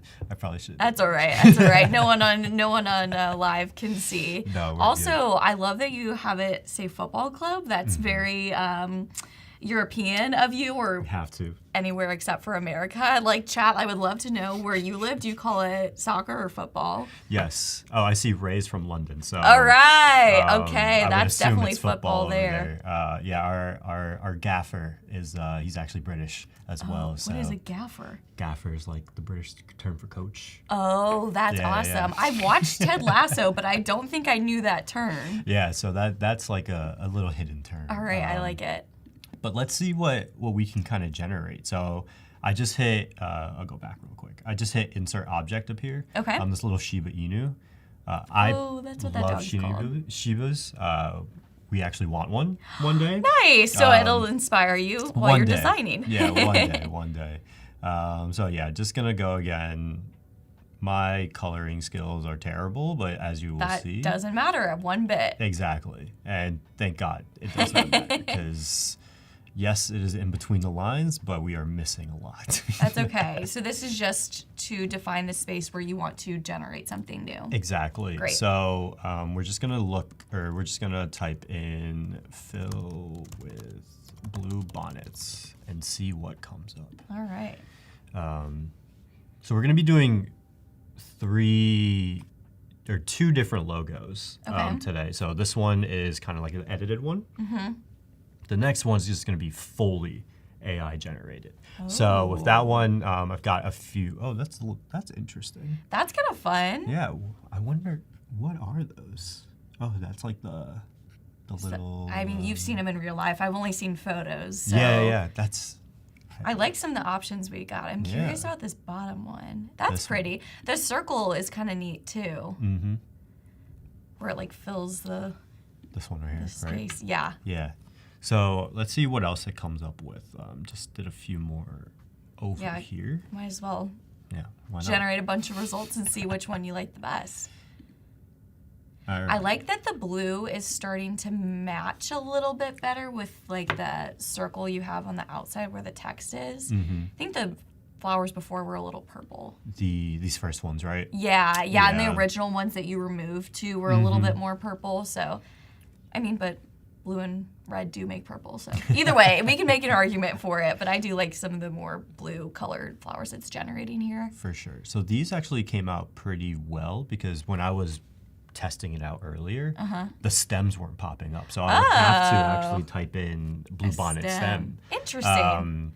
But it these, worked this time. Yeah, these, so maybe just because it's all about trial and error too, like just typing in a bunch of random prompts until you get exactly what you want. Well, that's the beauty of AI too, right? Yeah. Like it gets better as you ask it more questions. Yeah. As weird as that works, it's not like other things that we've ever done where it's like you input the same thing and you get a different output. Right. This, you never know what you're going to get. Absolutely. That's the fun of it. And Barbara said, better late than never, which I agree. Exactly. Got it right when we're live. That's all that matters. Mm-hmm. Mm-hmm. And I think someone said, I love Ted Lasso. Oh, I think that was Val. Shout out, Val. Shout out, Val. Hi, Val. Always good to see a friendly face in the chat. All right. So out of all of these, I think this one is okay. good. I like that one too. Like that one? Okay, cool. So we're just going to keep this one. And the other thing that I want to add is I feel like there's some space right here. Okay. Now we've got football, and since we are in the U.S., I kind of want to just add a couple soccer balls because... Sure, so someone's not confused that this isn't an American football You just league. never know, right? Good call. So we're just going to highlight these two little areas and say... Oh, good point. Someone asked if you're changing the year since it's not 2022. So 2022, we won't be changing the year. So 2022 is the year the club came about. Oh, it was established. So it's the founding year. Okay, Yeah, the established good year. to know. Good to know. But good question, Yeah. Ray. That was a great question. Actually, I wonder if we put football, if it's going to put a football, or is it going to put a soccer that'll be ball? good to test out Firefly here. Let's see. So this is great when you use Express because then you don't have to go to the separate Firefly website if you don't want to. It's all like baked in already to the Express experience. Exactly. But if you wanted to, definitely feel free to check out the Firefly website.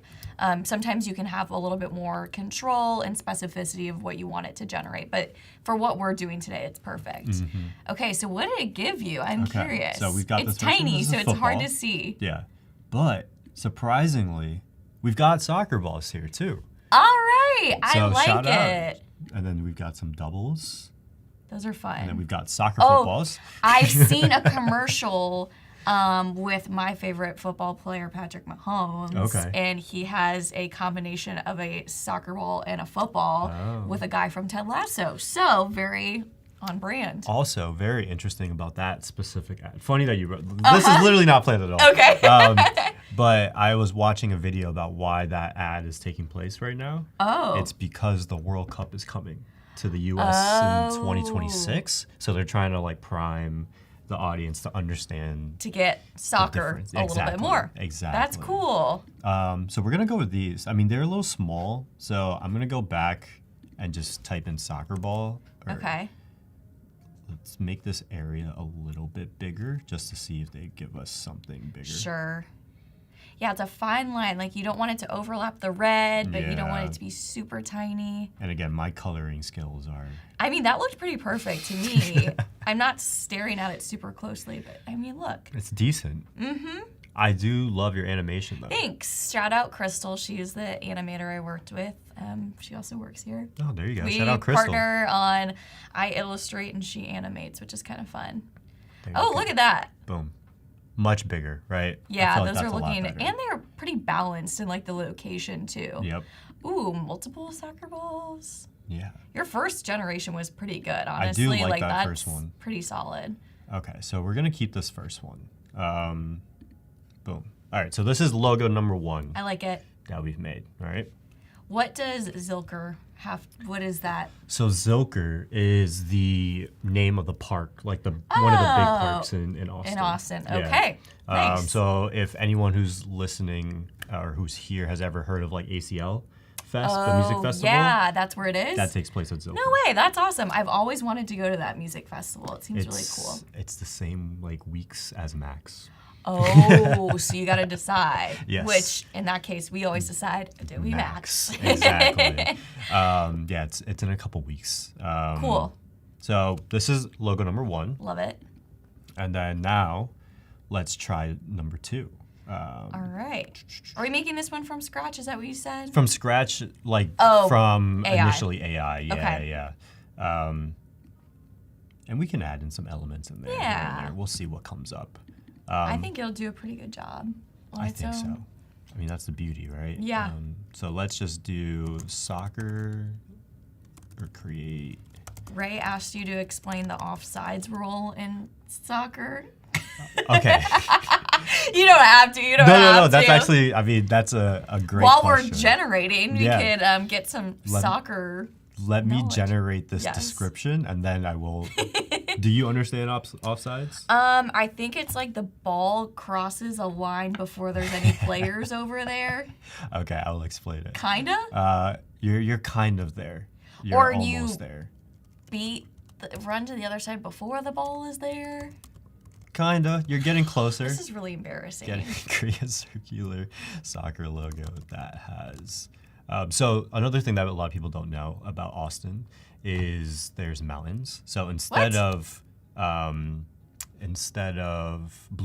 we're gonna have this one have mountains. Okay. I didn't know that. Are they like big hills or are they mountains? I mean, it's not like Mount Kilimanjaro. Right. Right, but it's definitely mountains, especially from where I just moved from Florida. Where no kidding. Below people sea think level. hills are Whoa, I love this. So this these is are pretty- feeling pretty sporty. Yes. Oh, so offsides. Oh, yeah. So offsides. So there's 2 halves of the field, right? So you've got your half and then the Yes. opponent's half. Right. You can only be offsides in the opponent's half. Right. Right. Okay, that makes sense. Yeah. And there are 10 players plus a goalie. If you are past the last player that's not a goalie and you get the ball, or before the ball is passed and you get the ball, you're now offsides. Okay, got it. If that makes sense. Because that's kind of like the same as like football and hockey too, right? Isn't that similar to how that works? I think it's more similar to hockey than football. Yes. Okay. Don't quiz me about football. No, you're good. I know the basics. Hey, you got the Texas quiz. Ooh, look right? at that. So this one's pretty cool, I right? love You've that. got the great soccer ball right here. You've got kind of like the sun, which, especially for Texas, like that makes a lot of sense. Yeah, it's hot there. So I actually do like this logo. So that was super quick. That is awesome. I will say, I think that Firefly does a great job with creating logos like this. I did a stream like maybe a month ago where I designed a sports mascot that was of an owl, and I used Firefly's inspiration and then like recreated it myself. But it also did a great job of like really capturing that cool sports logo effect that can be kind of hard to come up with on your own. Yeah, and I think the other cool thing too is you can give it reference images. So if I go back, I forgot, what did I say for this? I don't. It was create a circular soccer crest with mountains. Nice. But then I can also add in our old logo. Oh, yeah, that's a good idea, just to see if it can pull some of the colors and reference that a little bit. Also, for anyone that's watching, you don't have to necessarily in the prompt bar write create or fill in. Sometimes it's just natural to type that way, so it won't hurt the prompt if you do it, but you could literally just type in blue bonnets, soccer ball, and it will know to generate that. So that's something good to know. You can remove any filler words if you want, but if you want to write like you're telling a friend what to do, then that's also fine, and it should work. I like to be nice to AI. Yeah. Because I just never know. Oh. And there's some times where, like, whether it's Adobe, whether it's ChatGPT or whatever, like, I'm saying please. Oh, that's nice of you. Use your manners. I love that. Low key, I feel like I get better results sometimes. Okay, so maybe that's want true. To be nice because you never know what will happen. Yeah. So basically, with this reference photo, as you can see, compared to the other one, like this is like a deep blue. Yeah. This has that red-ish to it as well. I like that. So these are kind of like the ones that they came up with. This is cool. Which is cool. And Peter in the chat asked, isn't this doing the work for you? So that's a great question, Peter. This is something that as designers, and especially like working for Adobe, people ask this all the time, is AI going to replace this? The answer is no. And what I personally really like to use Firefly for is, like I mentioned with my, I also had a like logo project using AI as just a starting point for inspiration. And then what I did is I used that and then created my own in Illustrator. So still using all of my design skills, but I was like, oh, I like the way it used these colors and things like that. So you could use it as it is, but you can definitely take this one step further and do this on your own and just use this as a tool for ideation. Yeah, and I think the way that I view AI, basically what you just said, but also I look at it as a tool, right? And absolutely. so if you don't know how to use the tool, it can't do the job for you. Right. It can't do the work for you. So like, for instance, my dad is a very handy man. Oh, cool. I am not. Yeah. You give me a hammer, I can't do anything. Yeah. You give him a hammer, you give him some wood or whatever. Sure. Right? He's building you a desk, he's building you a kitchen outside, etc. You give him AI, he has doesn't know what to do. Zero idea what. He could figure it out pretty quick, He could though. probably This is figure it out. easy to do, for sure. Peter also had a great point. It's kind of like looking through old design books for inspiration, which is exactly what I like to do, too. Just another resource for me. I still love an old design book. Those are fun. Something about having nice, like, thick paper in your hands, but definitely a source of creating mood boards and ideating. And, just another tool for your design process. For sure. So, Adobe has this nice new feature called the print feature. Yes, this is exciting. Yes, and I think Phil was playing around with it a little for bit as sure. well. So we have this, and I've loaded it up on the side, but what I'm going to add is another page. Okay. And the reason I'm going to do that is, let's imagine we want to create jerseys. Ooh, right? So, fun. Whether it could be jerseys, it could be like company merch for a kickball tournament. Totally. Whatever it may be, right? And so let's see, what's your favorite font on here? Oh, that's hard. I like a bold one. I like Bebas. It's Bebas. Yes. Yeah. The Nui? Mm-hmm. Okay. Any of those versions, I like the bold, but I think that's fun to play with. Cool. And it feels like kind of athletic too. I think I use that for my I like it. sports project. So we're just gonna put my last name on here. Got to use you as the demo. Yeah, so this print feature is really cool. It's in partnership with Zazzle. So it's a print-on-demand company. You can design all your stuff here and get it printed through Zazzle, and they'll ship it to you and everything, which is really awesome. Yep. So we've got a few issues here, right? This issue on the back, let's just say we wanted this to be on the back, Sure. is this blue right here, right? Right, We just right. want the crest. So then you just go back, Use click that remove background. The and then days boom. of tedious cutouts are over. When I first learned like Photoshop, I mean, it can get really like just really stressful to like have to cut out around people, around objects. I love that I can just click a button now. And if I have to, fine tune it a little bit on my own, but this makes it so much easier. Yep. And so we've got 4 pages on here now, right? Yes. And if you're looking at the right corner of the like t-shirt preview, we've only got this logo on the back as well as this logo on the front. But if I want to put the name on the back, Oh yeah, just switch you have to which change. page. Yep, just change the page, right? Nice. So you don't have to delete any pages. You can just pick. So you could go through a lot of iterations, which is kind of nice because then you could test out a bunch of options quickly. Exactly. Which is also something I used to do a lot was like come up with a ton of mock-ups and do it on my own and like do it by hand. And this is easy. I could just upload all of my ideas and see a preview right then. Yep, and then you've got to like switch through different like tabs or Yeah, whatever it exactly. may be. Is 3 your favorite number? 3 is my favorite All number. right, I was I like born September 3rd. So Oh, 3, happy 3. late birthday! Thank you. Woohoo! So as you can see, like everywhere you move it on the sort of design, it moves over on the t-shirt as well, which is really nice that you can see it in real time. Absolutely. Because I've made a few t-shirts in the past, and like I've used websites like Zazzle and stuff, and their makers are kind of annoying. Oh. Not gonna lie, because like you'll make your design and then you have to wait 10, 30, 40 seconds Okay. before it updates on like the preview image. Sure. Whereas this, like again, It's move updating it, real boom, time. right there, which is great, right? Especially if you're making something really quick. Yeah, and it's nice to see the scale on like a real person too. I think when I've designed t-shirts in the past, my tendency is to make everything really, really big. And then you get it and you're like, well, that's too big. I think Yeah. sometimes it's helpful to see like what it'll actually look like on a person. Exactly. So if we go back to the front, now this, if you know what a soccer jersey looks like, It's in typically like the corner, right? exactly All the right. top left corner. So all you have to do again is just make it small, and then see where it updates on that screen. Nice. Yeah.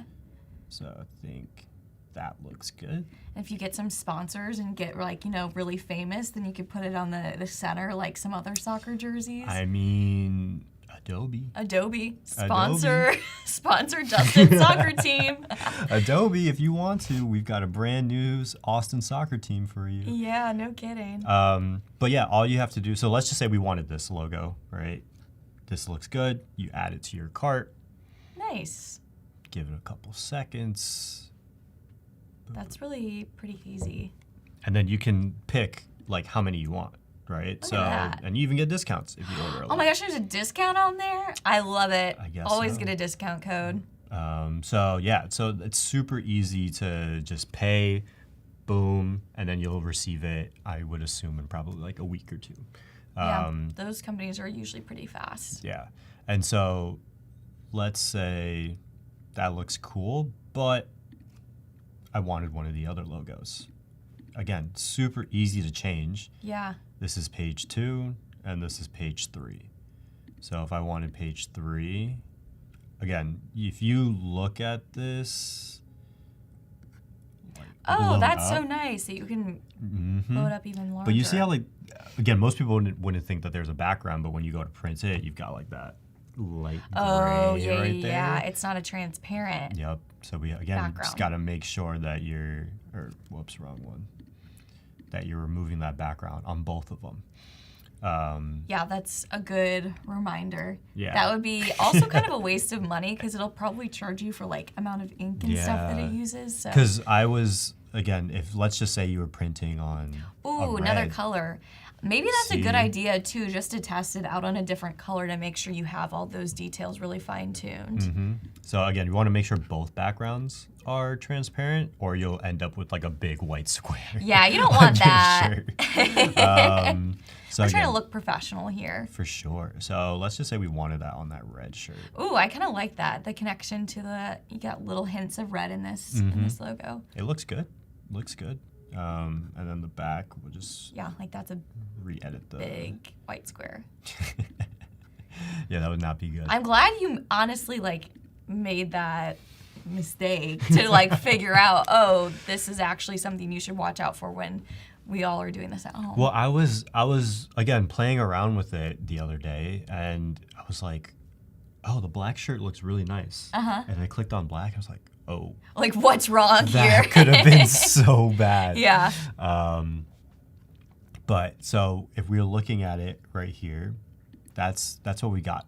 Now, let's just say you're not on the team, Oh, but you're a supporter? but you're a supporter, Number one fan. number one fan. Is your fiance your number one fan? Michelle loves. She's at Michelle, every we gotta game. get her some swag. Yeah, we gotta get Michelle some swag. So let's create a fan design. All right, I love this idea.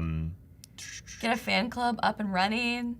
I actually think our Adobe has like, you know, rec leagues for basketball and soccer and things like that, and I think they designed their swag that would using be cool. Express, which is pretty fun. Yeah, that'd be dope. Yeah. All right, so we're gonna call this the Zilker FC fan club. Ooh, I like that. FC sounds so fancy. I know it's like does. just football club, but something about it feels extra official. All right, so we're gonna have this here. What else should we put on this? I we're think like thinking a of this as a number, t-shirt. like which player you're supporting, Okay. or like your last name. Whatever Let's you see. think Michelle would like. Is she changing her last name to your last name? I believe so. Yeah, I think that's Okay. our plan. Yeah. But It could be her last name then too. the thing, yeah. Come May. If you were Yeah. here for the last one, you would know exactly what we're talking about. Yes, exactly. Like a while back, Justin designed his Save the Dates. Was that what it was? Yes, the save the dates. So fun. So I got to see him today. I was like, "Are you married yet?" But no, May. Incoming in May. All right, so we've got the number 9.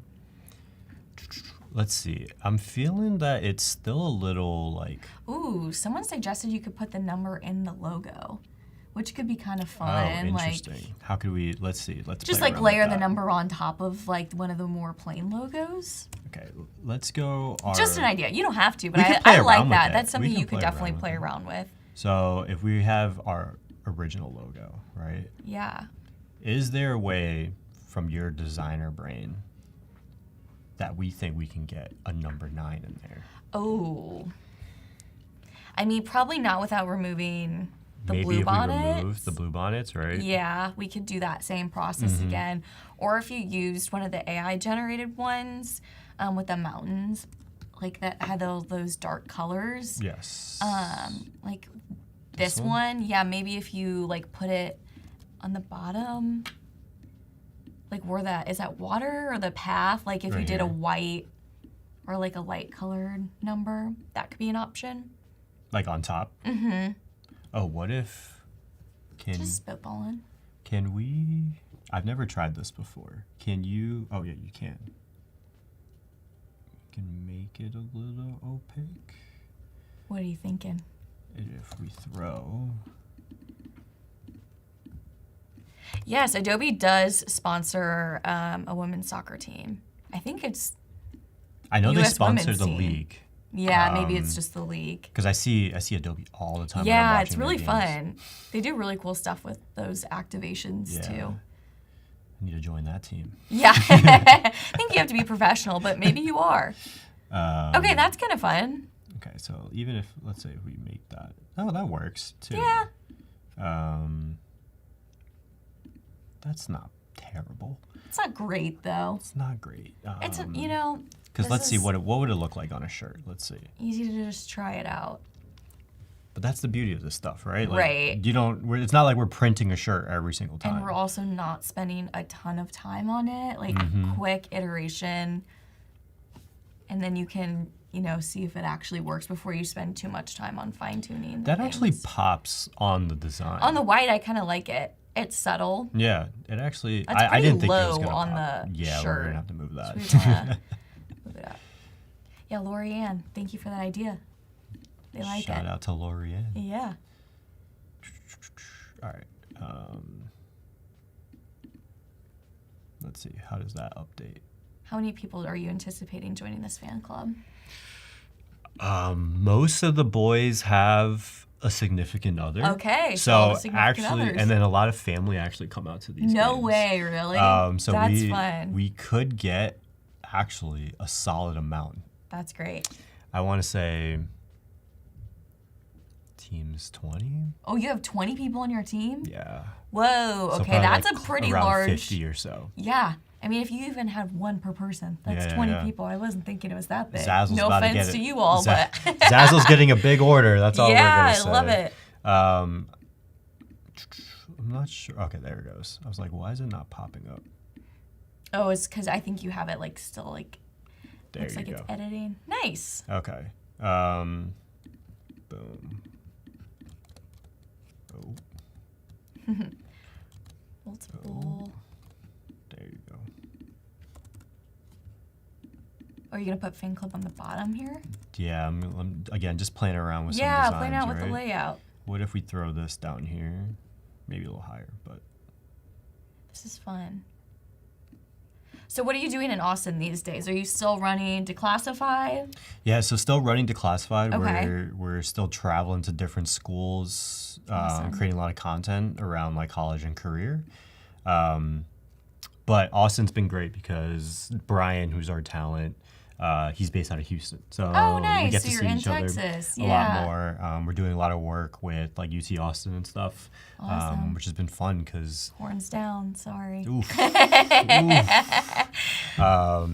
But it's been fun because again, coming from UCF, we weren't like a big football school, and I've never Sure. been like a big football fan. But being around like UT, Yeah, they're a and, big like, football school. their They're doing well tailgates right and now. stuff. Yeah, they're good this year, right? That's fun. So like their tailgates are massive. Their Yeah. stadium is massive. We Yeah, got so to go you're in to a a good game. college area. So you're still working to help college students and their career paths too. Yeah, exactly. Which is great. Yeah. Because you're cool and you're young and you're fun. So everyone wants to hear from you. Thank you. So yeah, I mean, I think this looks pretty solid. Yeah, I like it. This looks a lot better, I think. That looks nice and balanced. Oh, we Gotta forgot. change the background. We forgot. There you go. So that's not gonna work on a blue shirt, obviously. Yeah. The logo itself is kind of dark. Yeah. But So are like- your colors the blue and the red? So we actually we have two jerseys. Oh. One is like this red. It's Okay. it's a striped shirt, so it's like red and Nice. blue alternating. Cool. Like with a white collar, which is really nice. Wow, that's really official. Yeah. And then we have a white, like very clean jersey that's mainly white, and then with the stripes of red. Oh, on I it, like and little that. hints of blue detailing. But yeah, so we've got the two sort of It's like home and options. away. Yeah. Nice. Even though we're always playing in Austin. Yeah. But it's okay. They probably have to have someone technically labeled as like away for the games, right? to keep score. Exactly. What about you? What are you doing nowadays? I know. What it's am I been a doing while. nowadays? I'm getting ready for Adobe Max. So I work yes. here. I'm not going to Max this year, but I'm going to be watching, and I'm really excited for everything that we're going to be launching. So it's a busy time of year here at Adobe just to get ready for all of that. So that's kind of been taking up a lot of my time, but otherwise just loving San Francisco. It's super hot right now by San Francisco standards, which is crazy. Really? It was like 83 degrees on Monday. I had to like get my coats out. Yeah, it's not warm. But this week has been pretty good except for today. That's so good. yeah. That's good. And chat, I would love to hear if any of y'all are planning on going to Max or if you're planning on watching. I know Adobe Live is doing a lot with that as well. So it's always really fun. And honestly, I think it's just as fun to watch from home. I agree. So the other thing that we do a lot is a lot of Instagram. All right. And That's kind of so- your wheelhouse, is social, isn't it? Yes. Yeah. Social is my jam. So let's just see what templates that they have for like a soccer game if we're gonna promote our next Yeah, one. so many good templates. There's honestly like too many to even count. I don't know how many they have, but they're always coming out with fun new ones. Yes, I love the templates here. And there's great ones around like different holidays too, like global holidays even, which is really cool. Ooh, someone's watching from home. I love that. I'll be joining you. I can't wait to come home. Yeah, Justin's been traveling a lot. We have been on a very long trip around Asia, which has been amazing. It was awesome. Came back like a week and a half ago, and now then you're we're here. But I'm excited to be settled again. Absolutely. This is looking like a really cool template. So this is just to like post the game information, get your fan club excited. Exactly. And Val just put in the chat the link to Adobe Max, which is really great. Like you can look at what all the speakers are going to be. I would recommend watching Sneaks, which is my favorite. It's like showing some future thinking work. And we always have a fun celebrity. So this year is Awkwafina. She's awesome. There you go. I fell in love with her on Crazy Rich Asians. Yes. That is like, she's so funny in that movie. So I'm really excited to see her interact with, I think, our very own Kelsey Slay. Kelsey is pretty involved with Adobe Live and Adobe Community, so. She's hilarious. Yeah. For some reason, it's not letting me edit these. Unless, maybe because I'm not, if I have to start a new file. Oh, maybe. Which isn't the end of the world if you have to start it. It's okay, because it's going to be different. It could different dimensions and stuff. Oh, there you go. Now it's loading all your layers. But you can still resize it to your different dimensions. So if you need something for an Instagram story versus like a square post, that's super easy to do. Yep. All right. Let's see. Does that say ticket price $123? Yeah, that is kind of You're charging me that much to watch you, Justin? It is going to be free if I can edit, which is not letting me edit for some reason. Yeah, maybe just layering it to the top. Oh, you know what I think it is? You have the 2 texture layers below that, which is giving it the like paper. Okay. So since that's at the top right now, then when you click any of the text, that's below it. Okay, so but if I move it to the top, I should be able to edit now? There you go. Yep. Ticket price, free. Oh yeah, we want everyone coming out to support. Yes, and then we'll just move this back down. Yeah, that's perfect. Which is okay. So then it'll apply that texture once you layer it back down. So let's make this for this game this weekend. So it's Do you have a game this weekend? I do. Oh my gosh. Sunday. What day? What All right, day is enough Sunday? time to recover. Yeah, I'll get be fired up. I'll All be right. okay. The today's the 26th. 27, 28, 29 is Sunday. Oh, counting Right? what day that is. Ray said he's watching, and I'm super excited for you to watch. 2024. Ticket price free. Move this back down. And it starts at... Yeah, what time do you play? Are you night game? So usually, every game that I played previously has been in the morning, but this one is at 5 p.m. Ooh. So it'll be cooling off a little bit I at don't that mind. point. The worst was summer games at like 2 or noon. Oh, that's horrible.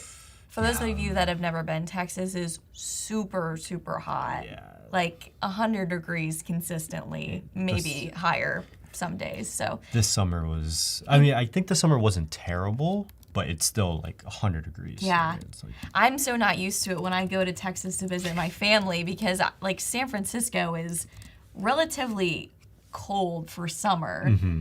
And I would show up to Texas. I'm like, oh my gosh, I have a sweatshirt on. Like, I need to get in shorts immediately. No, I love California weather. Yeah. It's all over the place, too. If you go more north, it's cooler. And then south, Yeah. it's warm. A little bit of everything. We're just going to name the other team, the team we're going to be. The nice soccer team. No, is that what that said in the template? That's what it said in the No, they're the opponents. We can be nice to AI, but we don't need to be nice to our No, not at all. the team we're gonna beat. Because we're going to beat them. I love it. Gotta have that competitive fire. Yep, exactly. And then let's see, what else we have here? More information. Oh yeah, like the park details. Oh, yes. So how long is your season? So we have the main season is like fall into spring. Okay. So you have like a little bit of break for winter. And then there's a summer season as well. I mean, so you're playing pretty much all year. Yeah. That's wild. Gotta stay in shape somehow. Yeah, absolutely. I mean, that is a lot of running. So that's probably kind of hard if you're not in soccer shape. I am not in soccer shape. I bet you're good. I wish. We gotta add that it's at Zilker Park.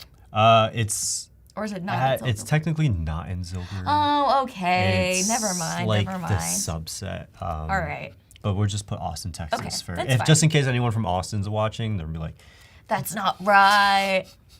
Just be like, that Emma girl told me to do it. It's okay. We don't want anyone to get in trouble here. Are you gonna change the background color to match your? Yeah, I was gonna change the color. Nice. Let me just change this really quick, just to. Someone commented about the texture layers, and they had a suggestion about that. So click the what is it? I think it's the test tube icon up at the top. Which one? Or you don't have to, but they could up in the top by the download button. There's like the print. And then the test tube, that's an idea, a way to submit suggestions directly to the Express team. And this goes for all of our products. We all have feedback options, and they actually do listen to it, and they love to hear your thoughts. So I think that's something great to submit to the Express team.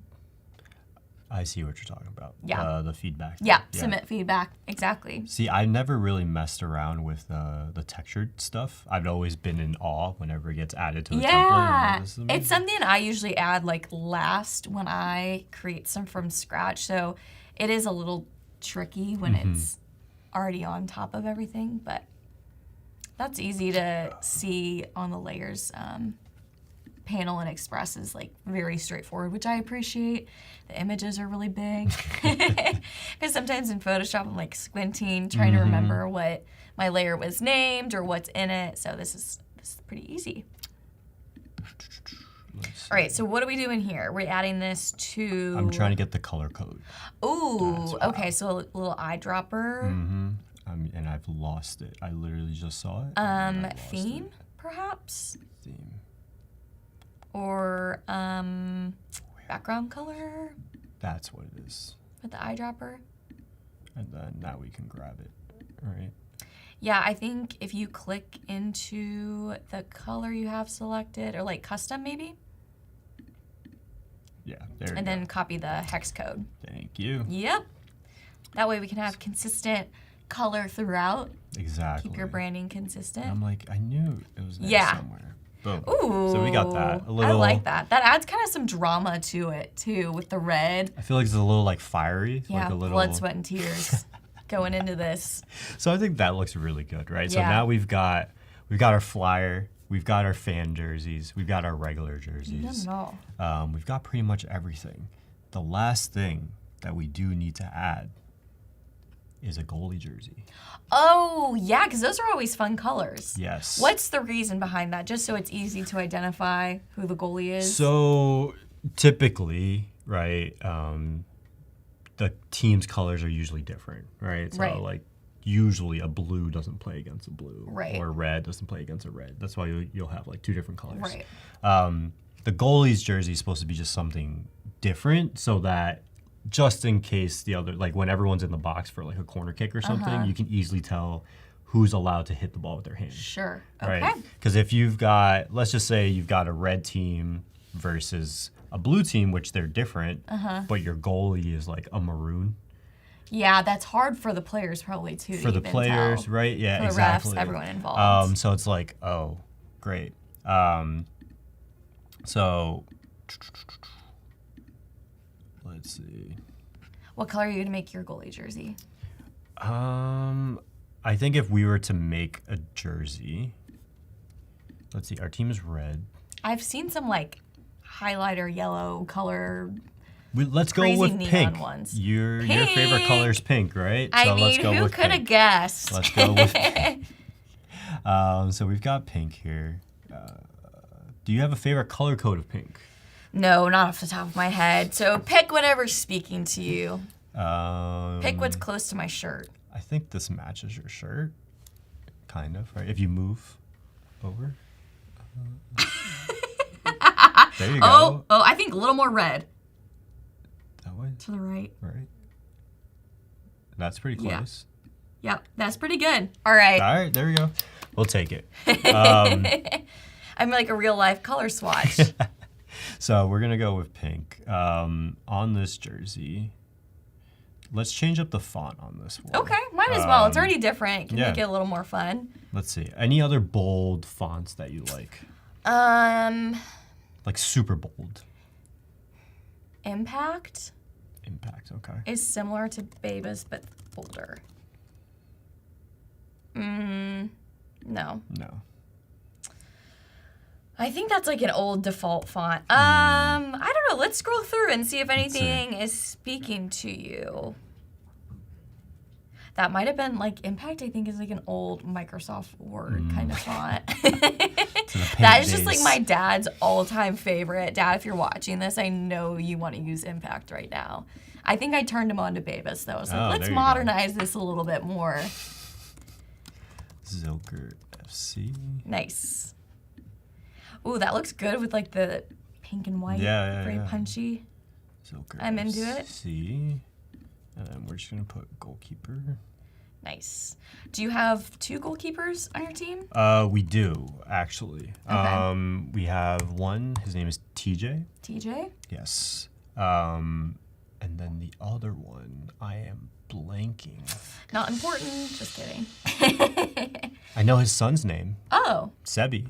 Okay. Sebby's like our little mascot. Oh, we love cute. Sebi. He deserves his own little fan shirt. Maybe that's a side project you can work on. Sebi's amazing.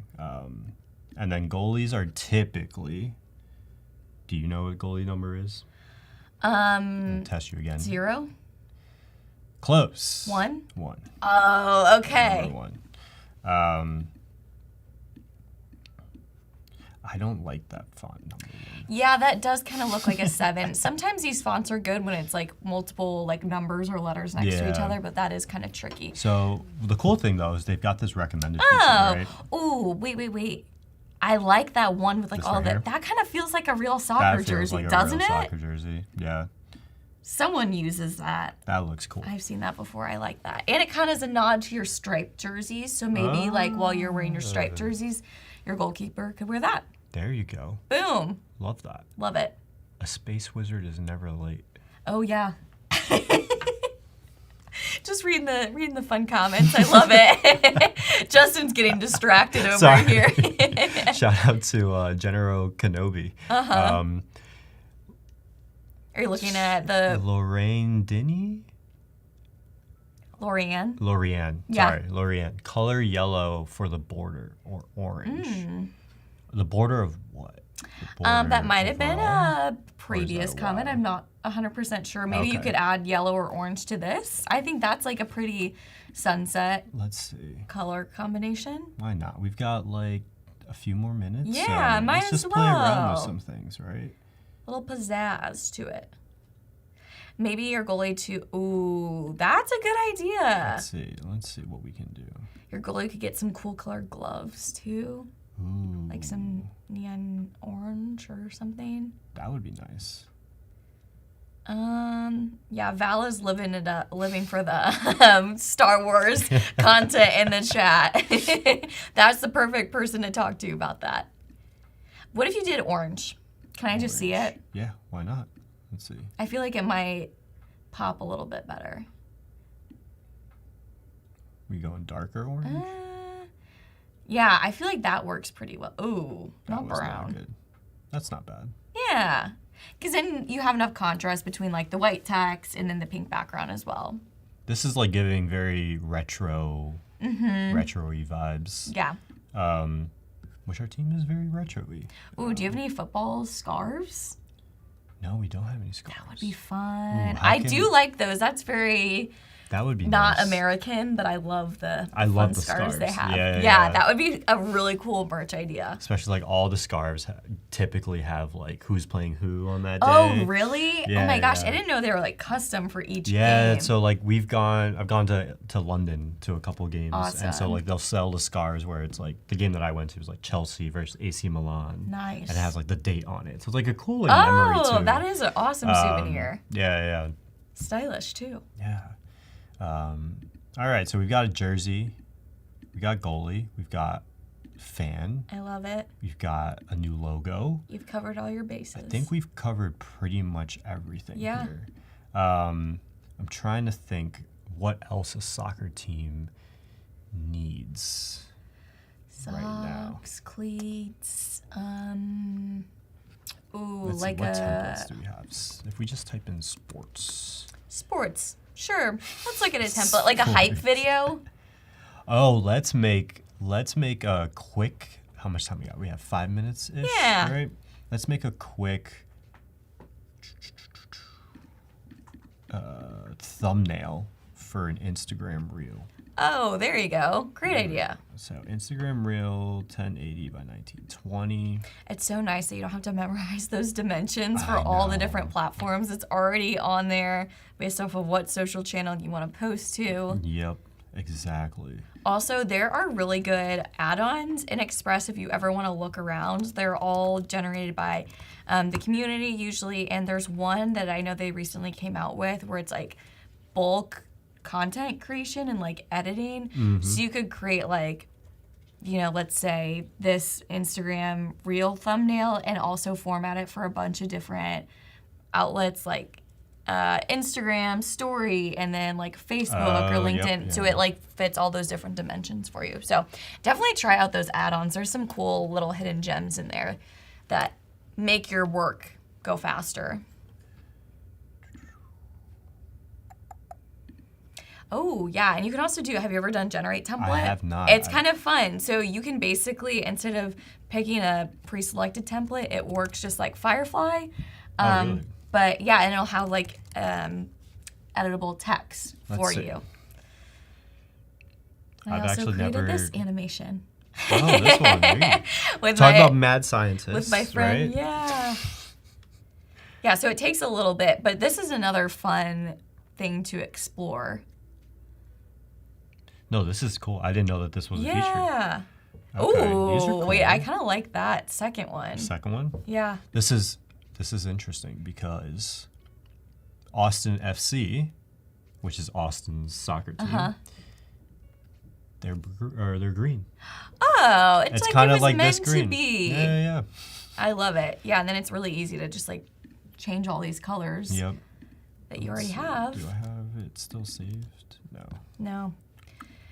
But if you wanted to make this easier, you could save the your blanket. color as like a library, I think, or a color theme, and then you can bring it up in any. Yeah. We're just being quick today, but No, because I just I need to tell Max and the designers of the team to make the brand kit just to make it all yeah, easy for absolutely. everything. The brand kits in Express are really nice. Yeah. I use that all the time for my projects for live. So this red and green is kind of clashing. Yeah, it's a little Christmassy, perhaps, Christmas. That is a good term. or holiday-y. What color goes? I think if we just go white. Yeah, keep it I think simple, white's pretty right? clean, and then maybe like a black and white photo would be cool to kind of tie into the poster that you created earlier. Mm-hmm. Was that a poster or was it a social? No, that was like a flyer. A flyer. Yeah. Got it. So if we wanted. Also, you can print those flyers through Zazzle through Express. Yes. So, fun fact. Definitely check out all the different print-on-demand options. It's kind of fun. Okay. I like it. Yeah, that has good contrast against that dark red. Yeah, that white is popping well. Get ready, let's play. Woohoo. Let's see. What other images do we have? I don't know. Another soccer player. Let's see. Yes, Val, thank you for plugging. Definitely go check out Justin. You're on Declassified Instagram? What's the best way to follow you? You're a man of many outlets. So the best place to follow me personally is on LinkedIn. Okay, So, I already did that. Connect. yep, there you go. So connect with me on LinkedIn. Or follow. And then if you're trying to find more tips about college or anything like that, it's at Declassified College on any platform, whether that's Instagram, TikTok, Perfect. YouTube, etc. And then we're always looking at our DMs, so feel free Nice. to DM Slide us. in those DMs. Awesome. Well, Justin, this was super fun just to get you to make all this for your soccer team. Yeah, this has been or your great. football club. Very awesome. Stay tuned. We'll be back again together. This time I'll be in the designer's chair. But Justin, thank you so wait. much. You No, killed thank it. you. So awesome. This has been awesome. We'll be right back. Thank you.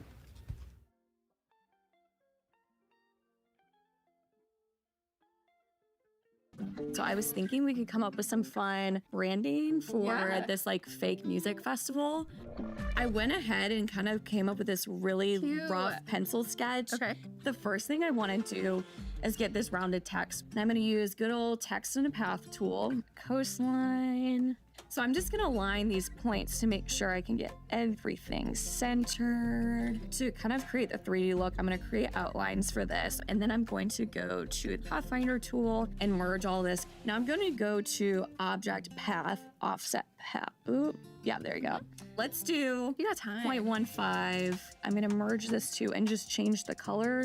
I'm gonna go ahead and add that outline stroke. I'm gonna change this to white, and then I'm going to Option click and drag and move this to the bottom. Okay, so now I'm gonna go use the blend tool. Click on the top one, option, and then click the bottom one. So I'm gonna do specified steps. So let's just try 8. There we go. I think especially for things like this where you just want like quickly to get an even border around something, just turn on your grid. It's command and then the apostrophe, and then snap to grid is super easy too. So I'm gonna just switch that to an outline. So I'm gonna do offset path this time for my son. Let's group this and center it. Can I just jump to the final product? Okay, so this is what I came up with for the finished product. I was thinking like some VIP passes would be cute. And then I just wanted to show you another fun little like cute asset that I made. Cute, the some little wristbands. Yeah. So what I did to bring this into Express is I created a library. You go to this plus button and then it'll show you like all the different options. And then I just can add some of my graphic elements too. So I added my sunshine, my palm tree. Let's go into Express. Ta-da! Okay, so now you can see that like all of our assets, our fonts, our colors are automatically Waiting for us. So what I did here is I just brought this in to a PNG and lock it. So I just went and added new text, first name, last name, A proper template. we're gonna go to share. To save as a remixable template, we'll click here. We wanna turn on that they can only pick from the fonts. And then we'll hit save template. So you can see this is the template that I created, and you'll click on here and then it'll start a whole new file. So when someone goes to open this, it's not going to corrupt your original The master template. file. Exactly. It's safe. And you can see here, the only thing it's allowing me to edit is the type. So if someone were to use this in the handoff process, they can just keep duplicating, adding more names. What I did is I brought the poster, VIP passes, and the wristbands together. Oh, cool. Just in a cute, like, little final fun. composition. And yeah, these were our deliverables for our summer perfect. music festival. So fun. Awesome. All right. Thanks, everybody. Thank you guys.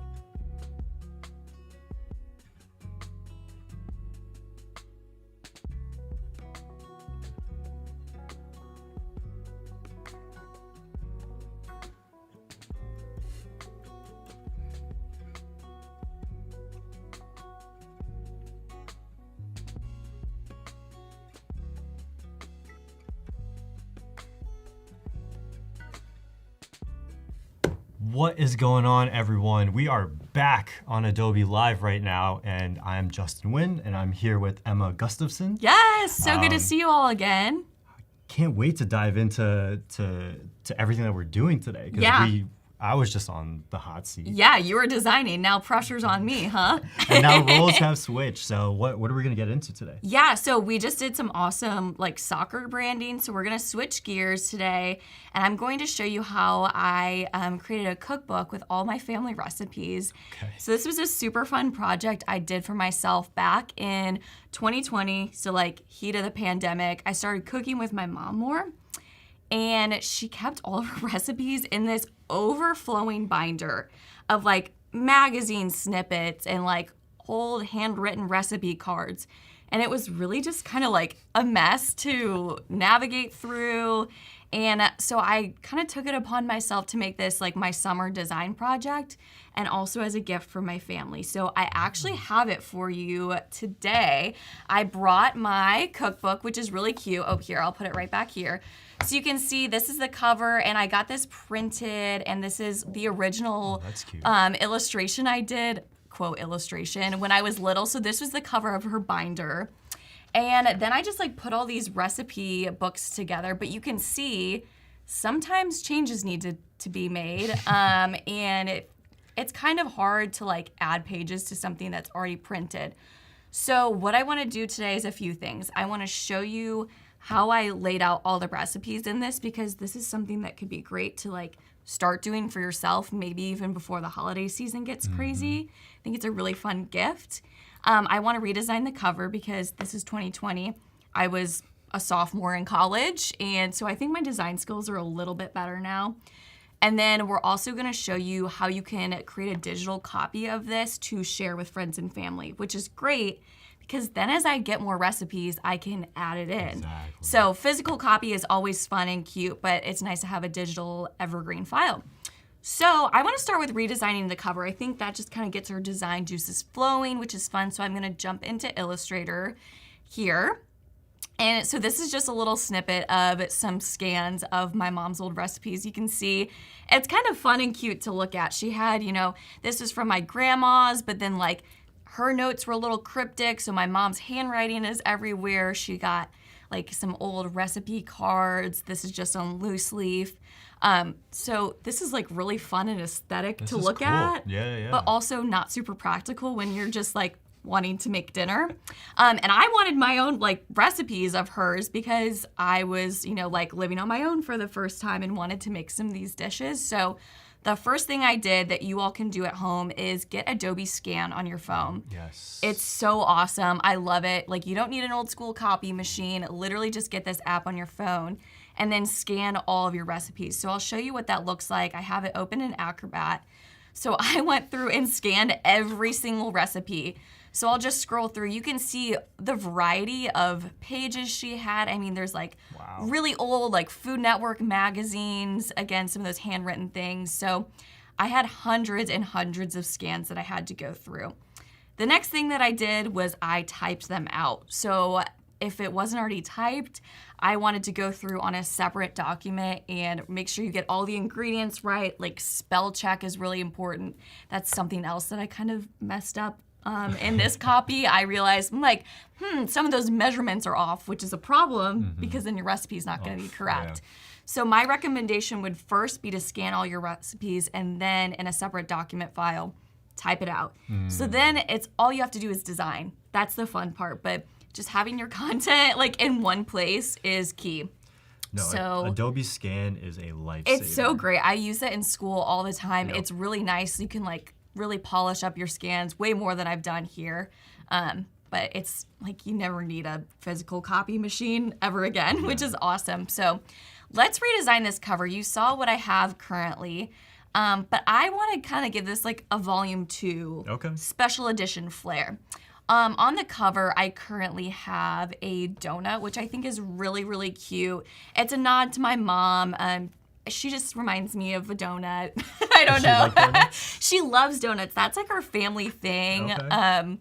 Every birthday morning, my dad would go and get donuts for us. So I want to keep the donut theme. I also, as you can tell, love pink. So I want to use a similar pink color, but expand the color palette a little bit. Yeah, so let's jump in. So I have an 8.5 by 11 document for my cover. You could also create this directly in InDesign, which is where I'll lay out the rest of the pages. But for the purposes of this, I'm just gonna build the cover completely in Illustrator. Also, something to note is if you were going to print this, you want it to be in CMYK, which is the color code for printing, which doesn't look as great on screen. So I'm gonna do this in RGB. Don't sue me, but we're just going to start in Illustrator. So I love these two fonts, and these are the original fonts I used for my project. It's Rollaway and Playfair Display. These are Adobe fonts, and they have a lot of options. If you click in here, all these different weights, and then Playfair also just has like really fun, regular, bold, italic. I really love the italics, are like really, really pretty. So it's a nice combination of like a little bit playful, but also really legible, which is great because like I want to give this to my grandma too. And when my mom doesn't have her reading glasses on, like she needs to be able to read. Sorry, calling you out, Mom. She's young and gorgeous. But that makes it just a little bit easier to read. So I don't want too many like over the top fonts for this. So the first thing I wanted to do is kind of mimic this really cute like checkerboard pattern that was on this recipe card. Yeah, I feel like it's kind of like picnic vibes, which is cute. Reminds me of family. So all I did to create this was I just drew a bunch of squares, nothing crazy, and then just duplicated them over and over again, and then made sure they fit the canvas. And so what I did here is I just already put all those squares together. You can see that I'm going to center it over my artboard. And it doesn't fit perfectly over the edges, which is fine. If I were to print this, a good tip is to add some room for what's called the bleed, which means that it gives the like printer a little bit of wiggle room to cut off the edges and it won't go to like white paper. So you extend the artwork over the edges just a little bit, and then it'll just make sure you get a nice clean design. Do you need to do that on just the outsides, or like the outsides on the left and right, or also a top and bottom? Yeah, well? so you want to do like all sides, which is yeah, good question. So what I'm gonna do here is I'm gonna ungroup, and then all I'm gonna start doing is just deleting the squares to kind of create the checkerboard pattern. So you can start just selecting here, and what I honestly could do that would be easier is just delete the rest of this and then start duplicating. That's what I was gonna Yeah, I wasn't gonna sit there and like select all of them. I mean, you could go for it, but we're all about being efficient here. So starting to look really fun already.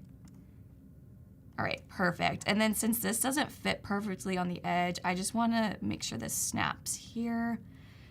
Because for today's demo, I'm gonna just keep this as a digital copy, so I'm not worried about bleed. All right, and then I want this darker, like reddy orange color to be the background. So let's do 8.5 by 11 rectangle to get that background color. And I want these squares to be pink. Ooh. Of course. So I kind of like that this is not like too much contrast, because we ultimately like want this to be in the background. Yep. Actually, I'm gonna switch this. I'm gonna do this as pink and then this as red. Red.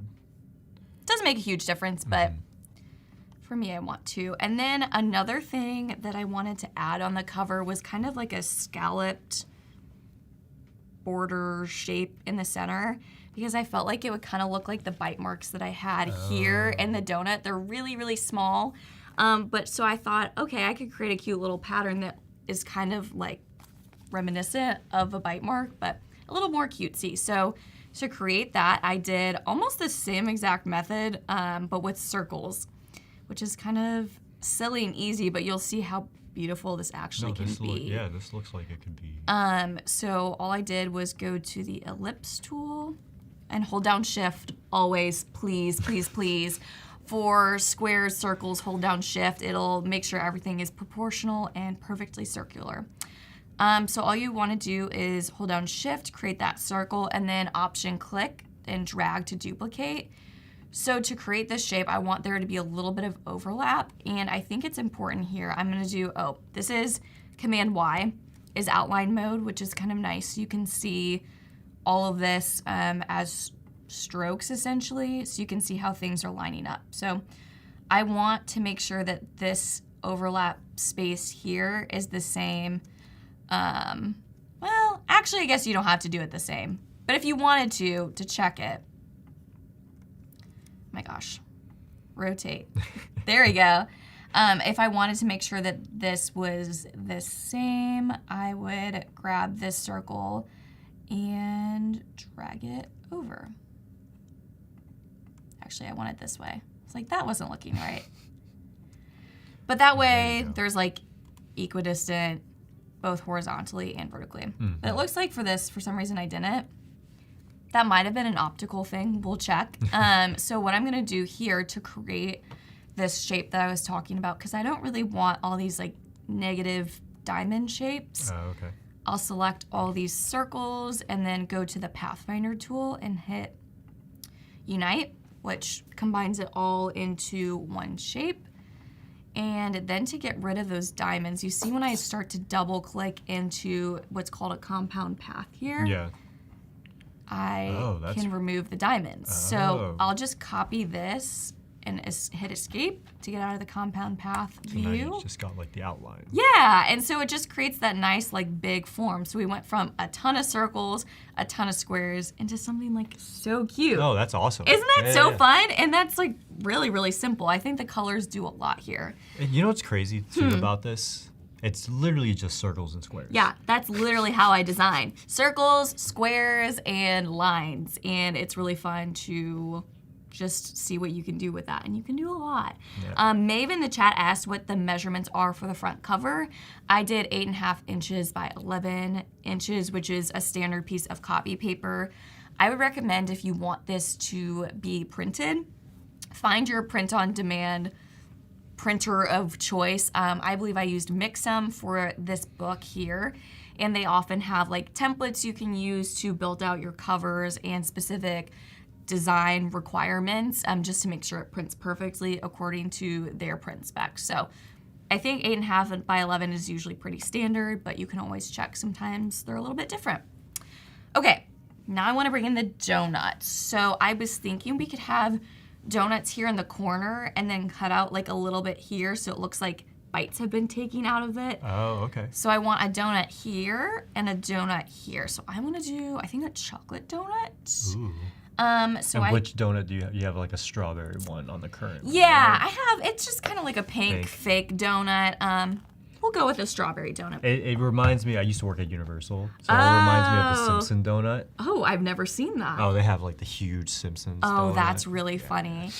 Okay, so you can see I started to create this donut shape over here, which again, circles and sprinkles, which are just lines. So this is super easy. I'll show you how I created this. So again, just create one bigger circle, and then we'll want 2 smaller circles inside. So that's the icing. I went back and forth of different ways. I was like, okay, chocolate donut with vanilla icing or vanilla donut, chocolate icing. I just like the way this looked. I think it looks great. Yeah, okay, and then we want the center to be cut out. So I'll just change that to like a very obvious color so I remember, hey, that's not part of my design. Are you a donut hole person? Yeah, but if I had the choice, I think I would pick like a full donut. Really? Do you like donut holes better? I love donut holes better. I mean, they're delicious. All right, and then I'm gonna select all 3 of these layers and then go back to the Pathfinder and hit divide. And what this will do is it'll cut out all the shapes against each other, and then we can, again, double click into this group, and then ta-da! It cut that hole out of the donut, which is perfect. And then if we wanted to like move those, you can see how that divide tool works. So now we have the base of our donut. Let's add some sprinkles. So to create these sprinkles, All I did was use the line tool here, hold down shift again so it makes a perfectly straight line. Let's bump up the stroke weight. Let's do like 3, we could do maybe even more. Let's do 6, and then to get this kind of rounded shape, we'll go to stroke over here. And if you don't have any of these on your panel, you can always go to window and then add it over here. These are the tools that I use pretty much all the time. Like Pathfinder, stroke, things like that are just like my go-to, so I keep them on this side. And then we'll want to round the end cap. So you can see if you switch from, I didn't know it's called butt cap. That's inappropriate. All right, switching from flat to round. It's in the product. Don't blame me. But then I can literally just go and start recoloring these and duplicating, again, option click and drag, and rotating the sprinkles all around, which is just so cute. So again, super, super easy. So let's delete this and let's just go with what I already have created. So I want, whoops, let's delete these. Gotta get the sprinkles back. I know, can't leave the sprinkles behind. All right, so grab that. I'm gonna Command G just to group it to make this easier for me. So I said I wanted this in both corners. So what I'm gonna do is I'm gonna line the corner up of the cover with the center of the donut. I see what you're doing here. Yeah, and then what I'll do is I could copy and rotate just so you can see where this is going. But in reality, like these will just be mirrored on either side. So I'm gonna do the bottom right corner first, and then I'll show you what it looks like over there. So I want it to look like a bite has been taken out of this donut. On here, I have 3 little circles that I use for the bite marks. I want just like one giant Big bite. one? Yep. Because this is volume 2, bigger and better things. So This is making me hungry. It's almost lunchtime. I know. And do you know what? The office down the street that I normally work at, the other Adobe office, they have donuts on Thursdays. But I came here first, so I didn't have a donut. I might need one after. Hopefully there's some left for me. I'm sure there will be. I'm sure there will Hopefully. be. I should have asked them to save me one. Okay, so I created these circles ahead of time. So this middle circle here, okay, these aren't grouped. So this middle circle here just lines up with the corner of that larger repeating circle pattern that I created. And then what I'm gonna do here is go to Object, Offset Path, which I feel like if you've watched my streams before, I probably use the same process and steps like every stream. But you can see they come up with different results every time. So these are just like my holy grail actions in Illustrator. You've got the foundation, right? Like you can do whatever you want. Totally. But most people skip the foundation. Yeah, but this is a great way to learn. Exactly. All the basics, just shapes and colors, which is, I like to tell people that's what I do for a living, is shapes and colors, just making things look pretty, which is awesome. I love that that's my job. Okay, so we took that circle, we're gonna go to Object, Path, Offset Path. And what this is gonna do is it's gonna create another circle behind it. And this is going to help create a cutout of the donut bite. So I wanna do like 1/4 of an inch. Let's see what that preview looks like. Perfect. So now I can delete that center circle. That was really just for me to make sure that it was lined up with this edge of that larger shape right here. And I will go to my donut group and select that gray circle, and then I'm gonna go to the divide tool again. So we'll go here, and then I just wanna cut out or delete all of these gray areas. So let's go to select, same, fill color. Oh my gosh, I wish I would have known about this sooner, because when I was in school, I would sit here and delete everything that was gray. Oh my gosh, waste of your time. Don't do that. Select one gray thing, select same, and you can do fill and stroke, fill color. So there's lots of shortcuts for this. So let's do fill color, and then look, it selects all those random areas that had gray in it. And I just delete it. Boom. Boom. So you can great. see how that bite is starting to come together, which is really, really cute. And then I want to hide the rest of this donut. So I could either take the stroke and line it up with the edge of the paper, which is fine, or if I want to keep the donut intact, you can do a clipping mask. No way is right or wrong, but this is just how I'll do it today. So I'm drawing a square.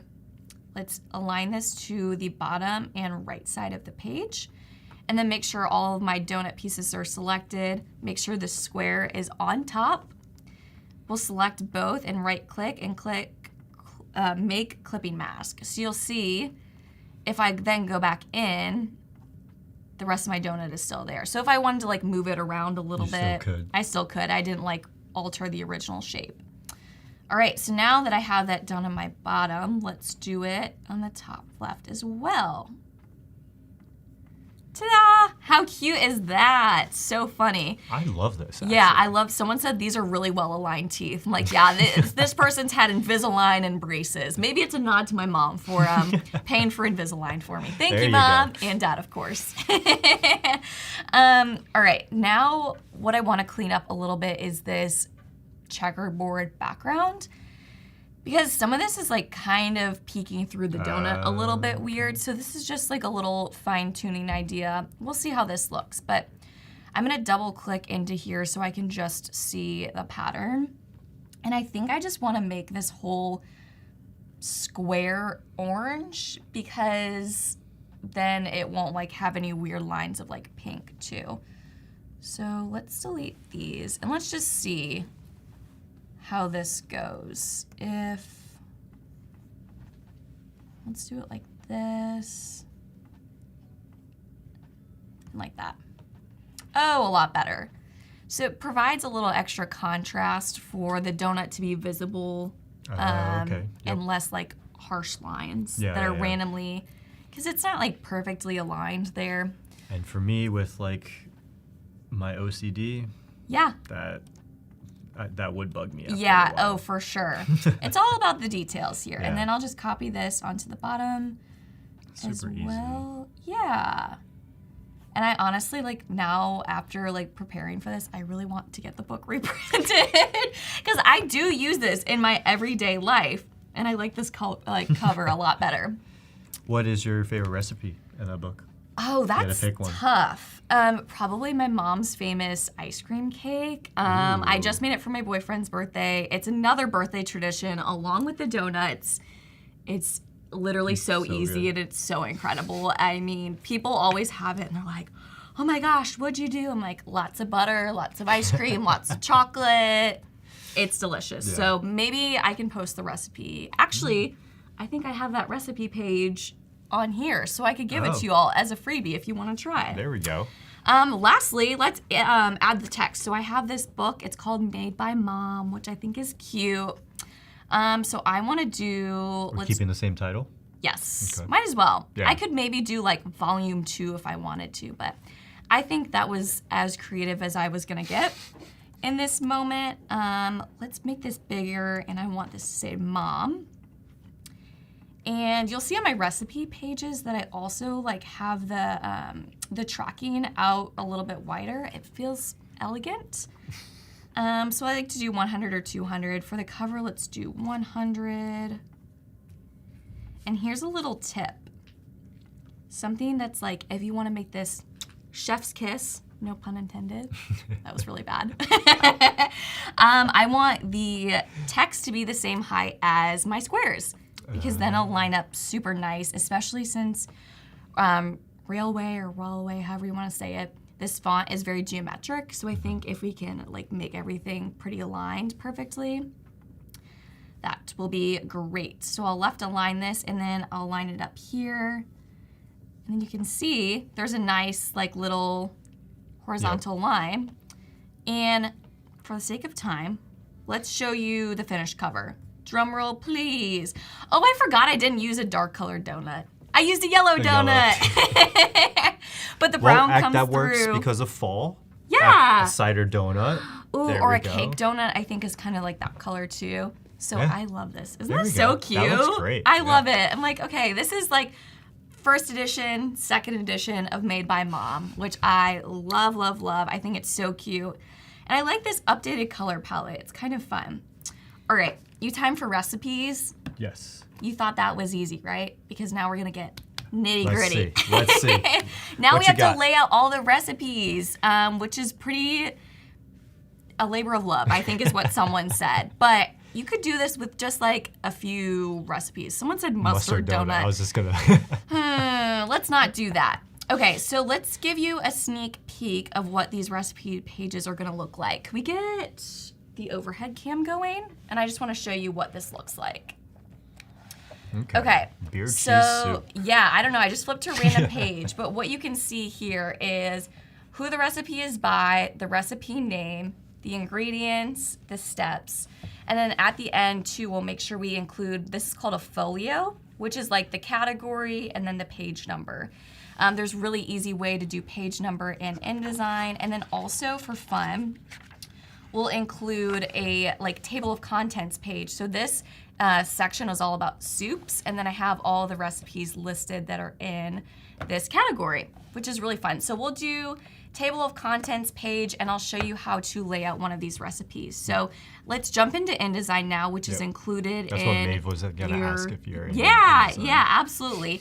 And you could do this in Express too, but for the amount of content I'm doing, I just find it easier to use InDesign. So let me show you how to set up your document, because the way you set this up is going to make sure you have a really consistent layout for all of your recipe pages, because we want the text to show up in the same places. We want like the cover and the like section dividers to be really creative, but other than that, we need this to be pretty user-friendly. Straightforward, measurements, steps. I don't need a lot of extra fluff. So I'll start a file, new document. All right, and you'll see I get a ton of options here. First things first is make sure you switch to, in my case, inches is just what I'm familiar with for document sizes. 8.5 by 11, like I said, is standard. We'll do facing pages, which means that they are side by side like I showed in the preview. Because if you didn't click facing pages, it would be a little bit more like a traditional Word document where it's just like page, underneath page, underneath page. So we want these to be side by side. Let's do 4 pages. So we can do the table of contents pages and then 2 recipe pages. And then we'll want to start at number 2, which is kind of goofy. But if we want to have 2 spreads is what we call 2 pages together. So if we want 2 spreads, we got to start at page number 2, because otherwise if we start at page 1, it'd be a single page and then 2 pages together and then a single page. Oh, I see. It's a little, look, I've done this a lot. So these are just like easy ways to set up your document, and then you don't have to think about it. Just follow my steps. Column gutter, we want 4 columns so that we can vertically align all of our columns of text. So we'll have one column as our ingredients and another column as our steps. And this just makes sure everything's organized. And then column gutter is the little space in between each gutter or each column, which just ensures you have equal spacing between like text boxes. So think of it as like designing with a grid. I'm sure you're familiar with designing on a grid. Kind of a pain, but when you get used to it, it makes for really clear and consistent layouts. Someone said they only have 2 recipes. That's totally fine. Let's make this for 2 recipes. You don't have to print a whole book. You can keep this for yourself as just something a little bit fun. And like I mentioned before, if you want to print this, make sure you add bleed. So that's a 1/2 inch here. And let's just hit create. Perfect. So you can see what I was talking about here. Bleed just extends off the page, especially if you have, like here, I have light pink pages. If I didn't do the bleed, then there would be probably like little tiny bit of white around the edges, which we don't want. The next thing I want to turn on is my baseline grid. Now, a baseline grid is something I failed a project for in college. So now I know how to do it right. If any of my professors are watching, I've learned how to use a baseline grid. That's why we make mistakes, though. Yes, exactly. So what we'll do here is go to View in Grids and Guides and go Show Baseline Grid. Actually, I need to give a clarifying shout out to my professors, because they did give me the chance to redo the project, and then I didn't fail it anymore. There you go. Good life lesson. It has stuck with me to this day. So the baseline grid, make sure all your lines of text are lined up, which is just, again, adding another step to your graph, your grid essentially. And it corresponds to the spacing you have between your text. So I'm gonna go, remember that document I typed out of all my recipes? Yes. Let's go back to that. Never ever type directly in InDesign unless you like have to. Like with as much content as there is here, I would be very hesitant to do it. So Uncle Bud's ice cream cake is the ice cream cake I was talking about. So let's add the ingredients here. So I'll start by copying here. Condensed milk. Speaking my language. Sweetened condensed milk, butter, like all the things. Highly recommend. If any of you make it, tag me. Tag me. I would love to see it. So let's create a text box here and align it with our column and our baseline grid. So Command V, you can see I typed in all of my ingredients here. And let's see, I have some notes for myself of like how I line this up. So we're gonna use that Playfair font that I really liked for the ingredients, regular. And body copy is usually good between 8 and 12 points for print. Okay. So that's really good to know. I think 8, 10, and 12 are like usually the best. I don't like odd numbers, so. Carol says this is the diet version. That's hilarious. This is not diet friendly, let me tell you. This is why it's a special occasion treat. All right, so I'm going to use a 10-point body copy, and then I'm gonna increase this, which is called the leading. So the leading will change the spacing in between the individual lines of text.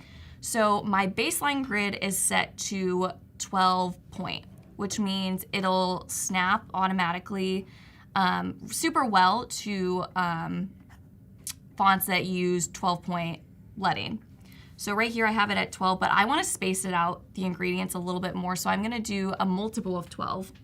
So math required. Not what are we doing? My strong suit. This girl's a designer, not a mathematician. But I can do 12 times 2, 24. All right, so let's switch this to 24. Nice. So you can see this is aligned nicely to the baseline grid. If I do, if you press W, that's a shortcut on InDesign. So this is with guides, without guides. So you can see that's nice and spaced out.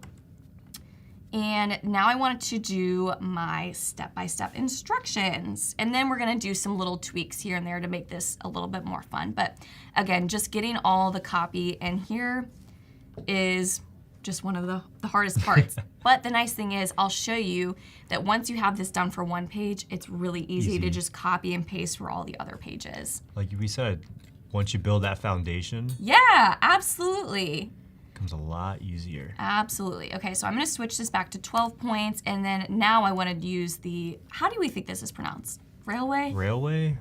How did you say it? What was the other way that you said it? Railway? Railway? I don't know. Rail? I think it's rail. Okay, let's go with because that. rail would be R-A-I-L. Yeah, you would think. I don't know. It's a good go-to font of mine for sure. Like you said, it's very geometric. Yes, it is a nice, clean sans serif font that pairs really nicely with this serif font. Okay, so you can see here, when I have this font is also 10-point in with the 12-point leading.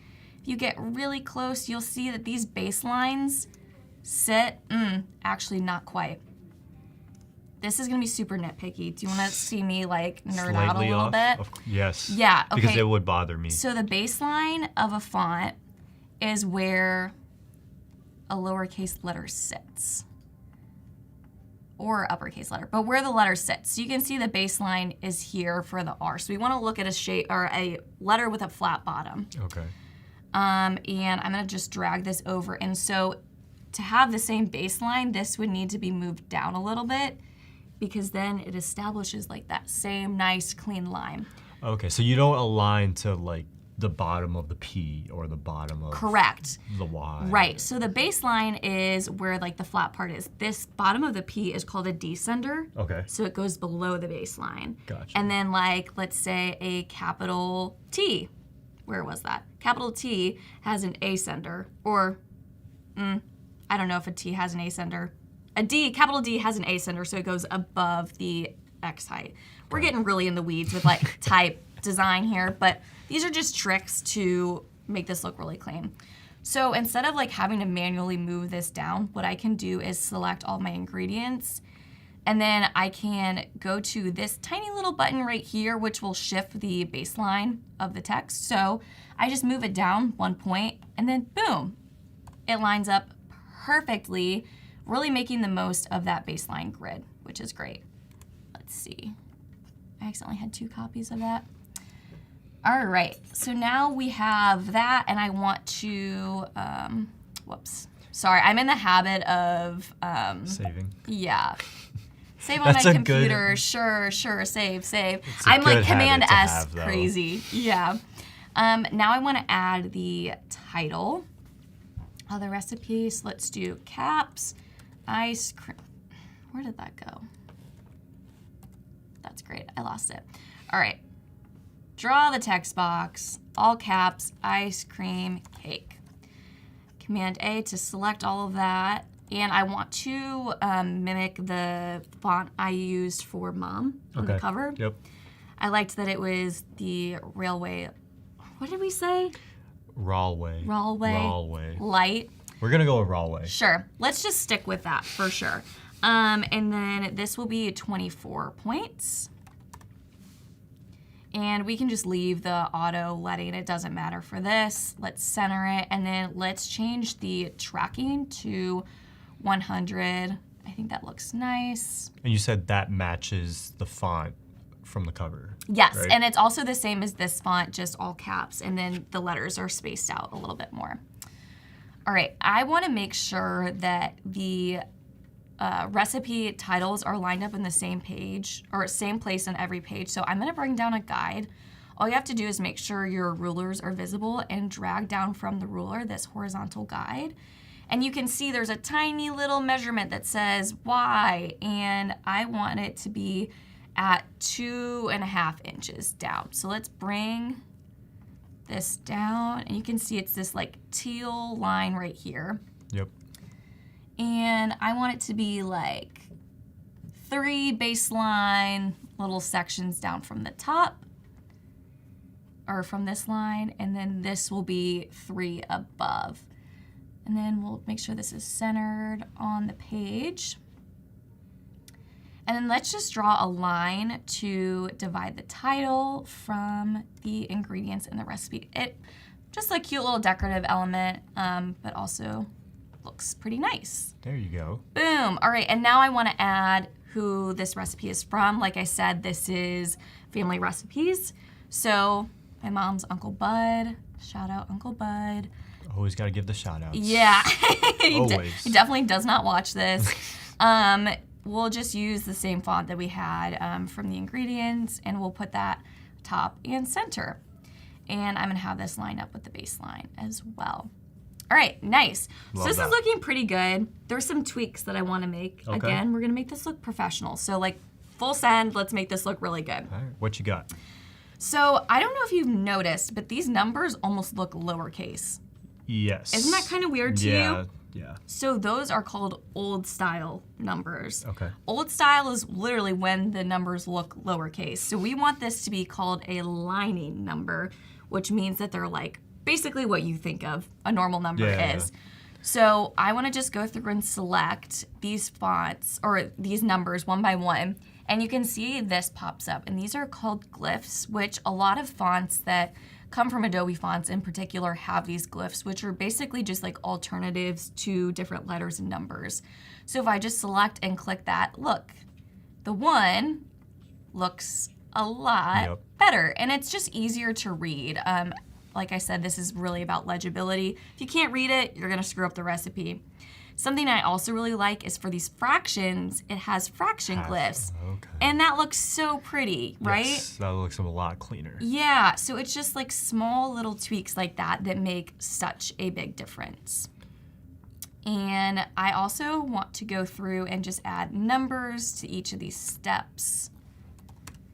And next what I want to do is show you how to easily carry these fonts and styles across your book, so you aren't having to do all this manual work Every single time. every single page. I mean, Please I no. would go crazy. There's like 100-something pages in my copy. So the best way to do this is to create paragraph styles for yourself. So paragraph styles, super, super simple.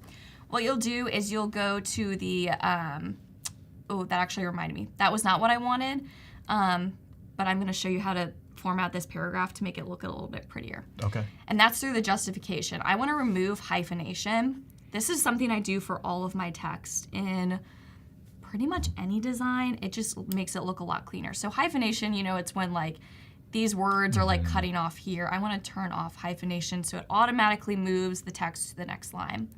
I also really like to justify my text, which means that instead of having all these little ragged edges here, it'll, boom, bring it all to like a nice column. Gotcha. But the thing is, sometimes there's like some weird spacing that happens. So to modify our justification settings, I go to this like little hamburger 3 lines there and justification. And this will give you all the settings you need. And there's literally one random blog post online that I have referenced my entire design career for the justification settings. It's so random, but it works, and you can, like I said, modify it. This is the formula I like. It's kind of weird. I need to take these notes down. I know. Literally, if you just look up best justification settings in design, it pops up every time for me, and it's like a really old looking website. But then it just spaces everything out nicely, which is good because then if I started like moving this around, what happens if you don't justify properly is it will sometimes give you like really goofy like spacing between letters. So we don't want any of that. That is a whole another section, justification. Paragraph styles. I promised you paragraph styles.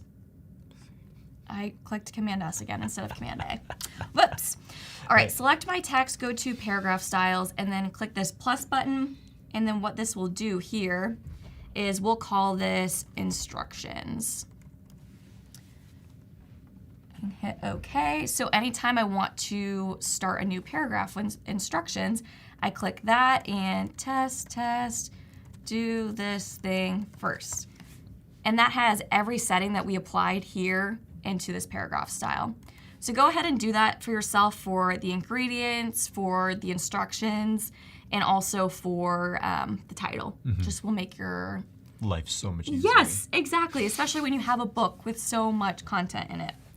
Okay, last thing I want to do before I show you a more like final polished version is we're going to go to the parent pages. The parent pages are the easiest way to add page numbers without manually needing to change anything. Because if I were to just type the number 1 and number 2 on this page, what if I wanted to move something around? You have to go through every single one and change every number. Again, work smarter, not harder. So we're gonna double click on here in the pages panel into the parent pages. And what I'm going to do here is, so below this section right here, right at the bottom corner, I want to have page number here and a page number here. And let's just draw a text box, and I'm just going to type the number 1 for now, but knowing that's going to change. So I'll set that to Playfair, is I really like that font, and let's do 10, and make sure all the numbers are correct. And then we'll duplicate that to the right side and make sure that this is on right aligned, so it lines up with that. Then all you have to do is select that number 1 that I used as a placeholder, go to Type, Insert Special Character, Markers, and Current Page Number. So this will know whatever number page it is over here is the number that it'll give it, which is great. So in the parent page, it'll just put a letter A. I don't know why, but it just puts a letter A. But then when we exit out of the parent page, you'll see, and if it ever looks like your page is blank, you might have just like left your parent page open, which can be like stressful if you think you lose all your designs. Don't worry, just double click back in here. Look, and then it it's numbered back. these pages for us, Okay, which is 4, awesome. 5. So we don't have to manually do that. So if I wanted to like move this page over here, It just it does it automatically. Oh, that's amazing. Yeah, so easy, right? Okay, do you want to see what this looks like when it's like all put together? Let's see it. All right, with all the colors applied, this is what we have going on here. So I just applied all the colors we chose from the cover, made sure there's enough contrast between the background color and the type color. Also, something I did here is I wanted these numbers to be a little bit bolder for the step, so I used Playfair Display Black to give it a little bit of a pop. I also added like a personal photo. That's something nice. that I do actually on pretty much every page of this cookbook, but just for like the sake of this demo, I wasn't gonna put like a bunch of family photos, but I think it's really fun if you have 1 photos with like the actual food or 2, like whoever the recipe is about, find an old photo, because then it's a little bit like a photo book too. So this is my brother blowing out candles on the ice cream cake. We have tons of pictures with I this feel like cake. this is really cool, especially if you're building it while you're doing some of these recipes. Absolutely. Because like you said, you snap a photo of the finished product, or like you celebrating it with all your family and For stuff. sure. It could be like a little memory book Absolutely. at the same time as a cookbook. Absolutely. I would love that to like take photos and document it. And now that I have a digital version, And you can. I can update it a lot more, which is great. Okay, so these are some other recipes I have, and then I took like a similar format and just made this table of contents page.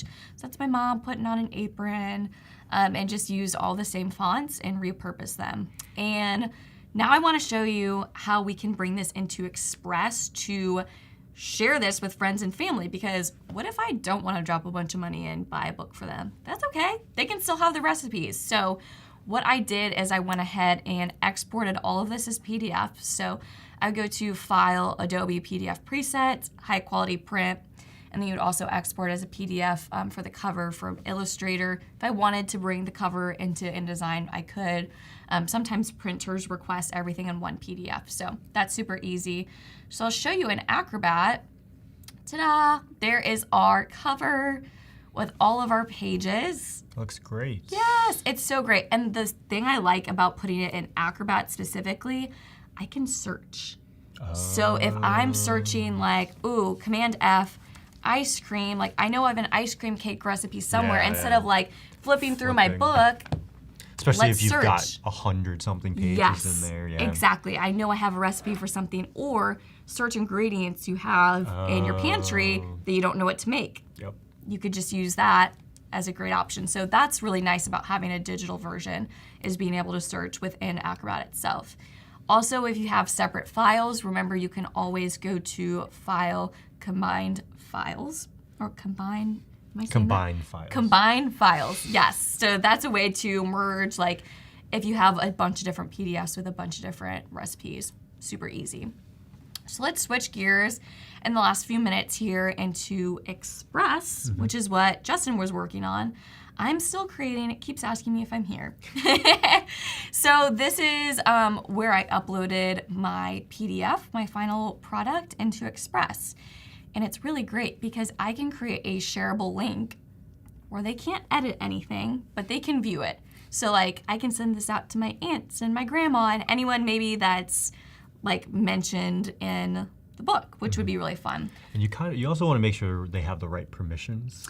Yes. Especially when we're sending it to like our parents and they start potentially moving things. Right. Place. Exactly. Especially if you like made tweaks to this within Express itself. Yes, exactly. You don't want them to be able to This like, isn't bad because it's a PDF, right? But if it's like my the soccer designs and stuff, and people are moving things all over. You don't want your teammates removing anything from your beautiful design. So same thing here. We're going to create a view-only link, okay?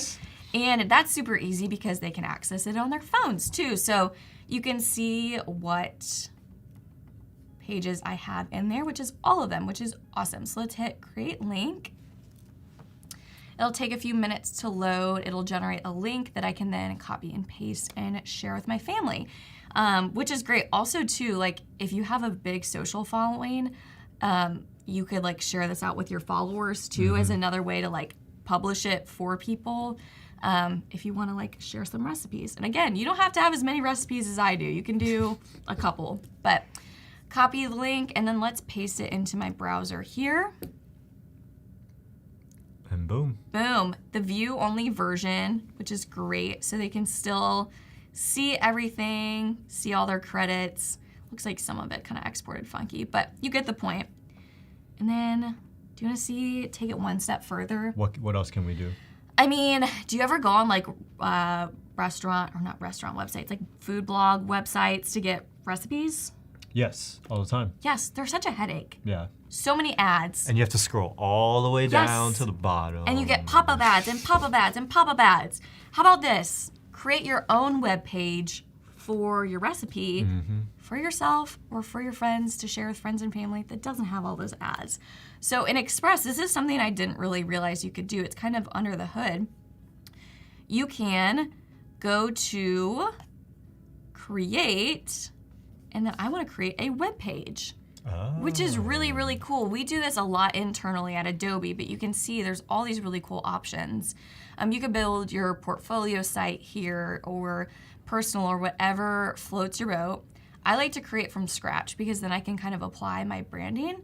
But it's really simple. I can follow those same rules that I, created for myself where I have all the recipes typed up and then I can just copy and paste them into this web page. So let's do a web page just for the ice cream cake. Okay.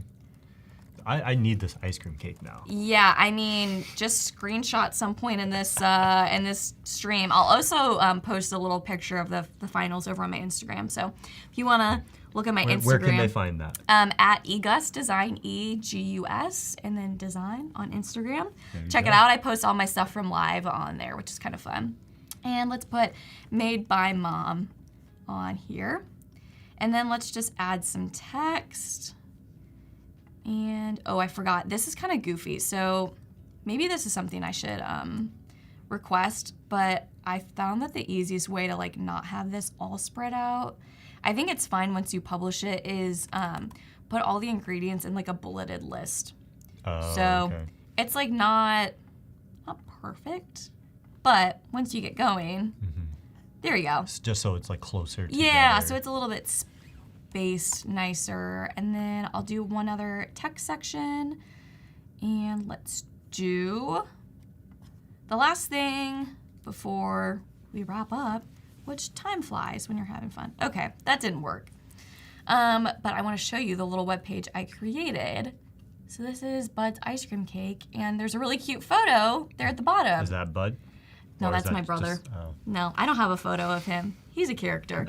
Okay. But we got the cake. Yes, we got the cake recipe, and there's the photo of the cake itself, which is so, so cute. And you can, again, share this as a published link, actually, which is kind of interesting. Oh, that's cool. So I can copy this, paste it, and then you won't have all the Express UI. People will know you made it in Express, but look at that. I mean, that looks like a legit website you just made for this recipe, which is so, so fun. Yeah. Now imagine, right, you can send this to your family. Yes. Like you said earlier, if you're a content creator yourself, you've got large followers. Yeah. Drop the link in your bio, and then they can all come here. Absolutely. There's so many things that you can do with So this. many fun things. Hopefully it inspires you all to create your own recipe books or cookbooks. It's been so fun to show you this process. This was a very special project, near and dear to my heart. Yeah. All the way back in 2020. So it's really fun to kind of revive this and create a new and improved version that I can keep adding to. Yeah, no, this has been amazing. Yes. We've gone from Acrobat, right, to InDesign to Illustrator and then Express. And Adobe Scan. Don't forget Scan. We just really made the most of your Creative Cloud subscription today. You're welcome. There you go. But we've done a ton Yes. today. And it's been absolutely amazing this past 2 hours with you. Yes, absolutely. It's been so great, as always, to see you, Justin. Thank you all for tuning in, too. It's fun to see all your reactions in the chat. And hopefully you all can create your own fun cookbook. Yes. Later. Hopefully next time I'm here, I want a piece of that cake the next time I'm in Yes, San go and Francisco. make the cake and tag me for sure. Thank you all so much for joining us, and have a great Thursday. And next up, we have the weekly challenge with Storm Stewart. So stay tuned and Yes. stick around just for that. Awesome. Thank you all. Awesome. Bye. Bye.